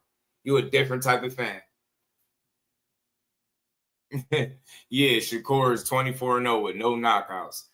Damn. Hold on. Did he get a knockout before the last fight? Did he stop Josh Pat? Oh, okay. Oh, no, my bad. It wasn't a knockout. It's a TKO. I forgot it's a different shot. My bad. Saying Shakur don't get KOs in here, pure boxer, exposes your boxing knowledge, man. It does. Big time. You know that wasn't really a stoppage. You know that man's corner threw the towel in. It didn't count. And it took too damn long for it to happen. It was supposed to happen with the first punch he threw. That's how they be, bro. They be tripping, man. Nah, real talk, though. Seeing the stuff that this dude just typed, it really made me understand why Big Dog Willie trolls the way he does. Because we were having a conversation one day, and I was asking Big Dog, I'm like, yo, Big Dog, why the hell you always trolling? Why you always talk about the Tankamaniacs and this, that, and the third? Now I understand it. Bro, I wasn't willing to accept it or like acknowledge it until I had people jump. And I'm telling you, bro, it's for no reason. Like I quoted what somebody said about Tank, like verbatim. And then, you know, I play it so you can hear it. And then I give you my assessment. The man stopped right at the title. Oh man, I still got it. Wow, y'all think I'm playing. I'm gonna come up here one of the late nights and I'm gonna pull up my inbox. Y'all think I'm playing. I'm gonna show you how people talk when they even think that you saying something crazy. It's why I was like, bro, they like, oh man, my bad. I just watched the video, man. I'm gonna check you out now. I'm dead serious. You can't. I'm like, bro, why didn't you just watch it from the beginning? I'm like, yo, if I don't care how smart you think you are or how much you think you know me, you will never be able to read a title of mine and just assume you know what I'm going to say. You never. Nobody has ever been able to do that because they always assume negative. And then they listen. They be like, oh, shit, my bad. Oh, man, no, I thought this. Nah, by then you done cursed me out, told me I can't come to Detroit. The ride shouldn't mess with me and had me on the show. I'm like, damn. You look at all the stuff you said and you was 100% wrong. This random dude every single day, every morning, bro. I'm dead serious. I don't know where he came from, why he inboxed me stuff. He sent me other people content, and I try to tell him, when you do this shit, you're not sitting up watching everybody. I don't want to watch this shit. Sending me all this shit. Then he'll force a Shakur conversation, then start talking about Tank, then say how they trying to X out the black man, Al Heyman, like the most random conversation. And bro, one day I didn't answer how he wanted, and he just started talking crazy. Start talking about my mom, your mom, this and this. See, I knew that. I was like, damn, block. Tank fan. Two of them, back to back. One on IG, one on Facebook. I was like, dude, yo, y'all are bogus. Man, yo. Listen to the damn content first, y'all. Listen to the content. I'm one of the most, I ain't gotta be right about everything, but I know I'm fair. I know I'm logical. I know I'm realistic. I know I give people a fair shake. That's why I have the most trolls when I'm doing exactly what my channel suggests, giving somebody just do. I have the most trolls when you do that. They be like, oh, he talking too good. Because you're not used to hearing somebody that can't do something that they're talking about talk like they can't do it. So I have a different mentality or look at boxing than most people. The average boxing content creator talk like he can do this shit. Now I know I might talk some shit too, but they talk like they can do this shit. Like the fans, like the fighters do. Nah, bro. Nah, you can't do this shit, bro. You can't get in there and beat nobody ass with the money on the line. Nah, he not. He definitely a cheerleader. These dudes is weird, bro. No respect, Dan. You've been up here for the past couple hours, ran through documentaries, talked about Boots. No commentary for that. None. That's just why out of nowhere. The conversation wasn't even about Tank. Yeah. I'm like, where the hell he come from with this? I was like, what the hell? Tank what? Shakur this. Tank that. Those people don't like, y'all taught to pick a side. You know, you can be a fan of both of them, because I am. Supporter. I like to call my supporter. Y'all fans, y'all change up the first time something don't go right. Maybe when Tank missed weight, now he all types of fat cabbage patches, or where you get into a legal situation. Now he this and that, and you on to the next thing. Me, let the facts come out, pray for the situation, hopefully that he find a resolution to a medium and can move on and continue his career. So contrary to popular belief, y'all, you don't have to pick a side. This is sports. This is not the streets. I'm telling you, you don't have to pick no sides. Only way I'm picking a side is if I'm officially on the team and getting paid. Now, obviously that's my side, but other than that, it's no such thing as a side for me. I'm picking the guy that I think is going to win. If he don't, I'm going to tell you I was wrong. The other guy going to get twice as much credit because he proved me wrong, and we're going to keep it pushing. That's how we do it, That's how we do what we do. Yeah, it is. Yeah, smell me. Hit the like button if you haven't, man. You can't be talking about no damn Ray Ford and Abraham Nova just out of nowhere. It elicits a response. Like, now we got to derail the conversation, and we got to go from talking about that to addressing whether or not we should believe what we seen. Or should we refer to box right? Yeah, or should we can't even then even after playing the clip where he admitted to doing it, he didn't take it. I'm like, yeah, see? And then you wonder why Tank Maniacs exist. That's why. That is why. That's why they exist, G. You know what I'm saying? It be super, super weird. Super, super weird. How's my guy back there? What it do? Hey, God bless you all. What's going on, man? What's going on? It's been a minute. What's good with it, Is that Robert? Yeah, that's Robert. Hey, McQueen, Big Rob, what up? The Take a Maniac? Nah, I ain't no damn Take a Maniac. Super Maniac. I'm down with the Edward Vasquez clan. You know what I'm saying? Yeah. I'm the only one holding it down. I'm like Leonidas in 300. It's you know me what I'm against saying? the Hold world. it down, B. Hold it down. And man, your boy Tank, man, he got wobbled and dropped by Roach, man. What do you think about that, man? I think that Lamont Roach is a damn good fighter. I got receipts from back in October. I wanted the fight. I thought it was going to be a good fight. Oh yeah, I remember you talking about that on the rise. Yeah, my bad. Yeah. It's because I never actually asked you directly. That's why I was like, I wonder what you. No. On my channel, me and T Hill, we were watching Lamont Roach's fights. You know how we do. Watch the fights. I said, damn, Lamont Roach is a good fighter. I think he needs to get some credit. I feel like a lot of people would just discredit him based off the Jamel Herring fight. They probably didn't even Yeah, watch I the fight. did. It was a good fight. It was a good fight. Yeah, I think he dropped Jamel Herring too before he Nah, he got came dropped and close beat. though in the 11th. He came close in the 11th. He came close in the 11th. Oh, he didn't drop. He didn't drop Herring. Nah, he almost did in the 11th. He almost knocked him out, but Jamel Herring held it down. Jamel Herring was Got a worthy. wobbled. Okay, I remember. I remember. Yeah, it was, Jamel Herring was a legitimate champion. He made several defenses because I And he see had a people 7 like win to. streak too.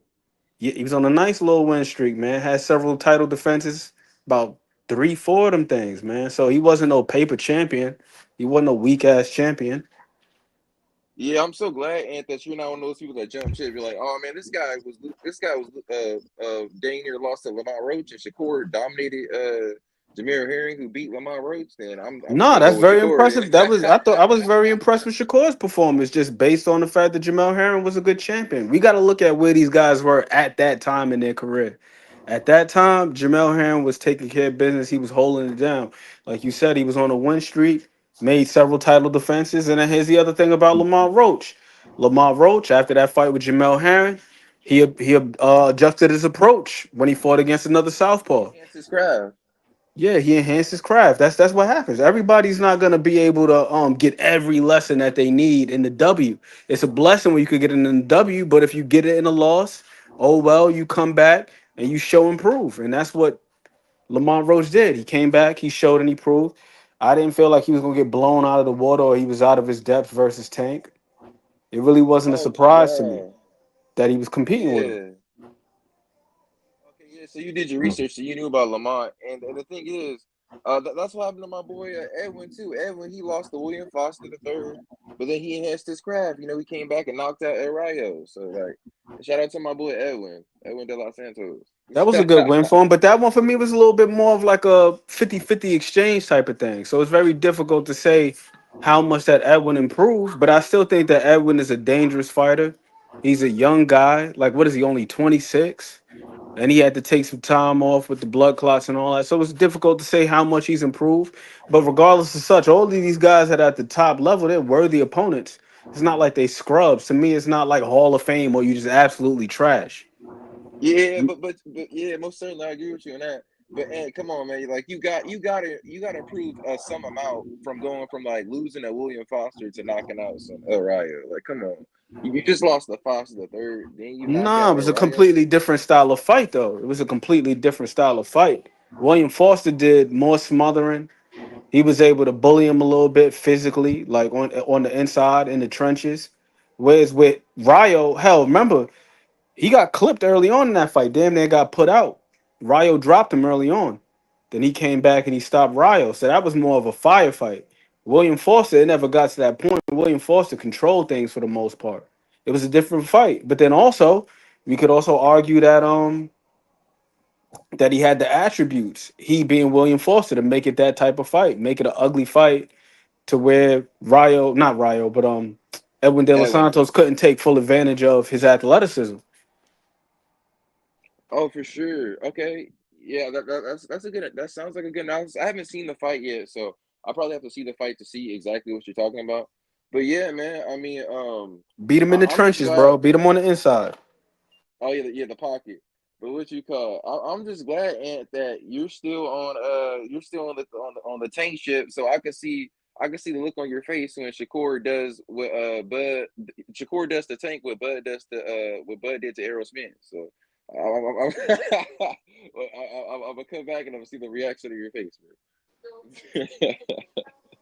I wouldn't be surprised if it went either way.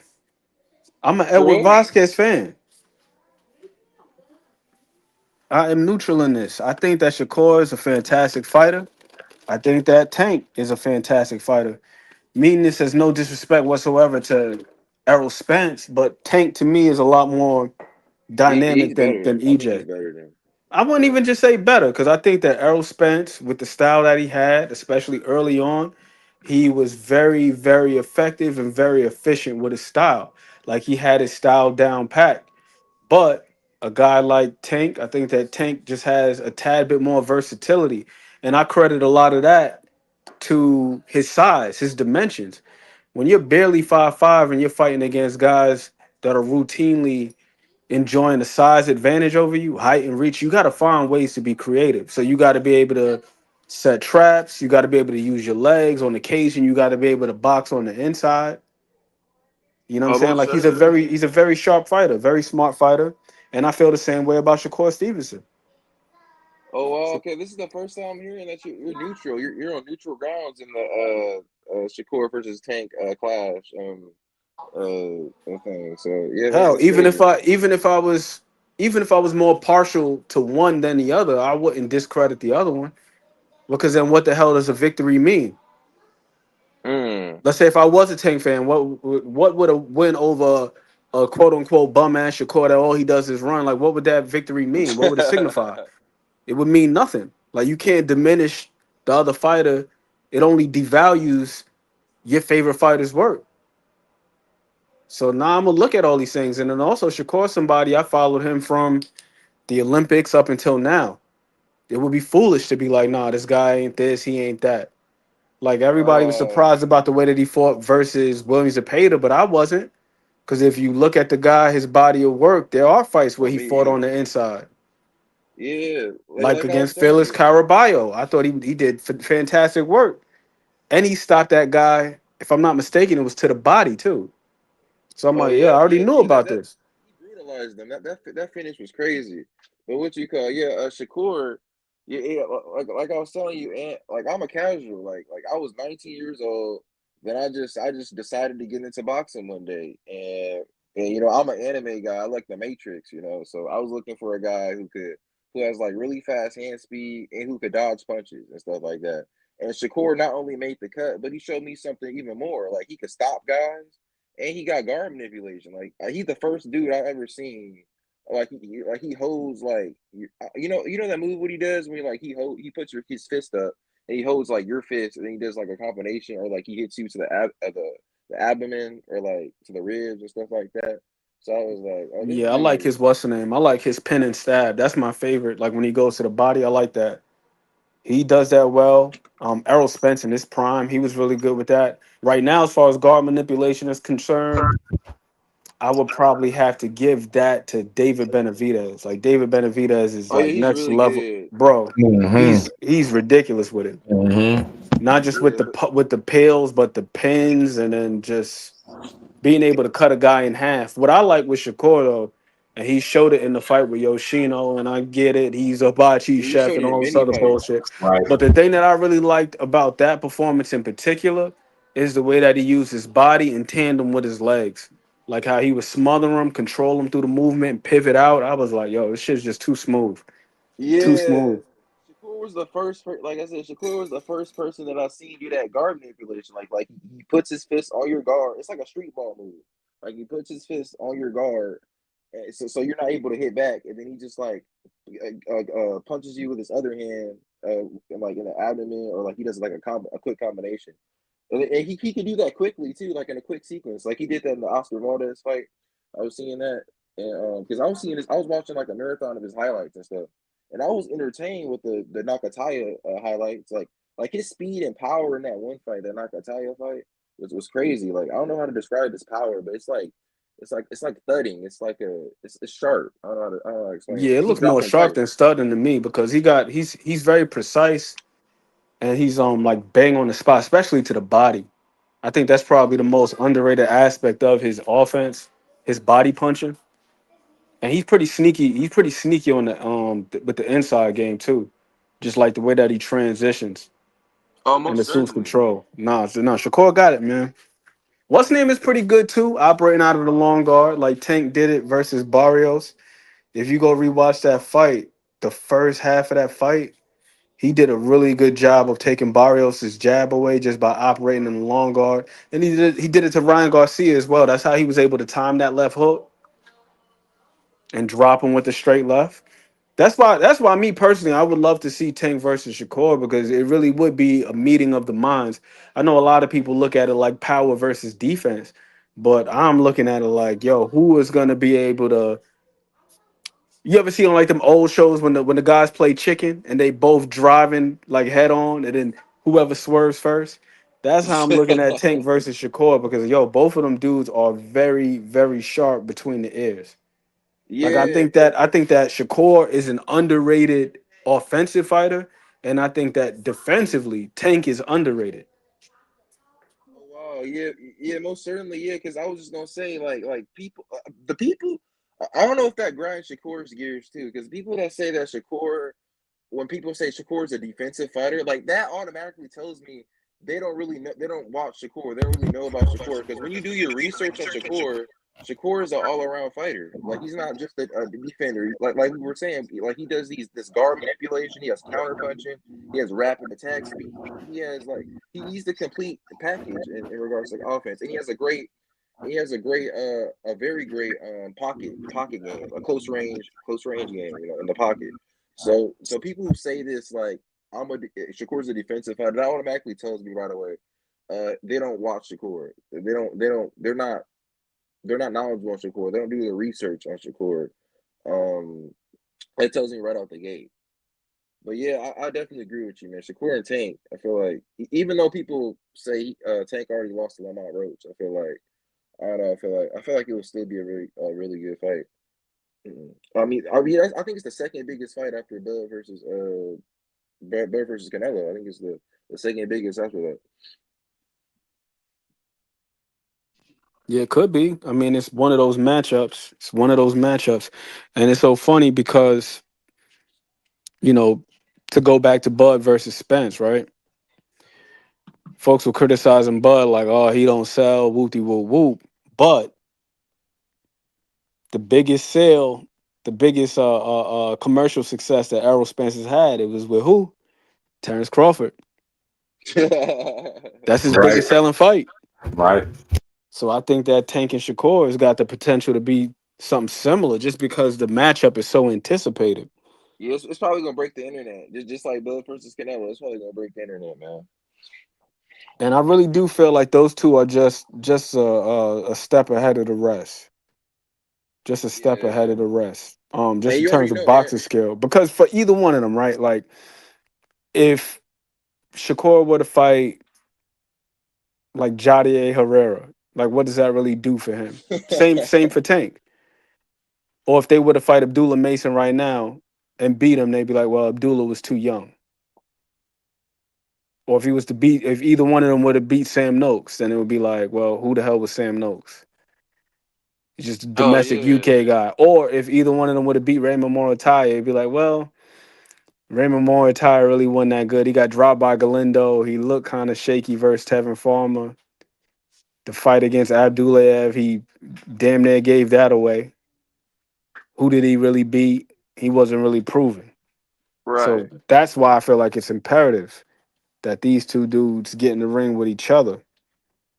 Because there aren't that many elite guys growing on trees. You know what I'm saying? Like we got a lot of good fighters. But those are the two. When I look at them, yeah, both of them dudes are in the top 10 for the plus minus. And Shakur is impressive because of his defense, right? I would say all around. You know what I mean? I would say all his. No, I'm just talking about in terms of the whole plus minus thing. Yeah. Okay. Yeah. But with the plus minus, for me, Tank being in the top 10 is very impressive because he's also got one of the lowest outputs. So the plus minus, it's the disparity. Yeah, the disparity in how much you land versus how much your opponent lands against you. So for a dude, like for example, the Ryan Garcia fight, the second round was like super impressive because the man only threw 6 punches the whole round. But scored a damn knockdown and got a 10-8 round in a round where he only threw 6 punches. Yeah. So to be able to limit the other guy's output and score a knockdown like that shit is impressive. And then for Shakur, I agree with you. I think that he's got a nice blend of offense and defense, far more than what he's given credit for. People look at him, they think all he do is just jump straight back and whoopty whoop whoop. Nah, the motherfucker can fight all the way around. He can fight. I describe, I'm Team Bud and Shakur, and I'll just say this, and I know I'll transition to the topics of today's video, today's stream. But what you got? I didn't want to say that. I describe Shakur's defense as otherworldly, and I describe Shakur's offense as terrific. Would you agree with that? Yeah, I like his offense because I like the way that he picks his spots. He's sharp, accurate puncher. Could do a little bit of everything.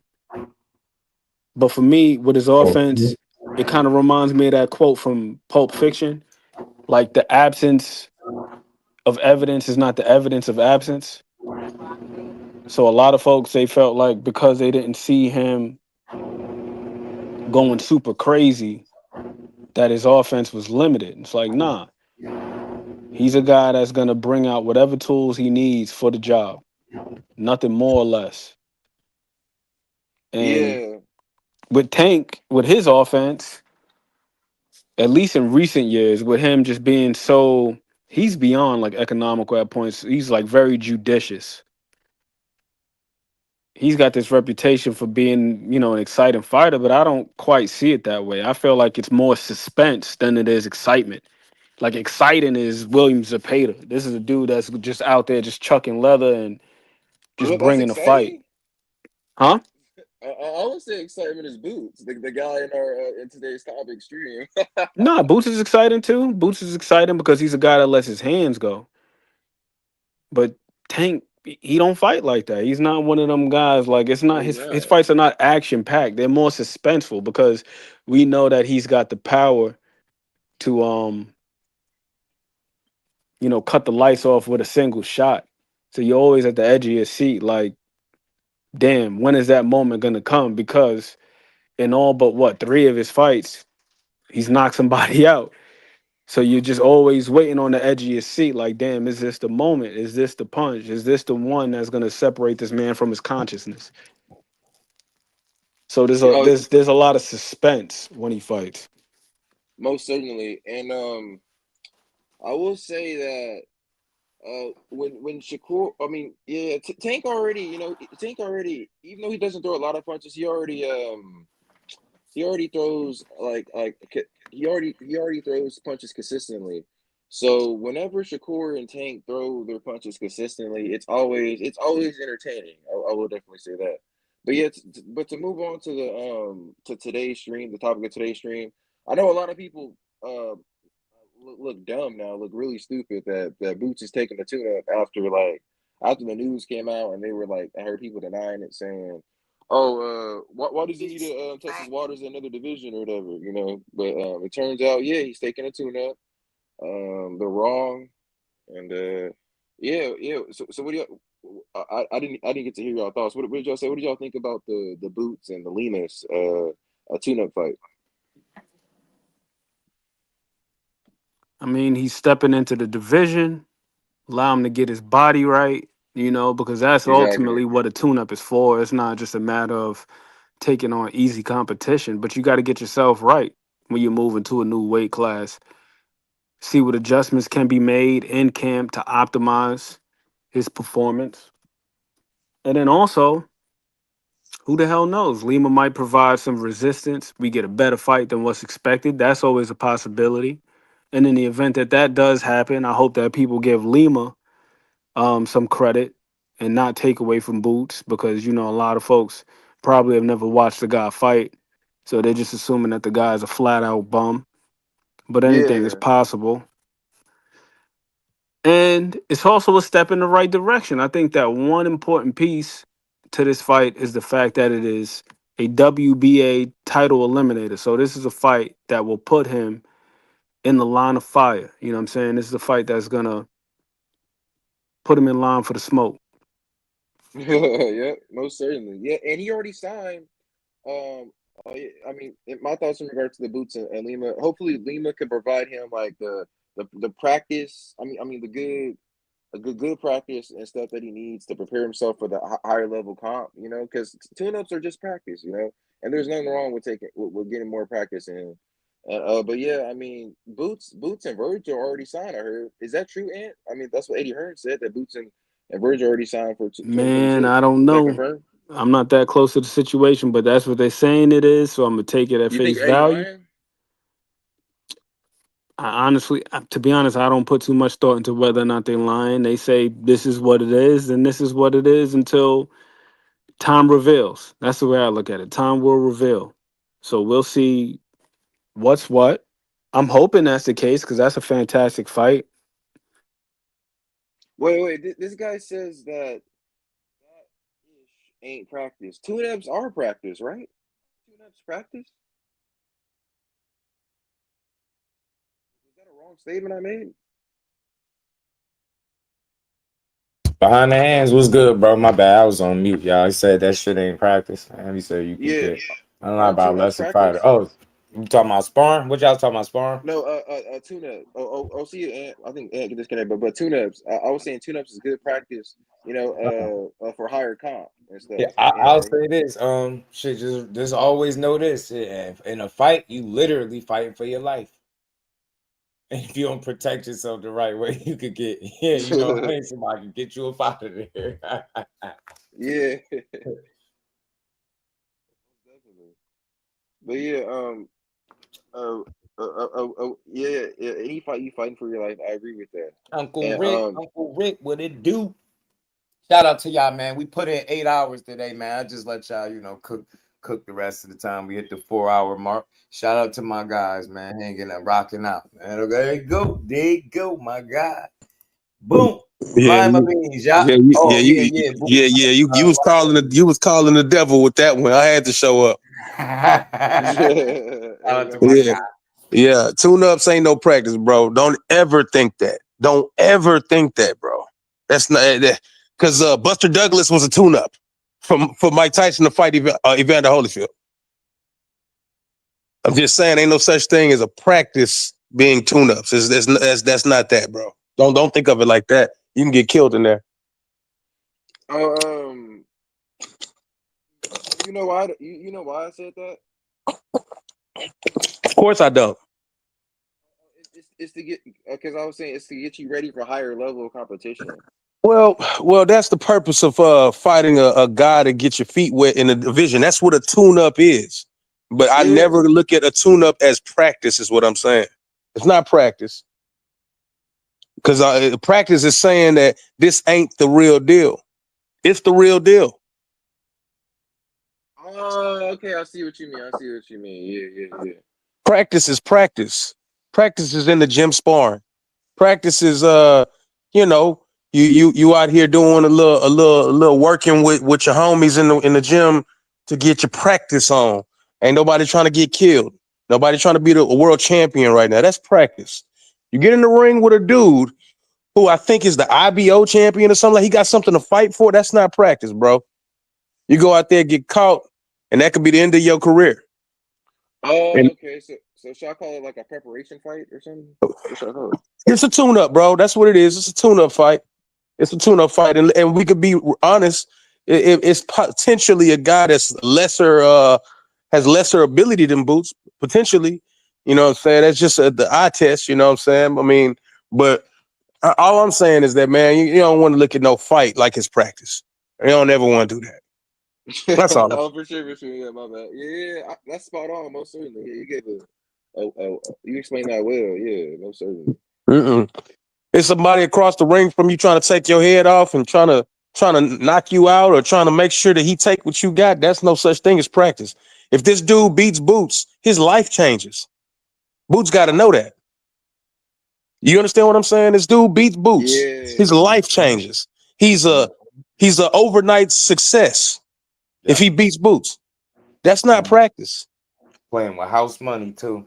Yeah, that's not practice. I mean, a guy can throw it, and I don't want to use Boots as the example, but a guy can throw a shot that you just didn't see or you didn't think much of and put your lights out. They're going to say, oh, no, get up. It's just practice. They're not going to say that, bro. They're going to count to 10 and you out. Yeah, just trying to make sure you look at it a little bit more, straightforward. You know what I'm saying? Not practice. All that. Right. Respect to you. I respect to you and respect how you viewing it, but you might want to polish that up. Boxing in no means in no professional fight is practice. By no means. From any level, top to bottom. Yeah. Hey, that's facts. That's all facts. Yeah, that's all facts. That's crazy. What you call But I do like tune-ups though. I do like. I don't mind people taking tune-ups because it prepares them for higher competition. I'll say it like that. I think with Boots' situation, this guy is not preparing him to fight champions. This guy is access for him to get acclimated to a division of weight that he's never been at. That's what he's acclimating himself to. I don't think this guy is on name a champion in that division. He's not on his level. Whoever you want to name. Do you think this guy prepares you to fight Fundora? Nope. That's all I'm saying. It's not practice. Not even Zay is. I don't even think he's really very resilient. Hey, is it me? Because we was talking about this earlier, man. Did y'all peep the poster with the chessboard and the say master plan and shit back there? Yeah. I think that's Eddie playing games, saying I wondered what they plan. Do they really got a master plan for him? Because he is high up there in the rankings. And I think this is a final eliminator too. I think they trying to slip. I honestly feel like with Eddie not playing, but with Eddie holding the cards to Boots' career or having something to do with it, it has to be chess moves at this point.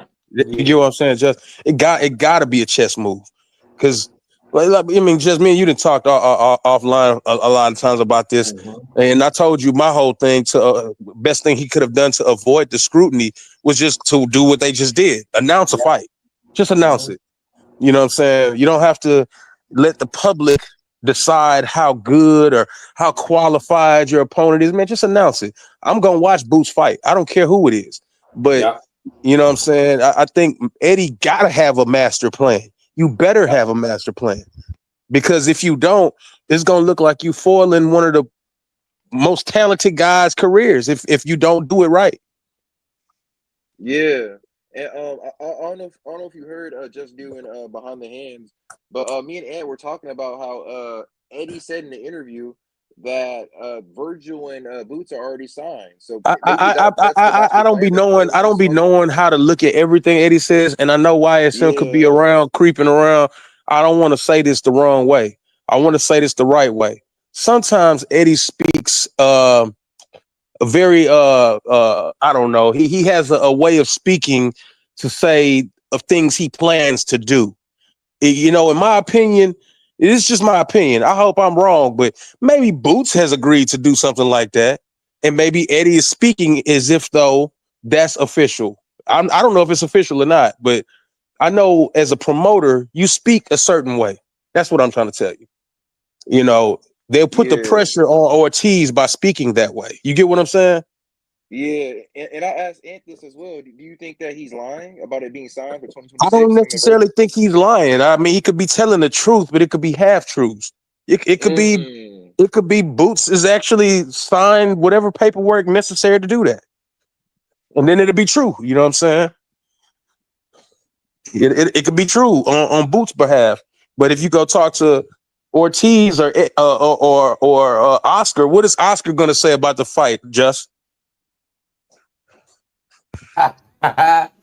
Oscar don't. Oscar gonna say he ain't signed nothing. He ain't signed. Oscar's gonna say nothing is official. Oscar's gonna say that's not true. It's now like you Pop's doing. Now you playing the promoter game. You know what I'm saying? So you know, jab. That's the promoter game. You know, I'm gonna speak some things into existence or create a conversation to make something happen. I'm not calling Eddie a liar. I'm not into that. I'm not saying anybody's making stuff up, but you know, I think what people do is they take things quite literally, because that's the way you have to take it when people say stuff like that. But knowing Eddie being a crafty promoter, he's speaking in a way to make something occur. You get what I'm saying? If Ortiz is not signed, like De La Hoya would tell you, it's not true. It's not real. You get what I'm saying? So that's going to mean that Eddie lying. But you know what I'm saying? But then the question after that is, how come he hasn't signed? And then that goes to Eddie's point. Hey, we're willing to do it. Right. Well, what do y'all think about this this acclamation fight? This tune-up being an acclamation fight. Do you think he never fought in the division, bro? It makes sense. It makes sense. He never been there. You know what I'm Do saying? you think it's perfect? Do you guys think it was any better choices, or do you think Of this is the course, perfect one? there's always better choices. You know what I'm saying? My thing is to just do it. You know what I'm saying? We was I don't talking about care. this earlier too. And it was like I had an excessive amount of trolls coming through here talking about, Philly fans saying Boots a duck, you're delusional, you're in denial. And I'm telling them trolls and everybody from Philly, if y'all don't know the list of names that he had and which order these guys are saying no and the money not enough, I'm not tripping on no Lima when that's like the 6th or 7th guy. Seriously, that's the part that they don't want to talk about. We watched Rashidi Ellis turn down $500,000 just to turn around and say it was cool. And then the people like, nah, but he's fighting Lee. I'm like, y'all just missed the whole thing. Like, it's a lot of bullshit, but at the end of the day, if guys got other shit going on, it's not. You think Sergey Boychuk feel like he a fucking duck and he about to fight on the Canelo Crawford undercard? That's an opportunity. Only a fool will say he's Smart. ducking. It's strategic. It's strategic. Yes, that's what I'm saying. Boots, I seen a video. My guy Blue said, and this is the best business decision for his career. Maybe because you playing a rankings game. You're gonna, before you know it, you're gonna look up. Boots gonna be fighting for the title. He's gonna slowly but surely get his foot all the way in the door and watch they move the goalposts. This is what they do all the time. We see it all the time, bro. Well, We see it all the time. well, I think by doing it this route, and just you ain't crazy. You know how I work. I work my way up a division. I work my way up a sanctioning body, and now I've cornered somebody into fighting me. That's what happens. That's what it looked like. They planning on doing too, where the rankings is sitting, and I'm like, okay, I'm gonna just sit back and watch this experiment. You know, maybe that's part of the master plan they talking about. Maybe you just explain the master plan. I was saying, maybe you just explain the master plan. The master plan that they do. It's not a master plan, though, bro. A master plan is something that we don't see coming or we don't get. That's something that's predictable. You work your way up. We're gonna watch Ray, and you know me. I'm just shameless plug. We're gonna watch Ray Ford this Saturday because he's cornering his division. He's working his way to get one of these champions to where they don't have a choice. It's the same thing. This isn't some mystery. This is what people do. You know what I'm saying? You find a sanctioning body that works for you, and then you work your way up it. And then before you know it, you're the number one contender, and you get called to be the mandatory to some guy with a belt. And now this guy either has to fight you or come off that belt. That's part of the game plan overall. So many people need to hear that shit right there. Yeah, that's because they don't get it, bro. Like, that's the thing with boxing that tripped me out. People look at a couple situations and they think that tells the full story, bro. It's a lot of twists and turns with this shit. And if you don't know the people's plans inside and out, it's very hard to have these permanent, opinions like people be having. If I'm not mistaken, Jeff, ain't this guy the IBO champion or something like that? Yeah. Okay. So Boots beat him. And he take that within the top 10 too, bro. Okay, so he's ranked within the top 10 of these other sanctioning bodies, and he's got an IBO belt. Man, Boots gonna walk away from that fight with a new trinket. You get what I'm saying? A new trinket and potentially a new position in the sanctioning body that he wasn't at before that fight started. That's just about it. That's just what's gonna happen. The long haul, niggas be thinking about one fight. Fight Virgil. People forget. People forget. People forget at 147. Before he became a champion, he was the number one guy in 3 out of the 4 different sanctioning bodies. Yeah. So you know what I'm saying? It is a strategy. So you know what I'm saying? It's no ducking to this. This is strategic. Yeah, and which wait, behind the hands. That's my dog. Who said a master plan has to be mysterious? I'm not saying it has to be mysterious, but you saying you playing chess. So apparently he's in it for the long game. People are gonna look at this fight shorthanded. Like, what is this gonna do? But that means they're not looking at this guy got a minor title, an IBO. He's in the top 10. So Boots doesn't have to go fight a guy in the top 10. He don't have to.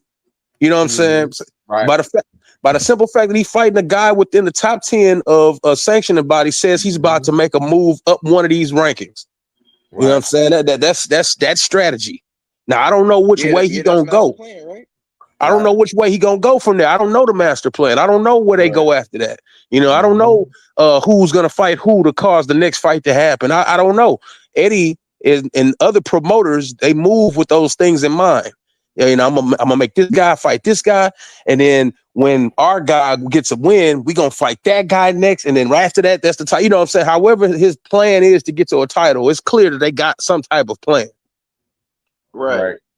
And that's what master plan is referring to in that poster, right? Sure. The plan that they're going for, like the plan that they're doing, whatever they got. I mean, at one point, Boots was number 1 in the WBO, number 1 in the IBF, number 2 in the WBC. You know, and at 47, and then eventually he became unified in that division, and people forgot all about him being ranked number 1 at 47 before he got a title. They forgot all about that movement. So, you know, you know, people forget that him fighting Roman Villa put him in the position to where him and Karen had to fight for the eliminator and all that stuff. And I mean, that's the game. That's the game. Right. Yeah. Wait, just in my hands. What do y'all feel about people? It's people in the comments who say Boots been fighting tune-ups his whole career. What do y'all think about that? You can look at it like that if you like to, but you know what I'm saying? I'm gonna say this. He's been a victim of a not so talented welterweight division. You can call these guys tune-ups, but name another guy outside of Brian Norman that was that guy at welterweight when Boots was there. You can't really name nothing. It's not like it was just a bunch of killers over there. That's a fact. Well, was Rohan still there? Man, that dude just got in there, man. He just got his feet wet, bro. He just fought Quentin Randall, man. I mean, you fought Quentin Randall. That means you miles behind. You talking about Rohan Palenko? Yeah. Man, he just got to the stage. That's true. Yeah. I mean, I wouldn't say Stan not that guy, but I would say he's a formidable fighter, right? Stan Jonas. I mean, Stan Jonas is a champion. I mean, I'm not gonna sit here and take nothing away from nobody with a title. Nothing.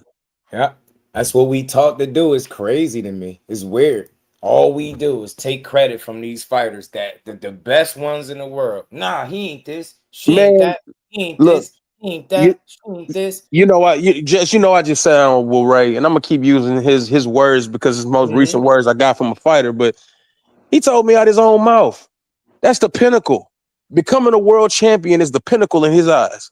Becoming a world champion. So you're gonna tell me a guy that reached the pinnacle ain't nothing? Stop. Right. I can't do it. And that's how you could tell it's a lot of toxic talk because people are comfortable completely dismissing undefeated world champions that haven't lost. Like they're completely cool with, he's tailor-made. That's the new one that they about to run into the ground. Somebody being tailor-made for another person. I'm so tired of it, That's why I said I can't wait till Boots get his both feet in the door, start beating up people's favorite fighters at 54, because that shit start to kick off. I want to see all of y'all, man. Y'all gonna be scrambling, talking crazy, looking stupid. Boxing has the absolute worst fans in any fucking sport. Nobody on this earth is gonna tell me that Boots struggled in any fight he's ever fought. Nobody. I haven't seen him struggle. He struck Karen, win 3 rounds. I've never seen him struggle. You don't 12-0 a guy and they say you struggle. That's crazy talk. Yeah, it's stupid. Guy didn't win a round for 24 rounds, but he struggled. Stop it. Maybe it didn't go the way that you thought it was gonna go, or maybe he didn't get the knockout or whatever. But struggle is a stretch beyond imagination. Bro, you would have heard this documentary little piece that I was playing like 23 minutes, and people break it down. Zepeda and Shakur, bro, that should have pissed you off. Ain't no way in boxing, because people was comparing the performance to like Floyd and different shit. That shouldn't make you that mad when people spent how long dragging the De Los Santos fight? Literally all the way up into the Zepeda fight. Literally, they drug it for years.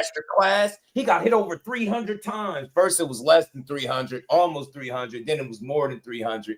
Yeah, that's not Floyd. that was a terrible fight. He said the fight was sloppy.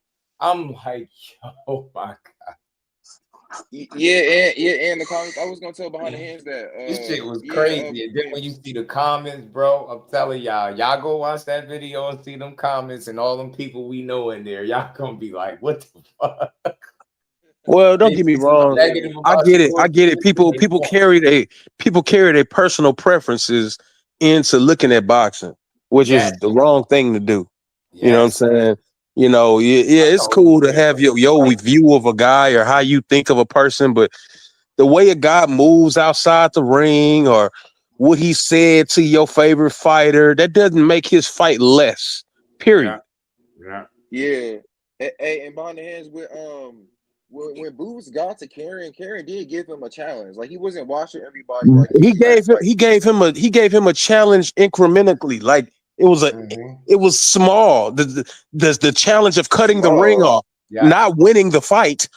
You can't tell me at no point at what point in that fight was Karen in complete control. What point in that fight was that? Never. All right. He only had moments, and that's just not enough for me. It's not enough. Moments. That's my thing. I'm not gonna sit here and criticize Boots, man. I think the dude is an immensely talented dude. Do I want to see him fight the best guys? Yep. Did I want to see him fight the best guys next? Yep. But does he make them? Does he have a plan? Are they making moves? Cool. That's on them. I can't bring my preference and saying, "Oh, you're supposed to be fighting Fundora. Oh, he trash." I can't do that. That's dumb. That's dumb. That's what they do. That's what these people do, bro. Especially somebody like me who's a part of the game. I mean, hell, I just did a whole face-off for real professional heavyweights, and you gonna tell me that it's just easy to just go get guys in the ring? When I just sat there with Ray, and Ray just told me it's damn near impossible to sometimes to get these guys in the ring. Yeah. Oh, what's up, Ant? You're back. Hey, you seen it, Reef? You seen it? You went over there and checked that comment section. You see them hoe ass dudes over there? It's sad because that's what boxing is now. My favorite fighter didn't fight that Saturday, so I'm not impressed. Shot last out of here, man. Ain't no way, in no world am I shitting on that performance. If you wanted to tear a performance apart, the Cepeda one is not the one. And no, that's not. It's not. I'm not even giving nobody no leeway on that. That is not the performance to try to tear apart. Sloppy, it was bad. This ain't nothing like Floyd. He did. I compare the Cepeda performances to saying there's a basketball player that hoops with his right hand and he don't really go left that often. And then this fight against Cepeda, he chose to go use his left the entire fight. You know what I'm saying? I mean, he actually went against whatever it is you've stereotyped him as to win the fight. That's crazy. Whatever people thought he was going to do to win the fight, he did not do. That's what I'm saying. Yeah, it was. And he pissed me off because I had Shakur by stoppage. Because I was saying Shakur by stoppage for months. In them comments. Me too, Ant. I was saying Shakur by stoppage. I was saying I was saying Shakur by stoppage for months. I had Shakur by stoppage. You know what though? You know what though? He would use his legs a little bit more. You know what? And he did lined them up for shots. And he didn't stop him. And but exactly. He didn't stop him. And but you know what? I'm gonna say this. He could have stopped him. That's why I'm pissed off. That's why I'm pissed off because I felt like if he would have boxed him and used his legs, he could have ran him into more shots. But Shakur was just sitting there trying to please people. I felt like he could have, whenever he was letting off in combination, my man's head looked like a damn speed bag. He was it did. He was going I was like, yeah, Cole, and then Cole would just wave him in and lay on the ropes and then just play all the I'm like, nah, Cole, keep your foot on the gas because every time he was being offensive, Cepeda could not deal with it at all. But we've never seen Cepeda look like that. As far as a guy literally standing in front of you and your high volumeness don't even matter. You get what I'm saying? It's no way to take away from that performance. No way. And he actually cut into Zepeda's volume. Exactly. Cepeda and his coach, they on record saying that the plan was to throw over 1,000. They got to about 9 and some change. And Cepeda actually alluded to Standing in front of Shakur being a bad counterpunches. idea and shit, man, that's crazy. Yeah, he shouldn't be standing in front of him that long. Now, when does a come forward fighter ever think like that, Ant? That man was having second thoughts. Yeah. Hey, but yeah, you're right, bro. If he would have, like created more space for like combinations and stuff like that, he would have stopped. Bruh. I'm not mad. I'm not mad that he ain't stop him, man. I know that's what your bet was, but man, I'm not mad that he ain't stop him. But my thing is, he went 12 rounds with a high volume guy that will knock your lights out if you stand in front of him the wrong way. Period. I don't care how anybody look at it. Oh no, I wasn't mad at the performance. I wasn't mad at the performance at all. I thought it was beautiful. It was a gutsy performance too. Because the other thing, bro, it's like let's say if the man does get in over 200 punches, look at the volume. Something is bound to leak through when the guy's throwing that many. I don't give a damn who you are. Yeah. And for the dude in the documentary that made the Floyd Mayweather Diego Corrales comparison, what he failed to mention with Diego Corrales only landing 60 punches is that Diego Corrales only threw 205. The nigga didn't throw damn near 1,000. He did. That's no disrespect to Floyd. And if you talk to anybody around the situation at the time, see, and I know people don't want to hear this, man. The man was going through all kind of personal shit at the moment. You know what I'm saying? And to be honest with you, he shouldn't have took the fight. Corrales. Oh, okay, I thought you were talking about. Yeah, Chico was going through a lot of Man, stuff. he had his wife filing charges on him, all kind of stuff going on. You got the opposing fighter's manager, then set your wife in the section with them. Man, bro, that's a lot going on, bro. Yeah, if y'all didn't know, Corrales' wife sat right next to Jay Prince. Yeah, that's some wicked shit. Right? Come on, man. The man had a lot going on, man. That's some wicked shit there, bro. That is wild. Yeah, that's a lot of skullduggery in that. Mm-hmm. Dude in there, like, dude took one look over there and seeing those girls, like, man, fuck this fight. Yeah. You wonder why he ain't throw no punches. Nigga was ready to go home. Hell yeah, he like, man, what kind of shit? You can see it on his face in the first knockdown. He's like, man, let's get the fuck up out of here. That's some wild shit there, bro. Chico was a bad man, though. Yeah, he was. He was the boogeyman.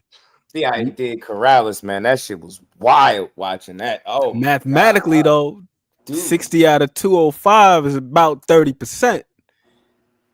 So, like, let's say if that man would have tripled his volume, it's safe to say that Floyd probably would have got hit a little bit more that night. Like, that's just saying if the ratio stayed the same. It's just simple math, man. Simple math. But folks refuse to do that. Hey, Judge, who so the other one of your topics was is Shakur the next Devin Haney? Where does this come from? I was breaking down a little documentary shit, like a little video where they basically overanalyzed Shakur's performance as a Zapata. He had nothing good to say about nothing he did. I promise you, the only thing he did say he liked was that he stood in there a little bit more. Said he got hit too much, defense not good. He almost got sent home, you know, with the punch against the rope. All negativity, so much so that he forgot to mention that it was a guy in there that lost, and the one he was so harsh about is the guy that fucking won. I don't, whoever that dude is, I don't like him because he keep giving that platform, unless it's a fake name. But you look in the description, they got like who talking and credits, and I don't give a damn who he is because I'm never gonna look for him. But those people like that, I will always use their commentary as teachable moments of how I'm the opposite of what this is. How is it that y'all could tune in to listen to people tear down fighters? Some of their best moments, y'all using that the slider. Then Clarissa Shields catching strays, she on steroids, she cheating. But it's like, bro, this shit is nasty, bro. I ain't man, yo. We the worst fans in the world. Boxing got the worst fans by far. It's not even a debate. It's not by far the worst fans. This idiot earlier kept talking about how Tank didn't take a knee. I played the fucking clip. What? Within seconds. Yes, he said he didn't take a knee. We all know what we saw, but I played this. Tank, you voluntarily took a knee midway through this fight. It was not ruled a knockdown. What happened? I just got my head done 2 days. Dude, Are you kidding me? Tank didn't take a knee. I say, Man, for the referee to instruct Lamont to go to the corner and start counting, that means a knee was taken. he was dead serious, yo. I'm like, nah. Then he tried to come up with a new name, Shakur Maniacs. I said, nah, that shit don't hit the same. It don't hit the same. Yeah, Dude came up work with the one way. Shakurites or something. That shit was corny. Nah, that shit got to roll off a little natural, more natural. That shit ain't like Hano's Clan, Tankamaniacs, Shakur Maniac. Nah, don't hit. It don't hit. Trust me, you could come up with one if you want. I rock with it, but not that one. You're not gonna just force it. Nah, that man said Tank didn't take a knee. Y'all more mad at Shakur for getting caught with a shot off balance, and you more critical of that than your favorite fighter. And I said this, and watch the comments whenever I say shit that get people in the uproar. You could just speak the facts. He took a knee, turned his back, went to the corner, got help. They're like, oh, you kick a Tank while you down. I thought he went down. I didn't take no knee. I respect Tank, bro, but I mean, he took a knee. I mean, ain't nothing really out there you could defend it about. It's okay, but it's so like touchy out here. They almost make you feel like you can't talk about what happened. And I refuse. I'm never getting up here doing that. I'm the way y'all drag fighters for less, bro. For less, way less. You seen some shit, the toughest guy in boxing, the killer of killers. That wasn't a punch that made him take a knee. It was grease. That arguably was or wasn't. Come on, Jet, you act like I'm saying bullshit. Yeah, and they booed him for it. Even the people, I said that earlier. Now they booed Shakur too. I'm like, yo, why do y'all watch boxing like tit for tat? I don't give a damn. We're not talking about him. We're talking about a situation. I'm not making fun that they booed him, but I'm saying they weren't trying to hear that shit. That's all that was. It wasn't like they was booing the fight. They was like, bro, come on, man. Come on, man. We don't see you take some shots. It was crazy. Is I'm okay with it being a draw. I'm okay with that. I'm cool with that. I ain't gonna lie. Like shampoo, all that shit getting your eye, yeah, burn. But nah, man. Nah, his hairstylist said she didn't even put grease in his hair though. But the fact that we even talking about his hairstylist is just overkill, bro. Yeah, people. That's overkill. They overlook it. Nah, that's overkill. She blew the bag. She shouldn't have said nothing. That's overkill. Because y'all grown, sensitive men was in her inbox threatening her and disrespecting her. That's what y'all was doing, saying, telling her how she caused him to fight. That's what y'all was doing. But after saying how trained and how in shape he was and how light he was, and they went from all of that to seeing the fight and saying he wasn't focused, man. I was like, yeah, I don't like y'all dudes. Y'all don't know which narrative to run with. You got to pick one and stick with it. You can't switch it up depending on the day. If he was in shape and trained and focused, there's no way after 12 rounds in a draw you could switch that. There's no fucking way you can do that.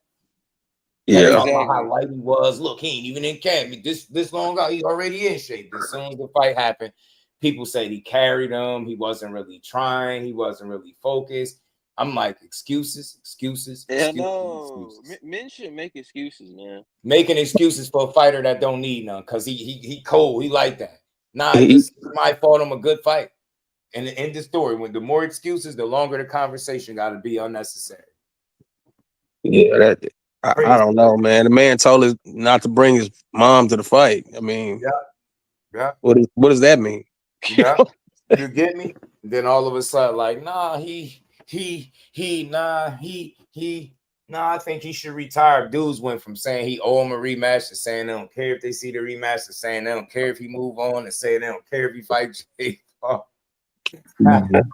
I'm like, yeah, I just wish I had that same, energy for all fighters across the board. And you gave all of them the same grace you give your favorite.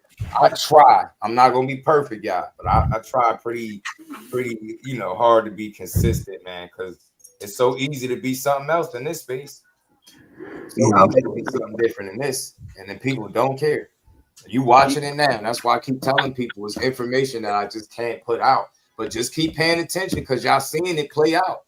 When people doing unnecessary shit, are they trying so hard to make you see somebody in a certain light? Pay attention to them. A lot of times it's just shining the light back on them.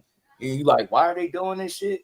What's going on? It's a little funny play. Just pay attention. Boxing is full of tricks, twists and turns, and bullshit ass people that be lying straight up and down. Straight up lying. And just what'd you call in the video? Wait, what did what's the connection to Devin Haney? What was Shakur? Yeah, they were saying, Devin Haney had to fight with Ryan where he fought in a way that a lot of people felt like it was detrimental to him, right? He tried to stand in there with a punch or step to him so early. They saying Shakur let the fans get into his head by fighting William Zepeda that way, and he gonna end up like Devin Haney. But see, not realizing that you should have been able to prove that fucking point in the actual fight. Who are you looking for? Notice when he beat somebody up, they go try to move. They rewrite the rules. Well, I want to see him go fight Tank the same way he fought Zepeda or somebody else that's a killer. The same. First things first. Why would you fight any fucking body the way you fought any one other person? Why would you do that? You get what I'm saying? It was just. What you're saying is if styles make fights, why would you do the same shit? You get what I'm saying, bro? What are we talking about? I want to see Shakur fight somebody else like he fought Zepeda. You sound stupid. As soon as it come out your mouth, say it out loud. You know what it sounds like? I want to see Shakur tie his hand behind his back and beat him. I got to see that. Nah. You know what's crazy to me? That people treat it like fucking punches don't hurt. Like these dudes ain't got 8-ounce gloves. And if he was so timid and not good a fighter, them punches should have did something to him. I ain't never heard nobody in the world of boxing refer to William Zepeda as pillow fisted until Shakur got in there. That's a fact. That shit blew my mind. So I was like, oh, it's an even fight then. Pillow fist according to y'all, right? Then William Zepeda get asked about the power, and he kind of complimented. And then he went on to say, like, if his hands was better, he'd probably do more damage. Even more damage with him. Like, he ain't say, nah, that'd be pillow fist. It's absurd to think anybody with 30-something fights and 27 knockouts is pillow fisted. That's crazy. I never, but who he fought, though? He fought all. I don't give a damn who he fought, bro. People don't understand how hard it is. People act like it's just easy to go knock a guy out. That's not easy. That's why I say, man, the more you educate yourself, I swear, the less dumb shit that's gonna come out your mouth. I promise you. Yeah, because you're gonna have more of an understanding. You're not gonna say dumbass shit. You're not going to watch a fight between two fighters and the guy that won. Your assessment is solely centered around proving how he ain't shit. Not the dude that fucking lost and got beat fighting with what he do. Not him. We're not even gonna talk about what he did. We're gonna just talk about that. I'm telling you, that video is by far the absolute worst assessment I've ever heard of that fight between them two. All these dudes do, they come in, they have nothing, nothing good to add to a conversation. It's rhetoric and slander. And then they want you to, read their comments and acknowledge they little simple-minded asses. Nah, man. Start ignoring the hell out of people. Like, man, y'all don't be talking about shit. The way these folks assess the fights, though, you would have swore that the more popular guy was in there by himself. Right. I'm telling you. I swear Shakur might have had fought himself the way that dude was talking. He didn't have no just got in the ring and flushing and just shadow box. Like, you don't even need Williams to pay to this shit. And they like, nah, he cooking, yo. He cooking. How are you cooking? If you were given an assessment, remember it's two people in there. I get it. Criticize whatever the fuck you want. I don't care. But damn, to not even highlight the guy that got beat is crazy. That's not cooking. That's ignorance. You know what I'm saying? That's exactly what's wrong with boxing. You didn't see what you wanted to see from the guy that lost. So instead of pointing that out and saying how he ain't stand on business, let me focus on the guy that won and tell y'all how this performance wasn't good. It was sloppy. I seen a lot better. The defense wasn't there. I was like, damn, that's all negative. And it's like, people can't get past him being a fighter that you like rather than what you're saying makes sense. Listen to the guy. That shit was some hateful stuff right there. I had to cover that. I seen that. I was like, next Devin Haney. And they try to throw a question mark in there to, we're not saying it, but man, y'all are. You thinking, Corey's going to be tricked out of his position? Because the pay to fight was the one to do it. It didn't happen. He cooked his ass. And then they complained about it. Now, I guarantee you, had the dude ran or moved around, they'd have complained about that shit too. It's damned if you do, damned if you don't. When it comes to that youngin, don't got shit to do with how he fight and how it look. It's what can I critique? And a lot of people still, dude was mad as hell because they said it was a master class. And then they said like this was like Floyd, this was like this. I see why, this beat Sugar Ray that. I'm like, yo, but those are fans with an opinion the same way dude had one. But the difference is they gave him credit for the fight and you just took credit. You would have thought he lost, bro. I ain't never hear nobody assess a fight that was entertaining and fun to watch. And I think that's almost unanimous. It wasn't nothing boring about it. It was fun, offensive. Both guys were throwing hands. You know what I'm saying? One guy landed at a 27% clip, and that ain't hitting on shit. That's and to the point that my man Mo City made,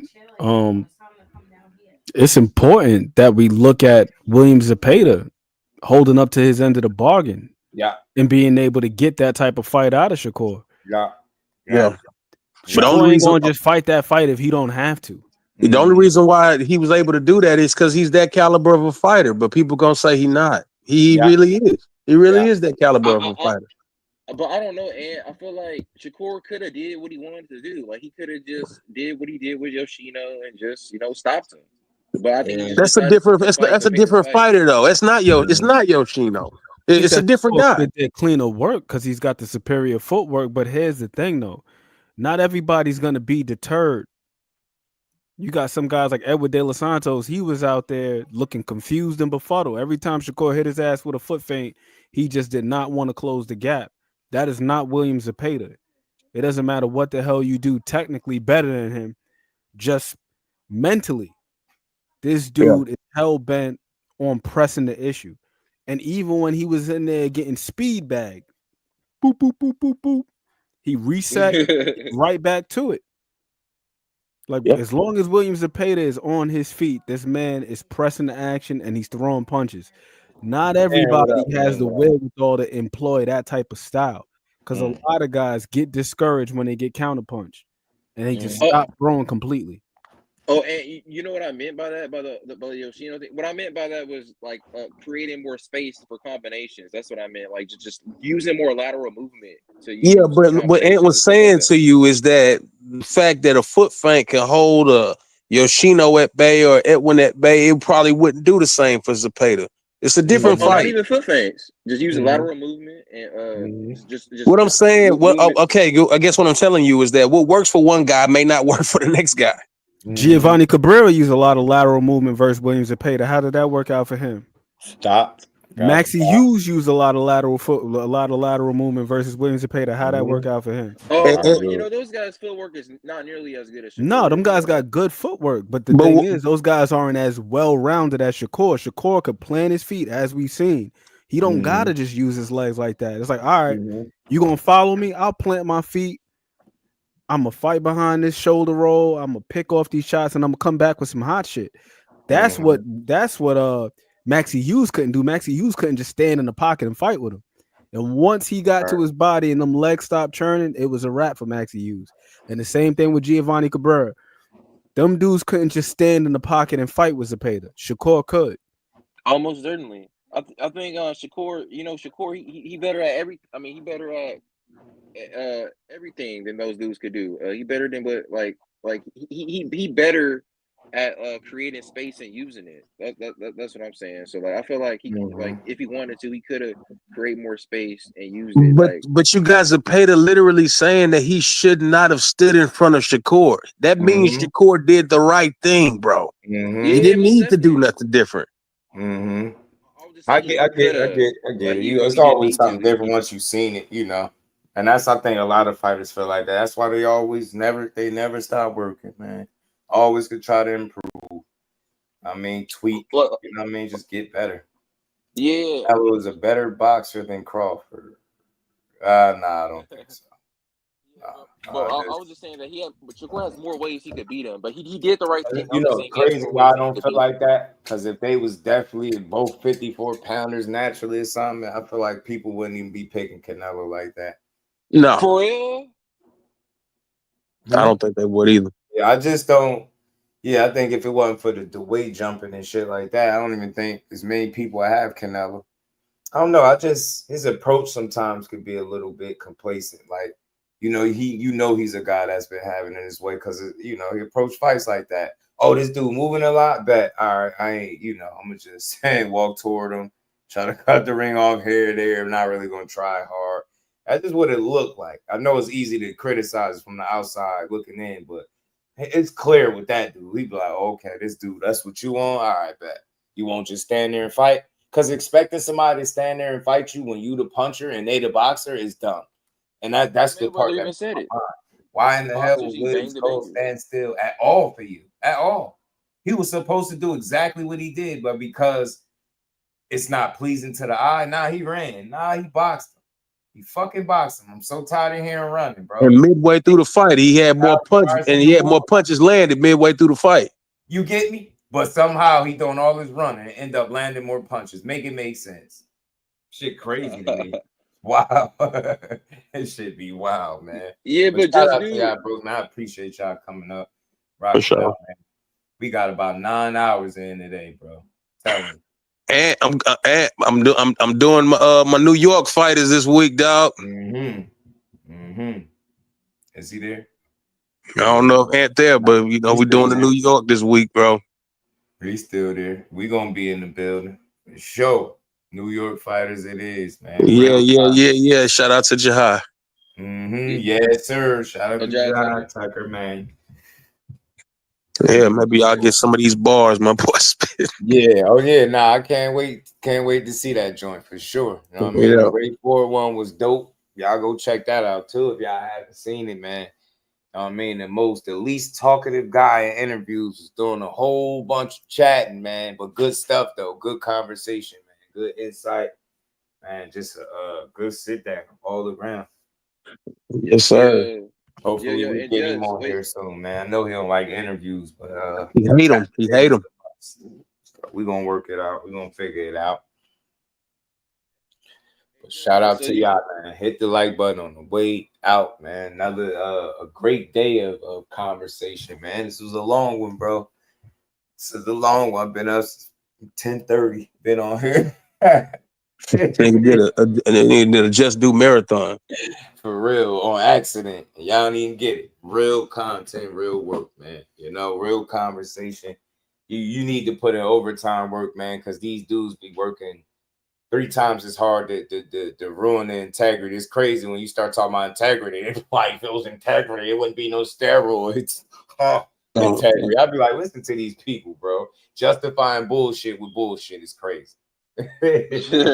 So because your favorite couple of guys you listen to don't got integrity, I'm supposed to be up here too. Because the last 3 to 5 guys you listen to all said Boots is a duck, I'm supposed to be singing that same shit. Boots would beat your whole family tree up, bro. I don't want to hear that shit from no fucking civilian. I'm done with y'all now. Y'all duck talk. Y'all got to talk a certain way from now on. I don't even want to hear it. Can you fight? That's what I want to know from here on out. Can you fight, bro? Can you? All right, y'all are calling undefeated, multi-division, undisputed champions cowards. This shit is crazy. I don't like people that speak on boxing. More education is needed, bro. That's why I say, man, stop going for the views. Start educating these silly ass people, because then they be running around here just saying anything. Yeah, man. Boots is ducking. Yeah, man. He don't want to fight. Like, yo, shut up, man.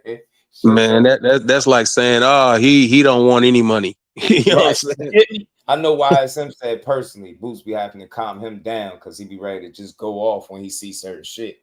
And I know it's easy to connect him. You're Philly. It's not. Nobody is I think so much of a fan that they just really willing to crash out per se. But it's the common sense or the lack thereof that you see when people make certain statements. Some idiotic shit, man. Idiotic, yo. If you let them tell it, everybody in boxing is ducking.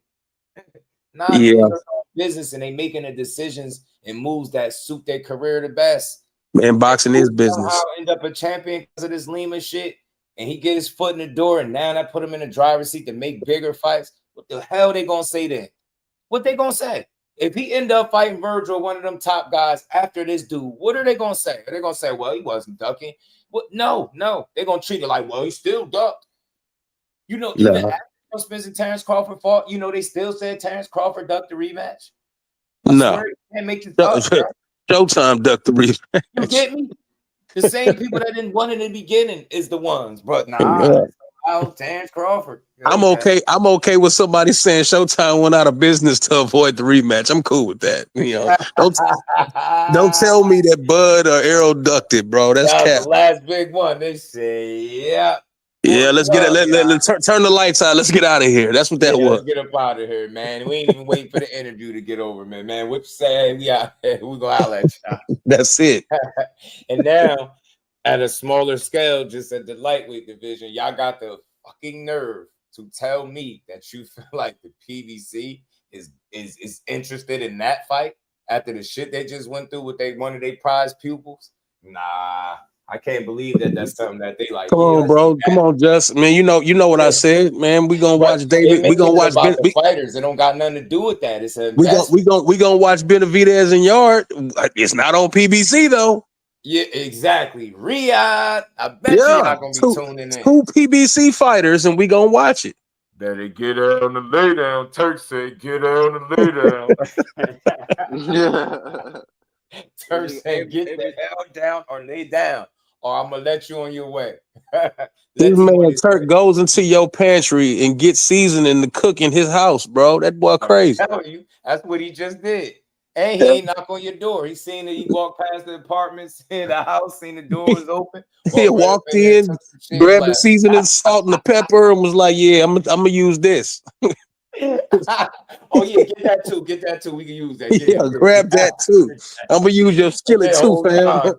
You got the look on your face like, this motherfucker just walked in my house. Yes, he did. Yes, he did. The guy that y'all said stay over there, yeah, he definitely came over here, crossed to the outside of the street. It wasn't even 6 months ago when we heard Sampson say that Benavidez would never fight on a Riyadh season card. He would, yeah. See, Wood, my guy, was good with it, fam. We just heard the man say that. We got what is this? Hey, just do in regard to Canelo and Crawford. You think Canelo like that? Like, do you think Canelo is like this very very freaking great fighter that people? He's one of the greatest Mexican fighters that ever lived, bro. How about that? Yeah, he is. Yeah, he is. And it's easy to say it because he is. That dude be kicking ass. Been beating a lot of ass. Canelo been beating people up for years. Because if you say Julio Cesar Chavez or Salvador Sanchez, you gotta say Canelo. Roberto Duran. Yeah. But that dude's not Mexican, but I get what you're saying. Oh, he's not Roberto Duran. No. See Wood, my dog. Yeah, man. It's crazy, man. Crazy. King Nello, man. We gonna see. We're gonna see, man. I just hope Bud beat his ass. He ain't gotta beat his ass. I just hope he beat him. I swear I do. Cause and the reason I'm saying it's not even about Canelo at this point. It's just retire on a high note. I love that. Cause it's crazy. We in a climate where a loss is like you ain't did shit. Fuck all them wins. You just seen that dude just lose. Yeah, I don't care about the wins, the accolades, the legacy. None of that shit matter. Even though that's a legacy fight he about to take. But they keep talking about he just want the money. This man potentially about to be 3-time undisputed in 3 different divisions, bro. And you think he dare because he ain't trying to actually win? Come on, man. It's crazy, man. It's bogus, man. But I'm here for You talking about a dude that competes in every single thing. You watch this dude's vlog, I ain't gonna lie, I couldn't even hang out with Terrence. I'm like, bro. Nah, because he gonna be trying to race you to get out the car and shit. I'm like, nigga, you too competitive. To the houses of Rondé. Straight up. I got to the car first. It's ridiculous, bro. He was doing that little media engagement. He was there with Ryan Clark, then end up having to shoot out with him. Yeah, he outshot him. Anybody that want to out dart Eddie is crazy. Yeah. He's playing dart games. Yo, Mo City, did you see that? Did you see the post fight? Yeah. With what's my man's name from the UK? Kell Brook? Yes. The man didn't even go take a shower. No. He went and said, "Yo, where Mikey at?" He said he wanted to play me in ping pong. They found a ping pong table. Bro, I've seen Bud play ping pong in person here in Houston, and this dude is just the most competitive person I've ever seen. That's crazy. It's ridiculous. Richard Torres said that, like, yo, Bud. Shout out to Najee too, because Najee got that work from Shakur on that ping pong table. Richard Torres talking about he was over at Bud's house. They in the kitchen. Bud turned to him. You want to wrestle? Like, bro, why the fuck are you wrestling in the kitchen? Yeah. Like everything is a competition with that dude. To See how he took assume Nico that out he's wide just to the ground. So He's like, man, you can't take. He's like, yes, I can. He's like, no, you can't. Come on, man. We saw him sizing up Shannon Sharp. That's a huge nigga. I said, this man crazy, yo. Why he take Nico down to the ground like that, bro? You see what he did to Mike Coppinger? Mike was like, he's like, stop, please stop. Oh yeah, I remember that. Yo, that man crazy, bro. I seen him wrestle a wrestler and win. Man, to your point, bro, you can't even have dinner with Bud. He gonna be racing you on who can eat the steak the fastest and shit, man. Right? No. Did you, yo? I shit you not. It's so funny you mentioned that. In his last vlog, he was having a competition. They were just having dinner. Yo, who could make better chicken on the grill? I seen that. Yo, this nigga be competing in everything. It's like, bro, this shit is annoying. Yep. Whatever that was that Mike MJ had, he got that too. Mike over here throwing quarters off the wall with the security. You know what I'm saying? I'm sure Bud out here doing the same thing. Yeah. Bud done did everything. Like piston contest, hold your breath the longest, everything. I know he's racing. Anything athletic, he's done it. He challenged somebody at it. Bro, crazy. This era is you have a whole fight where you was just fighting for your life. On God, I watched this man. I watched this man here in Houston at Tycoon Weekend that 50 had go out there and damn near have a triple double. There's something wrong with Bud Crawford. Something wrong with that man. He got to be the best at everything. I respect it. Telling you, I love it, and I think that's what make him special. Not the names on the resume, but the mentality, the choices, the decisions, being consistent, being a constant professional. There's so many things, and I get it, bro. At the end, we like, man, he ain't got the name. Man, I don't want to hear that shit. That's not the end all be all. I care about how you performed every time you stepped in the ring, and that dude is elite every time out. Yeah, exactly. It's people who struggle against that type of competition, man. It's people who are not even able to perform elite like that against that level of competition that Bud fought. I just don't think people had that type of competitive nature. And I know, Jess, you brought it up earlier with his daughter. That shit is really genetic. It's really genetic. What's that? Bud's competitive nature from his daughter with the track, his sons and wrestlers. It's just competitive nature in his blood, bro. That's what I see. Mm-hmm. Right. What are y'all chances? What chances do y'all give like Bud for this fight, for the Bud and Canelo fight? For me, I don't see it like everybody else. I see it as damn near 50-50 fight because that's fucking Bud Crawford. Oh, do y'all give Bud more of a chance? Like, no, I'm saying me. I'm saying me. I give it a 50-50 fight simply because it's Bud Crawford. If it was anybody less than that, it don't even make sense. I watched what Jamel did. I mean, going up that kind of weight ain't just some walk in the park. But it's Bud Crawford, man. It's probably the most competitive guy in boxing in this era. Mm-hmm. A true throwback, like Ezra Charles or one of them guys. Facts. Them guys back in them days, like that predate the 60s when they went up. Henry Armstrongs. Yep. Yeah. Guys like that. People don't talk about that, but I mean, you talking about a guy that's 5'5" going all the way up to heavyweight. Mm-hmm. So it can be done. Speaking of another 5'5" guy at heavyweight, we just lost one. Yeah. Weeks ago, the Camden Buzzsaw. Yep. Yep. He was a dog. I mean, this man was in there with Foreman. I mean, come on, bro. At 5'5", bro. Come on, bro. Roberto Duran's another dude. Roberto Duran fought as high as light heavyweight. Well, think about all the fighters that we give him credit for fighting, let alone beating, but fighting. And none of them were in his division. They were all higher. Yep. Mm-hmm. He had to go up to find that smoke. Yeah, I mean that's that. Duran is a lightweight. Mm-hmm. But he fought Marvin Hagler. Come on, bro. Mm-hmm. Shit is crazy, yeah. This shit is ridiculous, man. And Marvin Hagler can punch too. That's how I know, like, from either side.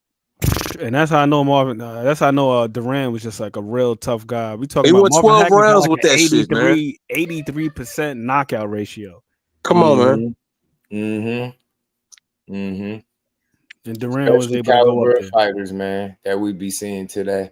And they get disrespected because the best fighters in today's boxing are being watched by some uneducated, ignorant ass fans that outside of their criticisms and slander, they don't know how to have a conversation surrounding boxing. This shit is I don't necessarily appreciate the criticism because when you don't have these guys in the sport no more, you can't enjoy what they did anymore. Therefore, those people who criticize you can't criticize them no more. But we don't get that anymore. Like I hope to God that Tank don't retire and all that other stuff, man. I want to see him fight again. You know what I'm saying? I don't care how the last fight went. I'm not trying to down a fighter so bad that where it's like, yeah, I don't even want him in the sport. That's how a lot of people sound. That's how they be talking. He need to get out of the sport. He holding it up. Imagine somebody telling you to get out of something that you've been super successful at because you're not doing what they say. No, I need to show up to some of these people's warehouse job and just tell them get the hell off the forklift and clock out and never come back. Y'all hate y'all jobs and y'all don't do them as well as he doing his. You don't do your job that good, so get the hell off that forklift, dog. Go home. All because you ain't doing something about somebody from another Shred that CDL. Yeah, man. Throw it away. For the Tank Davis retirement conversation, I've entertained it a little bit myself, but not because of the way that the Lamont Roach fight went, but more so because of the things that he was saying about, about people not don't being know here too much longer. Yeah, and there was that one interview, I can't remember who it was with, but he talked about, crying in the back of the car and having to dry his face because he's got to uphold this facade. Yeah. And then going furthermore in another interview talking about wanting therapy. You know what I'm saying? I mean, that does indicate that does indicate that there is an expiration date coming up. Yeah. That's why for me, I'm like, not at the expense of his humanity. I don't think he should box. If it comes down to him being a better person for himself, a better father for his kids. Yep. Yeah, he talked about wanting to be softer for his daughters. Then, hey, I'm in full support of the retirement. Yeah. From that standpoint, not because of how the Roach fight went. If anything, we got to give Roach his props for showing up and showing out. Yeah. That dude held up to his end of the bargain. And then all of these guys have been in tough fights, man. I couldn't even imagine what it would have been like if we had social media when when Muhammad Ali had a tough fight with Doug Jones. We'd be like, yo, this guy ain't really that good. He overhyped. Just a top ranked hype job or whatever bullshit people say nowadays about fighters. Or when he had a tough fight with Alonzo Johnson, or when he got a close decision versus Ken Norton in the rematch. Shit, there's some people that believe that Ken Norton won all three of them fights. We be shitting on Muhammad Ali nowadays. Man, I don't shit on Muhammad Ali for that. I big up Ken, but I more so big up his coach. And I've said this before. I got his coach, Eddie Futch, is the greatest coach of all time. Anybody that put 4 out of the 5 losses on Ali's resume is the best coach ever. Big facts. And with different types of fighters, and with different types of fighters, different game plans. Yep. Different skill sets, different everything. Different dimensions. Yeah. So for him to walk into a win, that's crazy. Hell yeah, he's a terrific coach. But for Tank, I would like to see him continue to fight. But again, if he feels like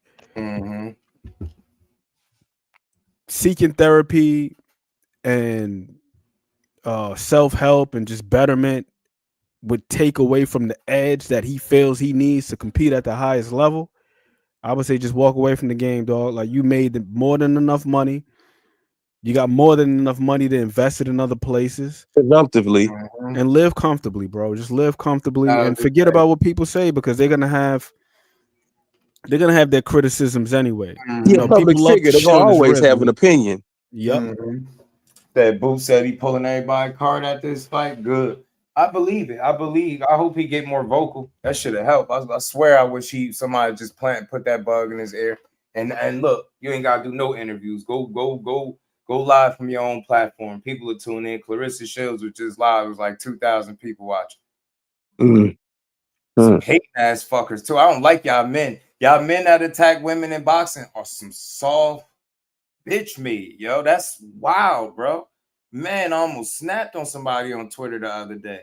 Man, he called her out. I was like, damn, this how y'all be talking to women everywhere? Like, she don't even know you. She not saying nothing to you. Like, I've never seen people celebrate the best fighters in the world getting trashed.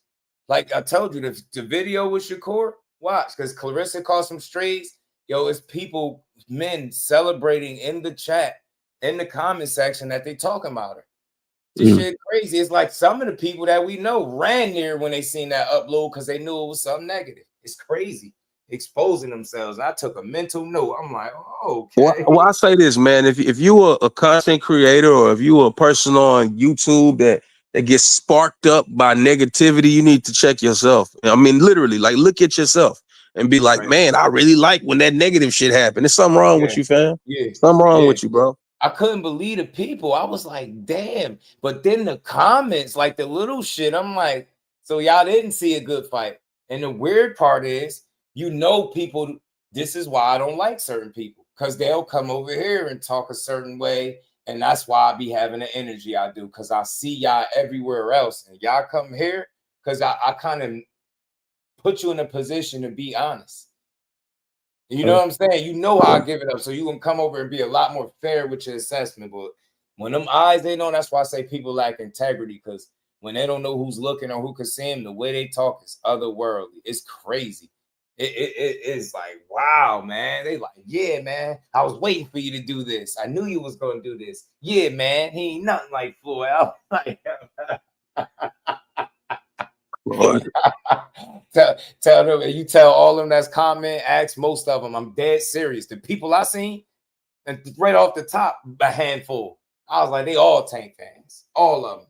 Y'all all go congregate to the same places, parts of the internet, channels that I never seen y'all on, but y'all be there because it's some hate-filled content with SS attached to it. I'll be looking. I was looking like, damn, man, bro, that draw got chopped up, don't it? They be mad as hell when you bring that shit up. They be like, man, kicking him while he's down. He ain't down. Dude, how much money he made? You think I'm about to feel sorry because he had a moment of being human or whatever you want to call it? Nah, man, I don't feel sorry. Errol got stopped. I don't feel bad for him, bro. That man made $20 million, bro. Like, what are we doing? Like, you're trying to stop him from eating. Yeah, but making hit pieces on the Haneys as a family and saying I need a rat family, they need to get out of boxing. They cheating and doing this and connecting clean fighters to Conte to try to build the cases. Nasty. I've seen it all within the last 3 weeks to a month. I mean, I thought I've seen it all, man. Every day they show me just how low these fight fans go. There's another level. Being in the comment section cheering on negativity. Imagine that shit though. You cheering it on like people. That person had the balls to say what you don't want to say because people gonna be like, "Well, that ain't what you just said." Damn, y'all crazy. Like they congregated there. I was like, look at all the haters. It's another level, man. There's always another level. We love it. We knew you was gonna get him. See, this was what I was saying. They keep talking about he's Floyd. He's nothing like Floyd. But I guarantee you, if they'd have told you a little dude from Baltimore is like Floyd, nobody would question it. Not nobody. The fans of his won't. That's what they mad at. Two fighters that got praised are compared, picked to be more like Floyd. It's not him. It's the other two. But that's not no slight though. That's not a slight to him. You don't fight nothing like him. You nothing like you or you. Being a one and only version of yourself is always going to be better than being a carbon copy of anybody. And I know it might not seem like, but you give the original and one and only is always better than any repeat, duplicate, any of that shit. So I always feel like people be slighted when they trying to say you like the next this, because now it's like saying you don't even recognize me for me. You recognize me for looking like somebody else or reminding you of somebody else. Well, I can't remind you of how I do shit. So I always look at that as a little, you know what I mean? Shit is crazy, bro. Let these dudes be great. Why? I really would like to know from the people that make that type of content, why y'all spend so much time trying to disprove that these fighters aren't good and we be talking about the cream of the crop. We talking about people that's in the what 1 percentile or something in they profession. What in the hell we be talking about? Shit, they not even in that. It's a lot. It's a lot smaller. It's a lot smaller than that. Yeah, bro. I had a conversation with somebody one day about the word average. Like you throw the word average around and like, yo, there's 2,500 active lightweights. If a motherfucker's in the top 10 or top 20 is average, then we're cooked. Yeah. Like we don't really know what average is. These dudes don't have a clue. They do not have a clue what average is at all. They just used to discrediting. So let me just say anything. All right, that's what it's boiled down to. And you know what's making it worse? That's why I don't make it personal with nobody in their content, but that's why I have a problem when I be seeing clickbait or misinformation, because it's very it's like contagious, infectious. You know, negativity spread faster than anything. And it's like people are saying how comfortable content creators are with big platforms, and they irresponsible with their content. Come on, bro. You know, I heard a content creator say that Shakur was gonna hurt his hands because Zepeda's body was harder than Padley's body, bro. Yeah, and that's somebody with a humongous platform. And he was building a case that he was gonna hurt his hands because Zepeda's body is harder. That's crazy. Like, come on, bro. That shit is insane. And you would think if that was the only take you ever heard from that person, you'd probably think they don't know no boxing. But it just goes to show you when people reach a certain level of success in this space, they just start throwing shit out there and saying, like, ain't nobody about to disagree with me. Imagine that. Listen to what bro just said. He made a case off Zepeda's body being harder. He don't know what his body feel like. How the fuck did you sit there and say that from your chair? And this may be your eyes are. You can't see that shit. Of all the boxing content creators, he might be one of the biggest. Right. You get me, Louis 4500. What's good, bro? This is crazy. I was like, man, you told me that. I'm like, shit. I be hearing some wild shit between that and grip strength. The grip strength. Oh man, that grip strength is crazy. Yo, man, I had it said to me one time about grip strength. I ain't gonna lie, man. I had to like tune Buddy out after that because the nerve of you. Like you was down that bad, man said, yeah, but it's grip strength. I was like, in my head, if I type what I really want to say, you're not gonna like me no more because you sound crazy. Who did you get that from? A dude? Let me guess. The dude that you said don't know no boxing, but you got the nerve to repeat his talking points when it suits your narrative. Nah, it's either you know boxing or you don't. Oh, it ain't he know boxing today when he talking about Shakur and grip strength. Then he goes, imagine talking about grip strength and you go stop the guy. What the fuck? Go stop somebody. Yeah, it's grip strength. His grip. That's funny in and of itself. First, you say the guy doesn't know what he's talking about. He don't know boxing, but then you regurgitate the talking points. And we seeing it right now with Tim Bradley. A lot of people hate Tim Bradley. Oh, I don't like Tim Bradley. He's the company man. He's a coon. He's this, that, and the third. The moment they say Tim got a Hall of Fame resume, it's like, yeah, Tim's speaking facts now. Tim cooking now. Does Tim even work for Top Rank anymore? I don't know. He does. I think he still does. I don't think he gave a farewell. I'm not sure, but I think Tim is gone. I'm saying that because I think Tim is gone. All that company man stuff got to go out the window. This man is just speaking his opinion. Yeah, he a content creator now, bro. Yeah, he's a content creator, bro. But when he criticized Tank, or when he was bigging up Shakur, he wasn't shit. He ain't know what he was talking about. He was a coon, this, that, and the third. He was hating on his own people. The moment he make a video that's seemingly positive about Tank, all of a sudden this man is a guru, and Tim is speaking facts and whoopty whoop whoop and using his talking point. Bro, how many people think that they're more qualified to speak on boxing than the people that participated actively in the sport? That's crazy. I try my best. That's why when I play Tim Bradley videos, I always out here Hall of Famer.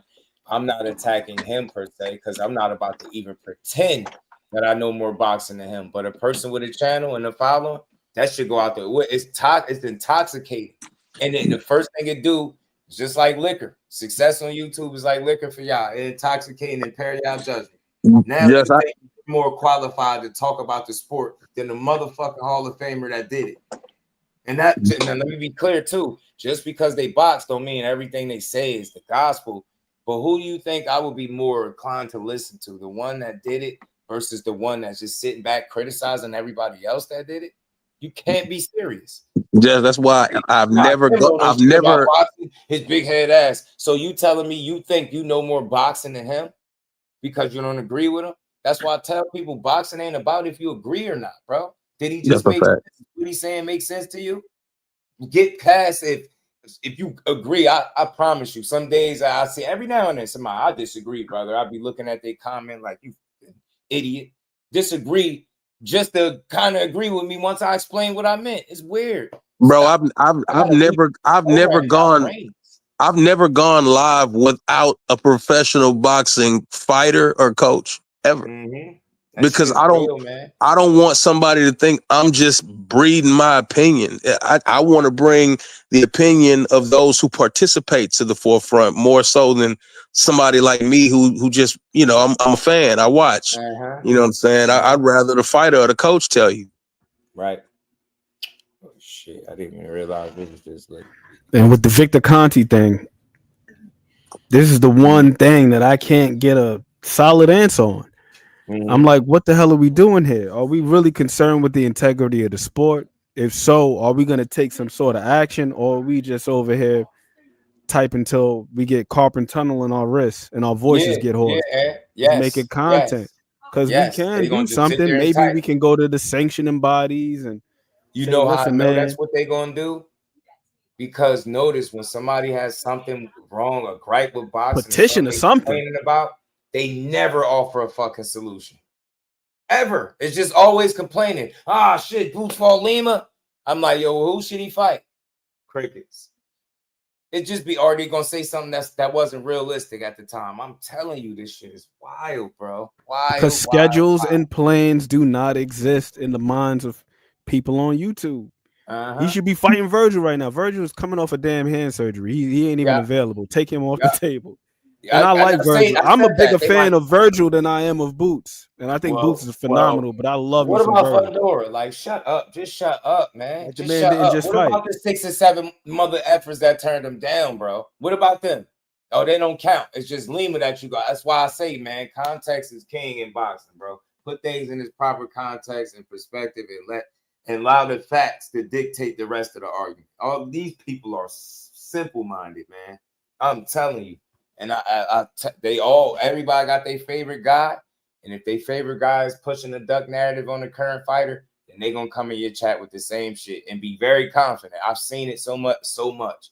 Sometimes people come with certain talking points and you know exactly who they listen to. Swear they do. I'll be like, I know who you listening to saying that. I know it. I be hearing the same shit. I'm like, yo, you're not about to push another content creator thoughts over here.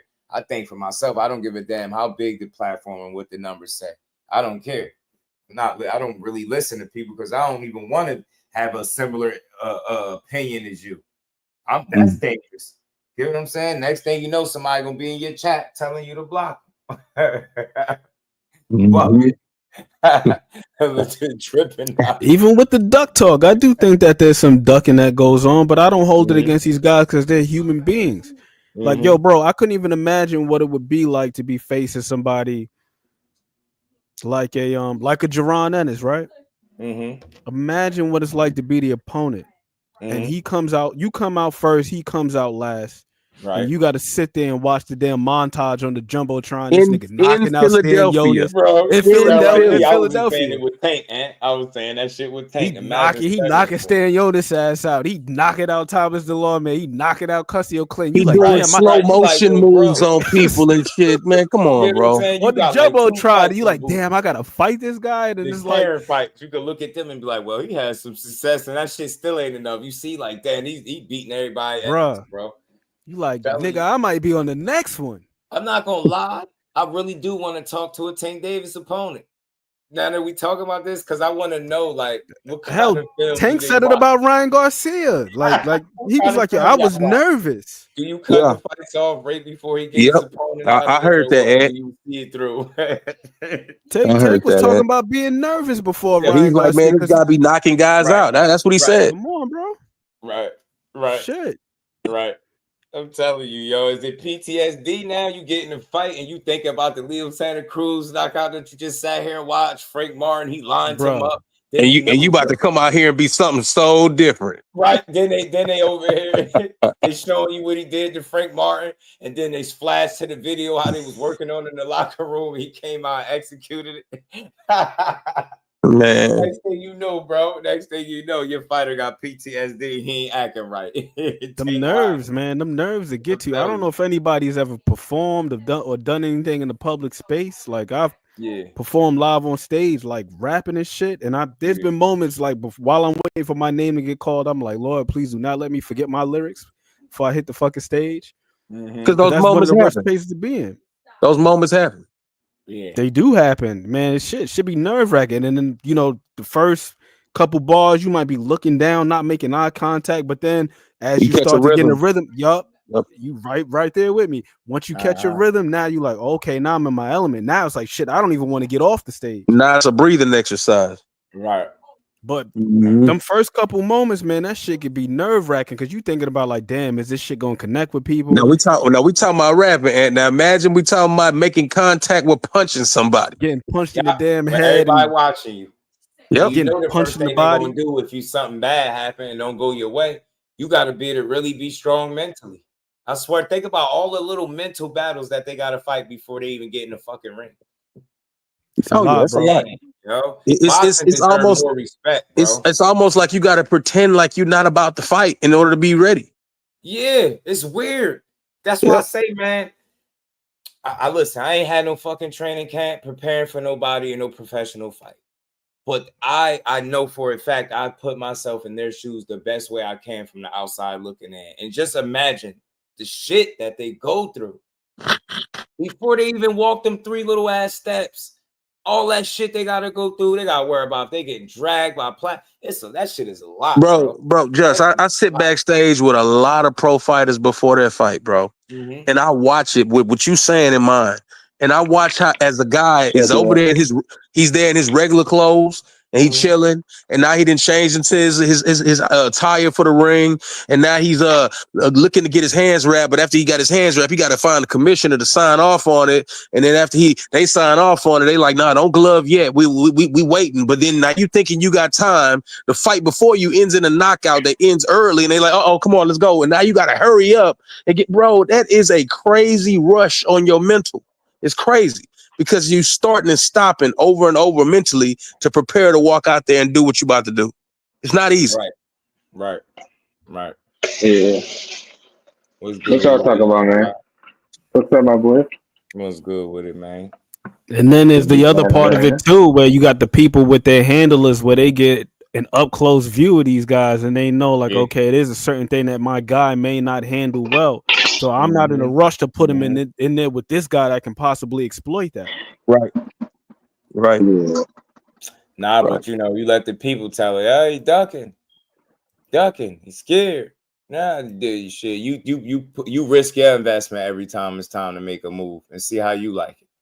You risk something that you invested money in just because of what the next person's saying on the internet and see where that shit gets you.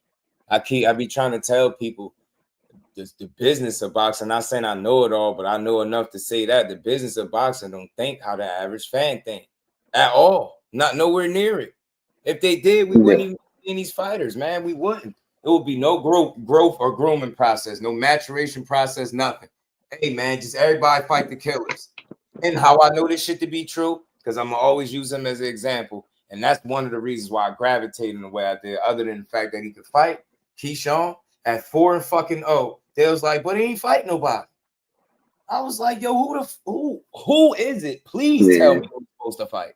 Who? With 4 fights in. Do you know who your favorite fighter fought with 4 fights in? I dare you to go. Willie Oh, the warehouse man, worker. no, look. Willie the warehouse worker. That's what we fought. I'm telling you, and that's not no slight to nobody. When I say your favorite, I mean anybody in general. Anybody. They fought Willie the warehouse worker or Jerry the janitor. They would not there fighting killers. Dudes in 10-0 out here fighting somebody 0-6. Wild ass shit. Like I watched these fights. Watch these shits. I've seen it. I've seen the growth process, man, but we don't have no appreciation for it because this is one of the few sports everybody comes into it knowing everything. Never seen nothing like that. Man, I need a punching bag because I really be wanting to hit the bag. Y'all people make me mad, yo. Like, how do you just assume you know everything? And that's and that's boxing fans for you. Nah, bro, it's this. I hate when somebody tell me nah to state their opinion. What you mean, nah? That's not gonna change me from saying what I just said. Nah, bro, it's this. I'll be like, man, it ain't that. You talking about switching up for you. T Hill, what it do? And we carved out 9 minutes. I don't know how over 9 hours. Going on marathon. This shit crazy. I told you we put in work, man. The marathon, man. The people that like to have good conversation is what's gonna keep me talking. But like you said, man, you gotta put in work because the other side, the opposition, they don't rest. At all, bro. It's like for every one positive boxing video, bro, there's about 10 of them motherfuckers popping up.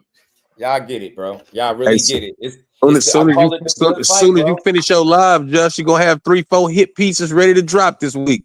I'm telling you, and I'm working overtime because every time I see one, I'm on it. That's what's gonna be coming here. If y'all could put in excessive amounts of lazy ass research, concocting these documentaries and they really no research speculation. Fighters that we big up are good, but I heard a man justify multiple fighters that tested positive for steroids. Meanwhile, saying Ryan is in his good graces. He got set up.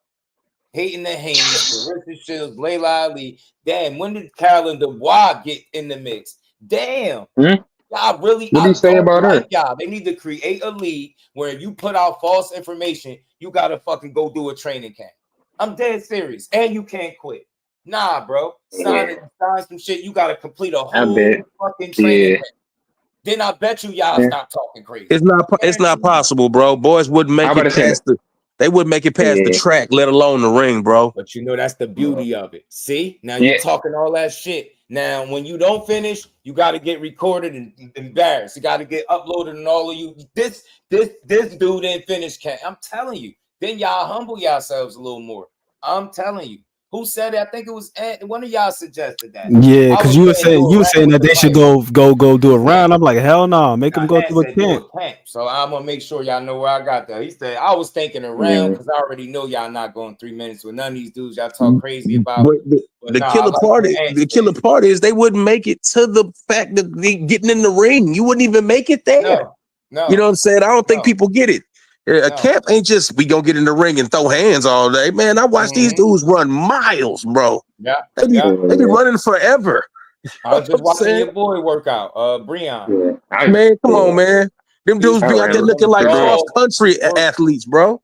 Dog work. And the dude recording the video, his reason was he was like, see, this is what y'all don't see. Y'all, and I keep telling these ignorant boxing fans, what we be seeing is a finished product. So when they downplay sparring and in the camp, the shit they go through, I lose my mind because I'm like, how the hell do you think you're able to see this polished, finished product that you like so much? Because they putting the work in the gym. So when you dismissing everything that they're doing to get to this point, you being silly, you missing it. It's a lot of work being put in, bro. Even a conversation that me and bro was having when he was talking about certain cups that fighters like to wear.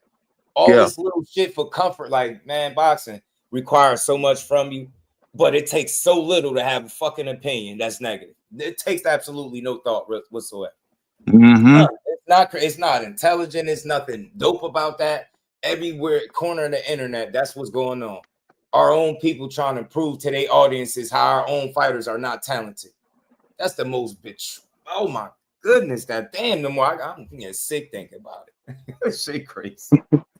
Yo, I can't believe that's why Eddie Vasquez is my guy, man. I follow him on IG. Coon Ruckus on the documentaries just laying it in, talking about he gonna drop an anvil on the Haney's head, a bombshell. He gonna cook him. Welcome to my kitchen. And such as Sergeant Slaughter sounding ass up. You ain't cooked nothing to nobody. You just gave the other side, and I'm gonna just leave it at that, ammunition for the fighters that you should be educating these dudes on. You sound like you've been around the sport, but you just sound like an old fart that don't appreciate the new fighters because they're not what you expect them to be. The hell, bro? Yeah, that shit be goofy too. I ain't never seen nothing like that. Pissed off in there, excusing steroid cheats. Known steroid cheats, bro. This is what he was doing. Ryan in my good graces. I'm gonna just say that. Nah, he not in my good graces. Seen that damn picture, he wouldn't be saying that. You goofy. Knowing him, he probably would. Well, I'm saying, how do we know they got Photoshop? Like, the way he was going, yeah, he would have made an excuse for that. He'd have been like, yeah, they Photoshop. Yeah, please. They Photoshopping, bro. Nah. That dude is not what's up. Not at all. Not at all. I can't give it no pass because I know better. Yeah. Man, but he backed out on a horse after having his voice, like his voice was changing, raspy, crazy. He was sounding crazy. That dude was that dude was wild. Couldn't believe he backed out that horse. Who told him that was a good idea? I wonder. You think you at prom, dude? Like, it wasn't nothing fly about that. I don't know, but I know why the man cheated, and I even empathize with him to some degree, man. That pressure that we were just talking about, the pressure to perform and live up to the expectations. That's what'll make a motherfucker cheat like that. You don't want to look silly on the biggest stage, so that you start taking shortcuts, and then unfortunately, man, I can't even give him that, bro. I can't even give him that. You done it for so long, that shit shouldn't be. I can't get that. I get what you're saying, Brody. But the higher you go up with the stakes and with the pressure of being great, it changes. You know what I'm saying? Yeah, you've done this your whole life, true enough. But you haven't always competed for a title your whole life. That's not normal. You know what I'm saying? So when you look at this being a big time pay-per-view and all the eyes are on you, and man, it changes. It changes your idea of what your approach gonna be, and you're gonna sink or swim. That's true. You're gonna look at too. Right. I think the one problem too, I noticed, man, y'all might not agree. I feel like the matchmaking, man. I think a lot of these dudes, how y'all was just saying earlier about these dudes be finding like, dudes who pretty much nobody when they first start off. I think that's the issue. I think dudes be they take easy fights when they start their career. Then later on, as they go up higher in the ranks, when they have hard fights, they get exposed. It's like, damn, it makes you think like, wait a minute, you have all these fights and you have a close fight with a guy. But see the problem with I ain't gonna knock your I'm not gonna knock your opinion, bro. I respect what you're saying, but I'm gonna say this, bro. When you start your career, most likely you're working with a different camp. It's no longer amateur. Okay, so that right there makes it to where you don't need a killer in front of you. You need to get your bearings together. You got to get your routine of how you're gonna do this. It's more to it than, man, I got to fight killers to prepare for killers, and it's more to it. I've seen coaches say, "Nah, I just started working with this kid. I just need to see where he at in a live fight, so I'll know what we need to do." And then from there, they'll do some tooling and retooling and changing, and then they'll put a guy that may be a little better than that guy in there. Not a killer, but just a little bit better than that. Coaches, I'm not even talking about a killer. Yeah, I'm just talking about when you fight earlier. I think people should be fighting people that's equally on their level, so that makes you better in the long run. I dig that, but you're gonna be hard pressed to find people willing to make their career stall out that early if they lose. You understand what I'm saying? I mean, but you're gonna lose eventually. It's gonna be destiny. No. You're not gonna. It's not that you're gonna lose eventually. You looking at the wins and losses, but this is a business. No, I'm not. No. Hear what I'm saying. It's a business. You got people putting money into this kid.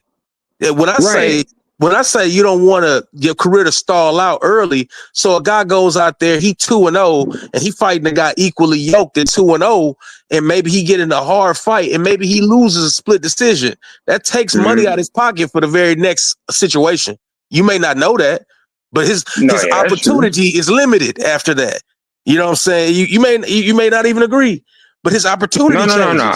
Yeah, I get what you're saying, but let me finish this though, and you can have it. Mm-hmm. Furthermore, when you got management and promoters behind you, I'm with these guys every day. They care the less to see you fight a killer. They want to see you fight the most light touch in the world every time you fight. Believe it or not. I know the casual fan think that the fighter, he just don't want to fight great fighters or people that's the same. It's not just him. It's not him. It's the people who control his career that's trying to walk them down a money path to where, okay, we'll get a little here, we'll get a little there, we'll get a little more, and you gradually grow it. And that simultaneously, the fighter's experience, the fighter's ability is growing. Everything's changing. See, you're not going to get great just because of who you fought. The preparation does it as well. So let's say like what you saying, I'll give some truth to what you're saying. If you in the gym working with guys that are lower caliber than you, what you saying is absolutely a fact. You cannot be in the gym working with lesser guys at that point, at a fragile point in your career. Yeah. I'm just saying, I'm talking, but that too. I'm just talking about too, as far as like your career, because again, like once you have so many fights, you expect to win every fight. Like you say, like they expect you to have easy touches, but say you go against a guy that's very tough, it's like, and you lose, and it's like, damn, you look back, it's like, I could have did this in my career. Basically, like, it was holes that you always had, but it just got found out later on when you could have said you had made your career where you fought. Not, again, it's not about killers. You could have found that out in the gym, though, bro. Whatever that too, exactly. That too in the gym. What you saying is that what you saying is he got exposed against this guy. But the thing about it, man, look, bro, and I'm gonna use real life instances. We watched Jahai Tucker fight Truck Simpson. I already knew who was gonna win because these guys sparred. Now, these guys spar elite guys on a regular basis. And the fight over with, I'm gonna keep it funky. I'm gonna keep it 1,000. For their camps, I know Jahai sparred way higher caliber guys than Truck did. I know this for a fact. The fight looked like that. Right. It didn't take Truck losing to Jahai to say, man, he got some holes in there. We knew that beforehand. You understand what I'm saying? You don't gotta get in there with it. To me, that was an unnecessary loss that Truck took. He didn't have to take that loss. He didn't have to take that fight. Fight before that, he fought at 185, and then he shows up to fight a guy at 160 pounds. Who you think gonna win? No, I think with him, those two. What I'm saying is that a lot of these things aren't just exposed in the actual fight. They exposed way before that. You see it in camp. That's all I'm saying. So you don't need to go into a fight with a guy to say, oh yeah, that's what I'm missing. That doesn't need to happen. Well, it does happen. We see all the time. No, I didn't say it doesn't happen. I said it does not need to happen. Yeah, it doesn't need to, but it happens though. Yeah, but it's more so because of what he was just saying, and it's so funny that you mentioned that, Mo City, because I was actually contemplating that the other day because I feel like the word experience, we use it so loosely, so vaguely, just like experience. But my thing is, to your point, if a guy hasn't learned how to defend against a certain thing, or if he hasn't learned how to set up his shots, if he hasn't learned how to do just basic things like being able to throw. I'm watching Bakram Murtazaliev. Damn near every time he throws his right hand, he falls in.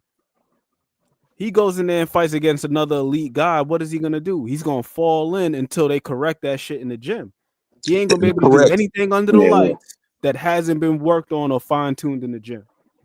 That's where it starts. Yeah. No, yeah. And that's agreed. But sometimes it takes a fight where you might have to, all right, let me change that. Because we see it, you know, like for example with the Tank fight, or example with I mean, you give me any fight, the Cepeda, you be like, oh man, I could have improved on this, I could have done this better, and it took a fight for him to realize simply, oh well, I didn't have to just sit there and charge him the whole time. I could have actually moved a little bit, waited to be more paid. You know what I'm saying? I didn't have to just had the same approach the whole 12 rounds. I think the way you looking at it is a case by case basis with the fighter he just fought. The next guy ain't about to do exactly the same thing. The next guy not gonna give you the exact same looks.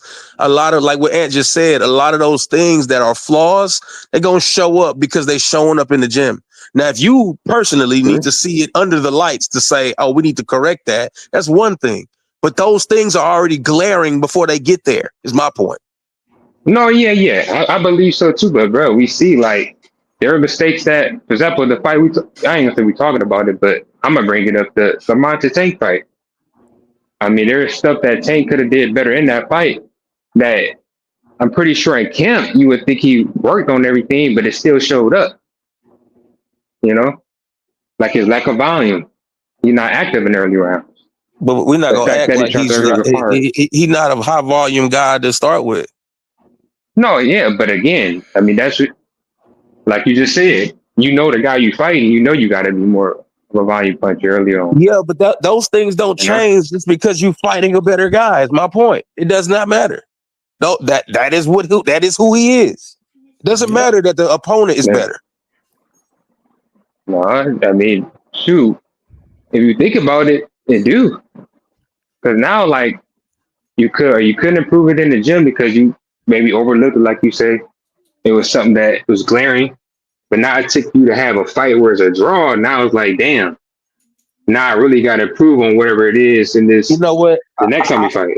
I get what you're saying, but I don't think that fight means Tank needs to be different. I don't think so. No. I think he definitely got to improve on some things. I mean, I didn't see him doing anything different than what he normally does, is what I'm saying. Right. And what he normally does gets him a stoppage and he walks out with a backflip. Normally. Right. You know what I'm saying? And see, when that don't happen, now it's like, boom.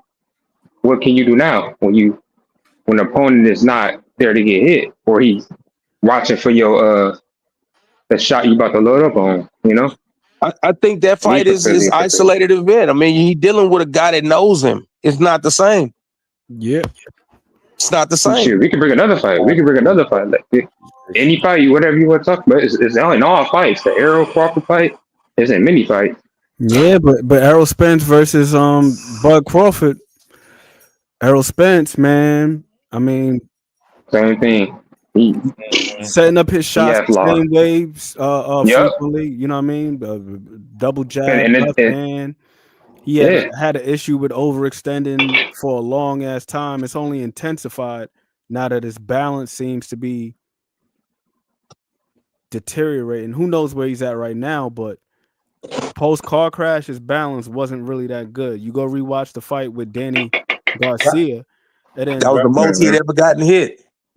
Facts. And to Mo City's point, it's not like these things aren't there. These things are always there. But here's the thing: winning covers a multitude of sins. So when the guy gets the dub, we overlook all of these things that were taking place. And that's what that's my whole point. It just crashed overnight. Like, nah, it been this. Yeah, that's what I'm saying. But if that's your point, it doesn't matter who you fighting. You can see it in the win. Got to get that work work done in the gym, bro. You got to do it in the gym. And then also you got to, I feel like too, you got to have fights that prepare you for the future too. Instead of having all the easy fights Errol had, and a lot of people had, that shit. And then once you finally fight somebody that's equally, it don't gotta be a bud. It could be a guy that's had a lot of amateur fights as you as well. I'm gonna say this, bro, and it hurts to say it, and I'm gonna say it. I don't think that was the case with Errol. I think his lifestyle choices put him in that box. That's what I think. Yeah.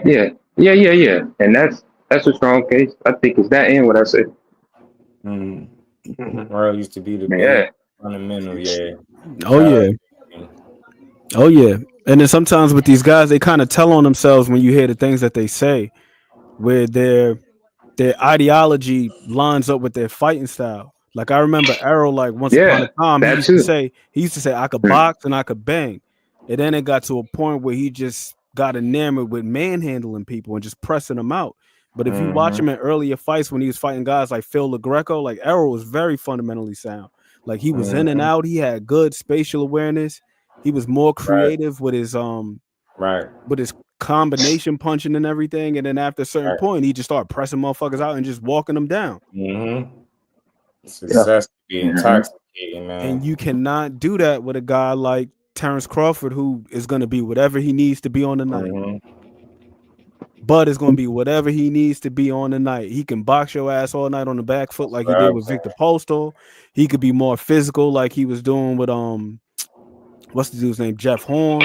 He's orthodox, southpaw. He can manipulate you with his feet. He could set trap. Right. You know what I'm saying? Like we seen in the fight with Errol Spence, we never seen him implement that type of style, like catching the jab with the backhand and firing the shotgun jab at the same damn time. Starting the fight in southpaw. And starting in southpaw too. Oh, Bud. Yes. Yeah, he started southpaw now. Started southpaw. No, yeah, I know that. Yeah, that I expected that though. I don't see how that's a surprise. I definitely no, it's not that when I seen that. Surprise, but if you look at his other fights, he don't start. He don't start in southpaw ever. Yo, yeah, he do. He definitely has started southpaw many of times. His last, like, I say 5 fights. He started southpaw, actually. Nah, because within that 5 fights, you including Kell Brook, which he didn't stop to get the stoppage until he went southpaw. So that's not true. Yeah, he started orthodox versus him. Right. He started orthodox versus David Avenesian. Yep. He starts off orthodox, switches to southpaw to finish the fight. Yeah, he kind of do both, but I see what y'all saying. But a lot of his fight, like I've seen, for example, even though it's for a little bit when he went righty in the Madrimar fight, most of the rounds he was in southpaw, and even in the beginning, that first round, he kind of went righty. He like, let me go southpaw. Like this is not really working. A lot of his fights, but that's also post Errol Spence, like prior to Errol Spence. Arrow, yeah, that's different. But even such though, man, a lot of his fights, I'm telling you, man, that dude, he's southpaw. A lot of times, yeah, he'll go righty, but southpaw is kind of his favorite because I feel like he likes having that control of that lead foot battle and stuff, and utilizing his jabs and whatnot. Putting the power up front too, but what we're saying is he does not start as a southpaw, bro. He don't start fights. He may change, whatever, but he don't start the fight like that. That's all I'm saying is he doesn't start a fight as a southpaw. That's not normal. And that was very intentional versus Errol because he actually referenced the fight that Errol had with Emmanuel Larte. Yep. That was the fight where Errol it looked like he has trouble with southpaws.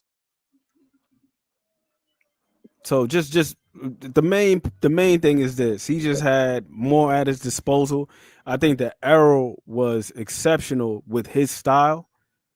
Very, very, very good. His style got him 3 titles, and he was taking them one by one. He was out here looking like Thanos. You know what I'm saying? He was collecting them Infinity Stones. He was throwback boxing on these boys, man. Yeah, that's throwback. He was collecting them one by one, knocking on them doors like that meme. Yeah. He was knocking on them doors, collecting them straps. But the thing with Bud is, once again, he just has more versatility. He can more wrinkles in that game too. Yep. I hate to put it like this, but there's more of a tool bag too. Yep. Yeah. Yeah, his matchups really on molded him, man, as well. I think it's just him just putting in the work. He did an interview where he talked about. He talked about he did an interview where he talked about what really fortified him in the southpaw stance. It was when he broke his hand. He actually broke his broke his right hand in the gym. He broke his right hand, and then while his hand was healing, he didn't want to take off from being in the gym. So he just worked exclusively in southpaw, and that's how he got his left hand strong. No, yeah, for sure. Because I'm doing that. Sometimes you gotta watch these media workouts with these guys. It's not always just like the most vanilla thing, or just watching just training footage and just seeing the way that these guys do different things. Shout out to Jordan, man. I watch some guys' feet, man. Watch the feet, watch the form, watch how they disengage. Just like all them little things. When you see fighters in the clinch, see how they behave in the clinch. Man, I know. Watching guys in the gym will change your opinion of what a guy's capable of, man. Quickly. Hell yeah. I mean, because I never put it out there because I didn't know what he was going to do. I watched Shakur box rounds in the orthodox stance for this Zepeda fight, dog. I seen him do it. Sat in the gym and boxed orthodox. I was like, what the hell is his plan? I just didn't know what the hell he was on. Right. But more so, I learned that, hey man, if he got to do it, he could do it. That's crazy. Facts. That's the most important thing. If he got it, he actually went orthodox for a couple moments versus Padley. Yes, and people ain't pointed out, but he did it. He was orthodox for a moment versus Padley. So having that at your disposal is a beautiful thing. Just having multiple options, and then to the point that you were making, best out. Sometimes we find out under the lights that these guys just don't have the versatility, and oftentimes the matchmaking it kind of reflects. That's what I'm saying. Too. But I'm saying is the reason why you don't see them in there with certain people up until a certain point when their handlers look like, all right, maybe this is the most we're gonna be able to get at him. Maybe it's time to cash him out. Now we're gonna throw him in there in these certain fights. But up until then, like Hurst fighters, man. Yeah. I looked at my guy C Wood, man. So when they see that guy, and we ain't never got a box again. Well. I already been getting these back, but now it's time for you to get your just do. When they see their guys in the gym, they know what's up. They know what's up. They know what's up. That's why certain fights don't happen. I think that's why Vasily Lomachenko versus Shakur Stevenson never happened. And I swear to you, I watched Giovanni Marquez in the gym, and I've said this probably to a lot of people. I watched him in the gym get beat up by everybody. I'm talking about Shakur, Shock, Marquise Taylor, Quentin Randall, Ray Talib. I've seen these guys handle him. And then the fight go off, and he beat and knocked the guy out. You know why? Because he's training beyond his skill level. That's what I'm trying to say. That's my point I'm making. It doesn't take him having to go fight some ultimate challenge. You know what I'm saying? He can fight a competitive fight against a guy that's good, but his preparation leads him to being successful in that fight. More so, of course. That's all I'm saying. It's the preparation, man. Yes, that, and like I say, you gotta also fight fights where it prepares you too. And so just because you have a successful training camp don't mean like, oh, when you in the fight on the lights, it's gonna translate, you know? So you can have a very good camp. It's important from that standpoint to be able to get accustomed to dealing with crowds, because performance anxiety, to your point, it's a very real thing. So some people do get spooked. I mean, they do get spooked, and it's like shit. Everything that they learn kind of went out the window, and they're unable to focus. Yeah, so that adrenaline, all that pumps. Hell yeah. I think it's important from that standpoint, but as far as like the actual matchup itself, I feel like resumes are more so just evidence of being able to test your skill set on a certain level, but not necessarily indicative of said skill set, if that makes sense. Right. Because we've seen it, right? In real time, we would just talk about Bud. People talk about his resume ain't this, he ain't fought nobody, whoop-de-whoop-whoop. And then in all of his biggest fights, he passed the test with flying colors, bro. That's a fact. Yeah. So I say, man, that practice makes perfect, man. They be in the gym putting in that dog work so they could perform on the night. That's why I respect all phases of boxing, man, because that shit require so much from you. And even when you giving it your all, that's what make this sport so unique. Even giving it your all simply might not be enough at all. Everything you got, it still won't be enough. Shit is different, bro. That's a different kind of that shit is heartbreaking sometimes, bro. Right. That shit is heartbreaking. As a fan too, man, because I was gutted for my man, Edward Vasquez. Like when what's the name? When Espinoza did him like that and he stopped him, I said, damn, because I follow him on IG and I see this dude puts in like 10 miles a day. So I know he came in crazy shape and had to do even more work. He had an extensive camp because he went back down to 126. So he had to put in dog work to get the extra 4 pounds off coming back down from 130. And then when it happened the way it happened, it was like, man, I was gutted for him because I know how hard he worked for that shit. And to your point, sometimes it's just not enough. And it's moments like that where you had Devin Haney talking about, man, I was never overmatched like that. I never experienced that. And I could understand the apprehension that he would have on his return to the ring and not wanting to get caught and potentially becoming a meme, and also not being sure whether or not you could trust the work that you put in, because the last time you put in all this work and it resulted in you being dropped several times. So it's like, how do you trust that? And confidence is nothing but trust. It's not delusion. It's not belief. It's the trust. It's the evidence. I did this and it yielded this result. And then I did this 30 times and I was successful. Now this one time it's like, damn, can I trust it? Hey, shout out to your boy in the chat. Just I don't know him, but Jay Bean. Hey, I've been telling people about Uisma Tellers before anybody was ever talking about him. Yeah, I was about to mention that, Jay Bean, when you said that. You talking, he know him, so he I know exactly. the man. You know what I'm saying? Okay. Right. Shout out to C Wood, man. He said keeping the party going. Like I watched this guy do amazing things in the gym with Ronnie for now years. You know what I'm saying? So, like, what you do, bro? You a scout or you just in the business? I don't know how to define what I do, bro. I just love boxing and I do a lot of shit with it. Absolutely. Bro. Absolutely. No, same here, man. I mean, I got something dropping that hopefully I can get these New York people like Ant to get behind later this week with Jihad Tucker. So, you know what I'm saying? Hopefully these New Yorkers come rock with me on that. Right. Nah, well, all I do, bro, is I just be in everybody's gym. I get invited to camps. I get a chance to sit in there and check everybody out.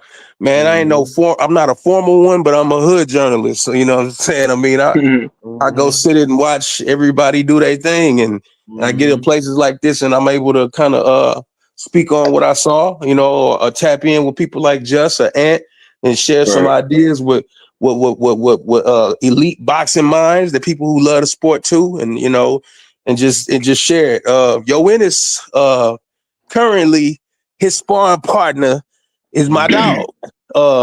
Ray Talib Jr. is Uisma's number one sparring partner right now. Just thought I'd throw that out there. I know a lot of people don't know that, but you know what I'm saying, a homie is been sparring with him. Andres Katsarachis and Tellers. Yeah, you know both of them. That's why I know Cats. Hey man, I did the first interview with that dude that got out there. That OTX actually used my interview to promote the fight. I believe it was OTX 12 or something like that. And they used my actual interview to promote the actual fight because no one had actually sat down with him. But I didn't sit down with him several times. I'd have been to the man's crib. We chop it up all the time. I mean, these are people I like watching work. Right. You know, those guys are all about business. You know what I'm saying? These guys is guys that come from other places on this planet to America to chase it. You know what I'm saying? Them dudes is different. You know, Andreas' journey to coming from Greece to out here to LA to Houston to, you know what I'm saying? One thing I'll tell you about Andreas is that there's nobody that I've ever seen more dedicated to his physicality and being in shape when it's time. I never seen that. Right. Yeah. I mean, Ronnie Shields will tell you the same thing. You know what I'm saying? Yeah, that's important, man. Yeah. I mean, Ronnie Shields will tell you that he leaves Andreas around the guys because Andreas be getting them on point. Right. He the one that makes everybody else work. You know what I'm saying? But I mean, I've seen them all. But those guys share a gym together. Currently, Tellis is all over Houston. I mean, he's at Jay Prince Gym. He's at Main Street. He's everywhere. He's getting work in.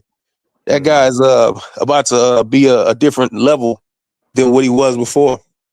Right. And let me ask you think if you and the Sellers would have fought Boots, you think he would have been ready? Yeah, I do think so.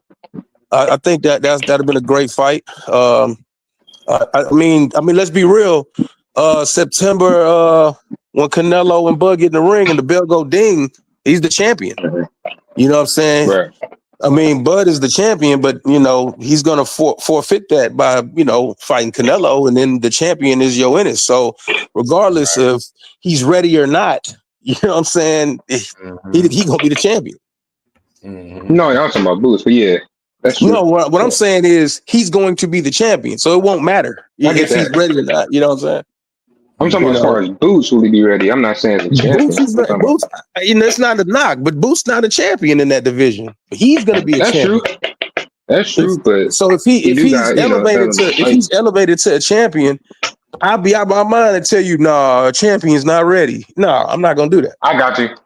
Yeah, I get what you're saying. That's true. Shout out to the guys, man. Yeah, man, we got 10 hours in. Shout out to y'all. All right, man.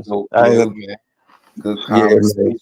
A lot of work being put in, a lot of chatter, and we're gonna be right back at it tomorrow, man. Man, that's a bet, bro. You know it. Shout out to my guys, man. Y'all can get y'all last words if you want to. Yeah, no. I'm gonna say the same thing, man. Look out for the Jahad Tucker interview, man. It's happening this week. It might drop tomorrow, but yeah, man. That's I think it's a very very good interview. It's a deep dive on who he is as a person, as a fighter. The one with Ray is out there. If anybody's tell you, I'll be live tomorrow. You know what I'm saying? Anybody want to tap into that? I know his fight week this week. Yeah, man. But hey, shout out to you, Just.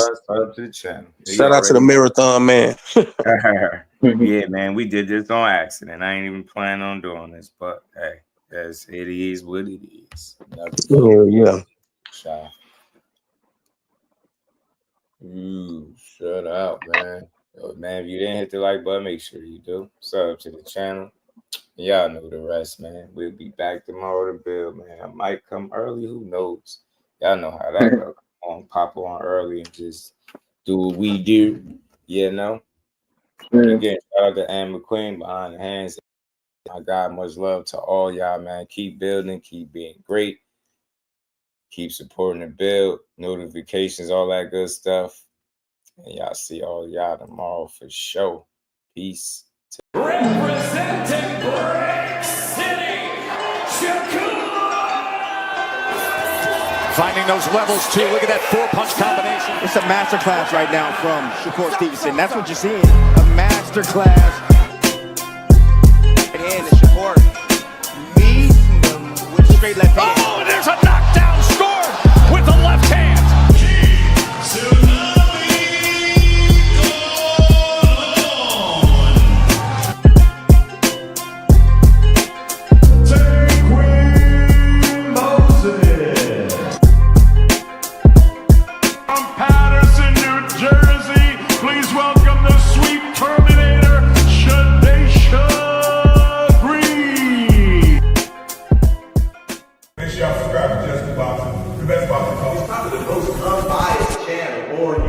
Right now, we're going to give him his just due. Shout out to my brother Just